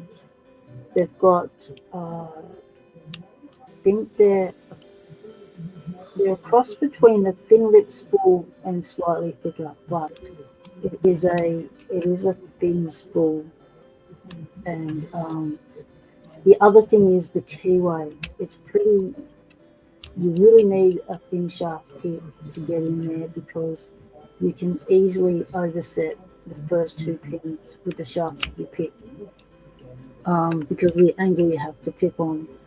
And if you've got a high lift in there, especially at the back, you're going to be fighting it. Same as what you do with the 120.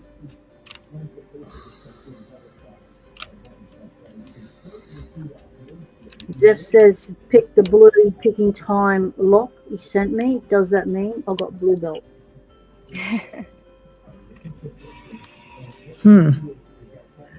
Wait, the picking time lock. Yeah, that's a Pack Lock 98 Pro. Ain't that a blue belt lock? Pretty sure it is. It is. It's a 7-pinner, yeah. It's got to be up there. Yeah, Right, so do you reckon we are ready to do the giveaway? So I look at the keys again and the unlocks. Yeah, if you got to catch it on video, picking and gutting and reassembling all at once, you can actually get your blue belt and you can get the Pack Lock 200K Club. Yeah. Get your patch. Yeah. God, that's lovely. Oh, I think I'm gonna have to order You've one got of those. 3 other people in the chat who want the green lady locks. You're gonna have to fight them for it. Yeah, we're gonna have a pick off because we ain't having that. Yeah. And I'm looking at the green going, oh, stress. I'd really want that for myself. But, you know, I'm feeling so nice. Actually, I might give it up because I have to order something anyways from All Padlocks, so I might see if they have one on there and just order one. And then you've got the one without the. They might not have it on there. The sleeve. Insulated. There it is. Yes, there she is. Beautiful. In green. Yay, my own. Are you ordering it now? I certainly am.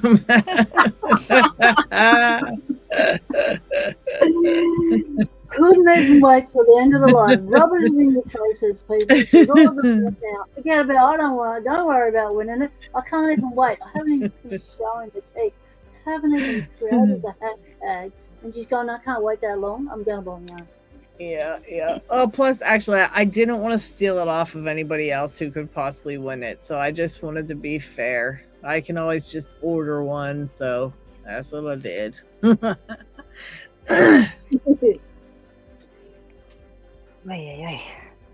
right. So we have, what's that? 5 locks to choose from. You get to choose one.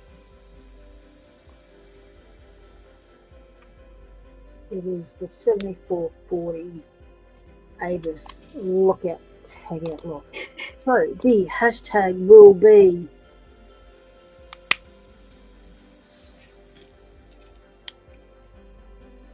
Locksport Ladies. Ooh, hashtag Locksport Ladies. Love it. Love it. All right, let's do this. Launched this tension tool at me myself. Hashtag. And Doc, you can enter. Just because you're on panel doesn't mean you can't enter stuff.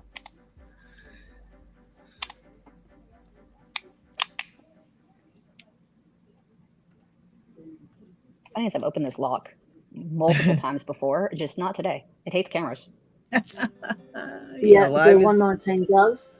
Yep, the only 119 I was ever able to open was in the wild. It was a crusty rusty, and it had been on a gate for 10 years, and the person had never been able to access the side of the house that way because they'd lost the key 10 years ago.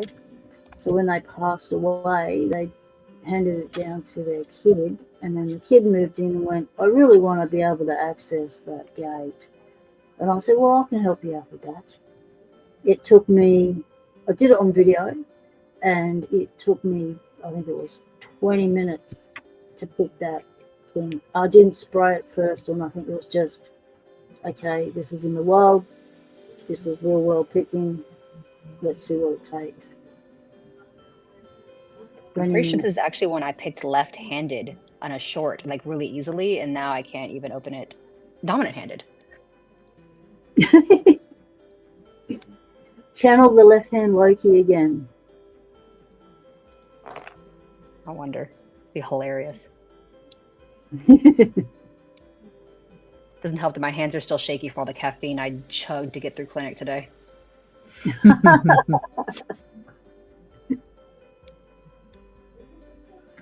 Yeah, caffeine is a medical professional's best friend. I'm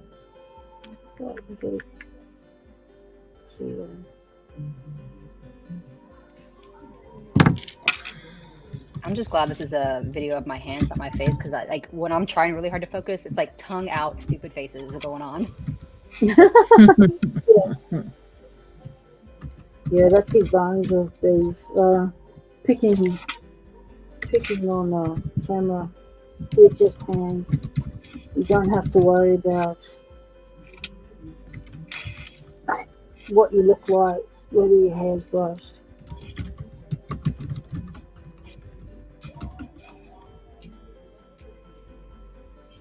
All right, I think everybody entered. How many entries do we got? Let's see.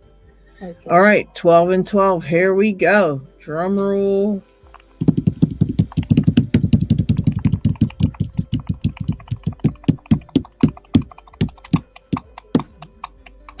Zoe the cat. Whoa, Congratulations. awesome. Hey, that's a little bit of a smile on your dial, a little bit of joy coming your way, Zoe the cat. That is Very perfect. cool. That Very is cool. mate. I'm so pleased that luck has come your way. You've had a hell week. Yeah. That's awesome. Really awesome. Congrats, Zoe the cat. And of course, with anything that people win from me with Lotto Lock Tuesday, you also pay the postage up to the weight of the lock. Anything above and beyond that, you're welcome to kick in for. And I will source you whatever locks you want to try and get from Australia. If I've got them in my own collection, I can flip them your way, I can. Otherwise, we'll try and buy them for you down here. So you get that option as well.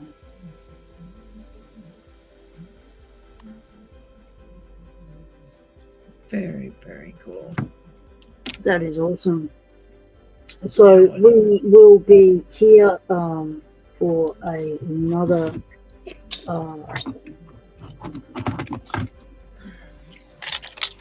we'll be going for 15 minutes, and then I'm going to have to call it. My day walk through the door and starts.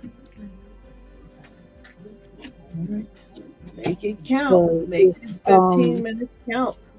Yep, if Lady Locks and Doc want to stay on, keep the stream running, go for it, but I'm going to be needed elsewhere.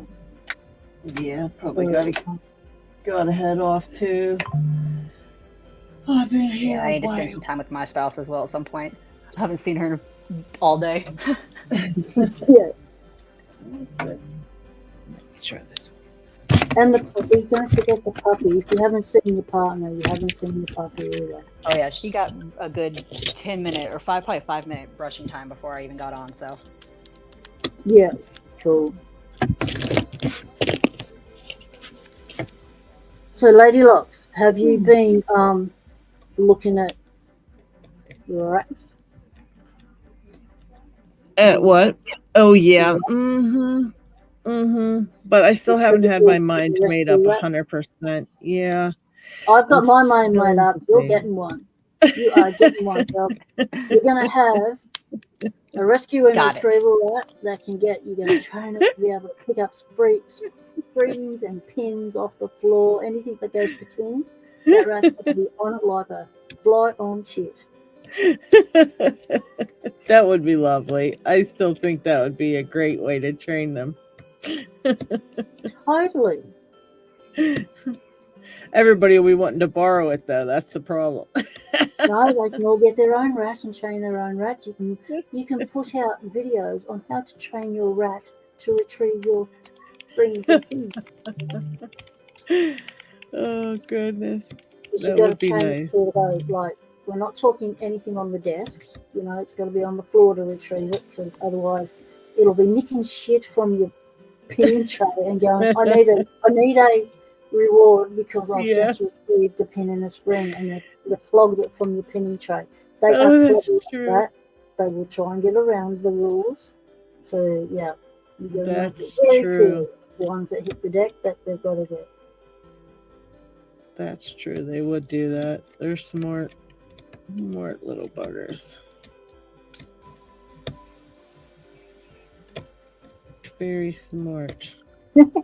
JT man, he comes out with some stuff, I tell you. His brain just keeps working.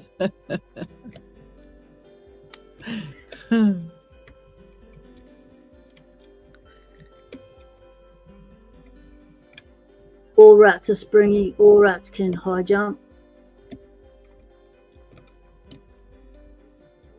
Zoe, mate, congratulations. You won the giveaway. How's that for a little piece of joy in the day? Got it. Little jerk. Yeah, Kim keeps stepping on something. I bet you it's the dang pin or something. I feel it down here. What is it? So just let us know Tensioner. which one you want. Okay. We've got two red ones, so it'll be the red one next to the green one, or the red one next to the last one in line, or the middle one. We call it the last one or the middle one, so we can identify them. We've got the one without the sleeve on. We've got the green one, and you've got the yellow one. So whichever ones you want to choose. If you want a picture of them to be able to choose from the video, I'll work out how to get myself on Discord on my phone and put a picture up for you. Or you can just rewind the live. Yeah, that will be less technically challenging for me if you just rewind the live. So I didn't get to the shout outs today, but they will be happening again. And so I guess today's shout out goes to everyone in the chat. So link up, hook up, check out those in the chat. If you want to find them, go to my subscription list and you will find them easily in my subscription list. YouTube does not always allow you to find channels through the search bar. So if you can't find something, a good way to find a channel is if they have the word Lockpicking or Locksport in their description on their about page. Then when you search their name, you put Locksport or Lockpicking next to it, and it sometimes is able to find them. So if you like with Pocket Woman, if you put Pocket Woman Locksport, you can find me. If you just put Pocket Woman, don't exist. Pocket Woman, did you see this cutaway that Down Under Monkey made? I haven't seen your one. Put it up here. Let's have a look at it. Can you bring it up closer to the camera? Maybe, theoretically. Beautiful My camera's super work. delayed, so I think I can. Ooh. Wow. Here we go.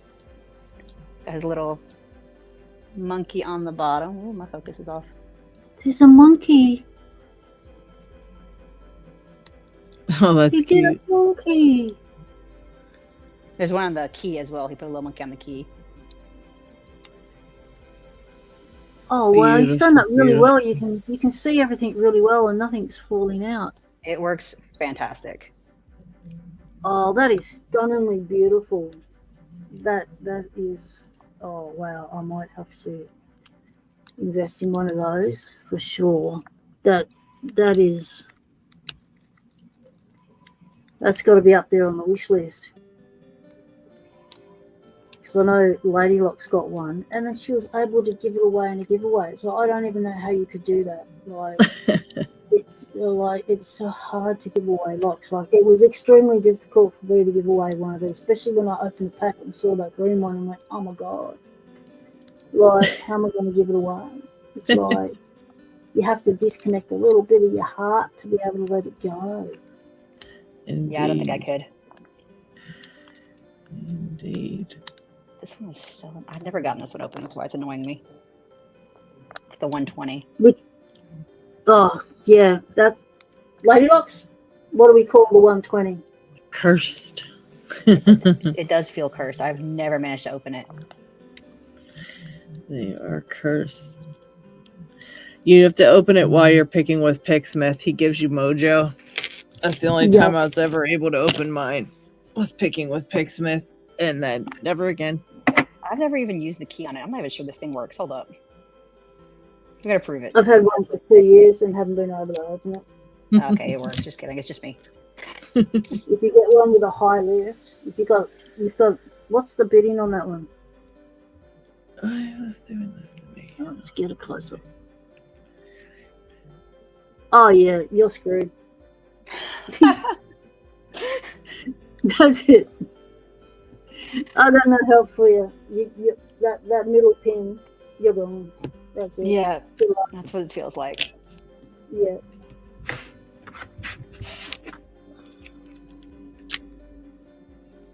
Yeah. Well, now I can put this over here. Stupid. This is the locks I can't open day, apparently. No, the live will disconnect and you'll get them all open. As soon as the live disconnects, it'll be fine. Yeah, It's 'cause just you've warmed live. up. The jittery, though. Live jinxes it. Live jinxes it. Definitely not a surgeon with the jitters today.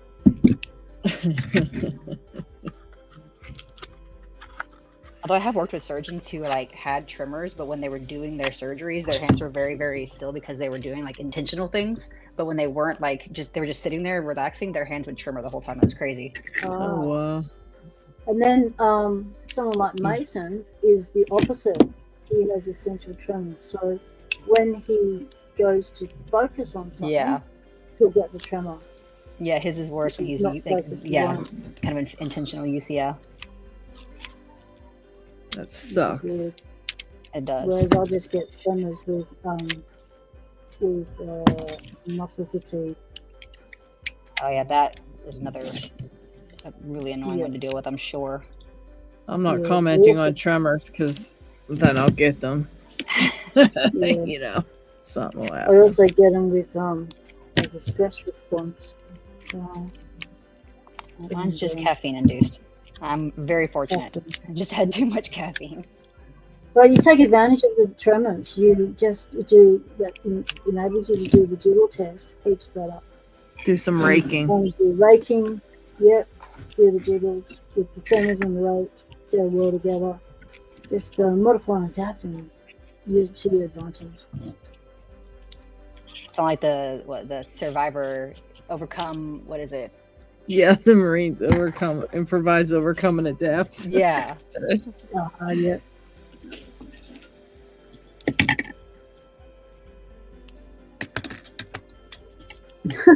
DQ Man said, everyone on screen stand perfectly still but may be able to pull the lock. I'll be back in a moment. I have to open the front door. You can read that out. I'll put me on mute. Glad it's not just my dog. Oh, one time we had, I can't remember. I think it was on one of the impressioning things we were doing. Somebody's dog started or it was on a picking time, and someone's dog started barking, and then someone else's dog started barking from like another person on camera because they heard the other dog on camera barking. Oh my gosh. And it was like a whole bark fest for like 5 minutes, and everybody was like, "Oh my god, stop it, stop it." Soka just loves to bark at people outside. If she thinks they're like, especially because we're in an apartment building, so if anybody goes by outside, she's like, "Oh, time to let them know this is my house." I had so loud. I had a Rottweiler, and he was the most friendly dog to other dogs that you could ever imagine. I mean, ever. You could bring your dog, puppy, whatever, right up to him, and he would just be the happiest thing ever until we got to one that was behind a fence. If it was like behind a fence, he was in full attack mode. I'm like, what? It's behind a fence. It's literally not going to hurt you. But that fence just made him want to, like, I don't know. It was the craziest thing. But if you would have taken that same dog around the fence and walked it up to him, he'd have been its best friend. That's funny. Have you seen the there's like probably a TikTok, I don't know, of like the two cats, you put a box between them or like a little screen between them, and they like stopped growling, and you moved it and they were trying to kill each other, and you put it back down and they stopped. Yeah, it was like that, only opposite, because he would like, as soon as the fence was there. That's why I thought it was so weird. I'm like, you'd think like if it was behind a fence, he'd be like feeling safe or something, but I don't know what his deal was. He hated it. He dragged me across the street one time because there was a dog behind a fence, like across the street. Almost. Oh my gosh. Yeah, and my stupid self was in like flip flops, and so of course I like lose a shoe, get pulled out into the street. I'm like, oh my god, all over a fence. Oh, he was crazy. But yeah, the animals do the weirdest things. They really do. Somebody's it's Stu said his cat fetches. My son's cat fetches too. Yeah, like yeah. Our cat used to. We had a cat that used to fetch. He would like backflip off the couch to catch things. It was crazy. But only hair ties. Like he had like the little small hair ties. He would he'd put him in his water dish, get him wet, bring it back to you, and then make you play fetch with him. Dude, that would be, they're so weird. You would wake up to like a wet like, hair tie on your face or something. You're like, no, please, please. That sucks. Oh my gosh.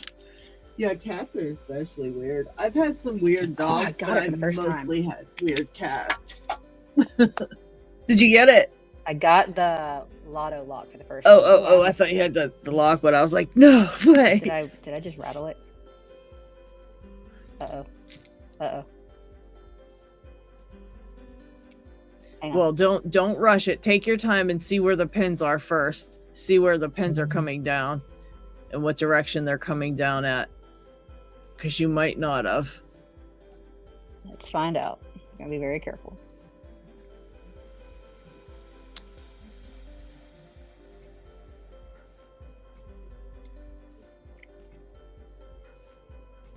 That's the hard part now, is figuring out which side they should go to. Because you could rattle it.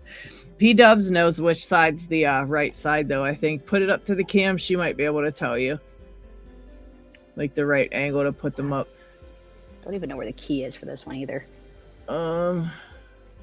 So your shackle's is your shackle open or closed? Okay, so she's showing it. So if it's open, now flip it to the with the skull on the left side. Mm-hmm. And then turn it upwards. Which way is your pins aiming now?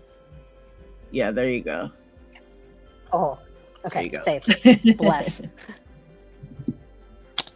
Oof. But don't forget, we did just find out today. I don't know if you saw, but Nola gave a good point that if you do happen to rattle a lotto lock, you can always take the insides of it apart, take it all out, and put it into a, what was that one, P-Dubs?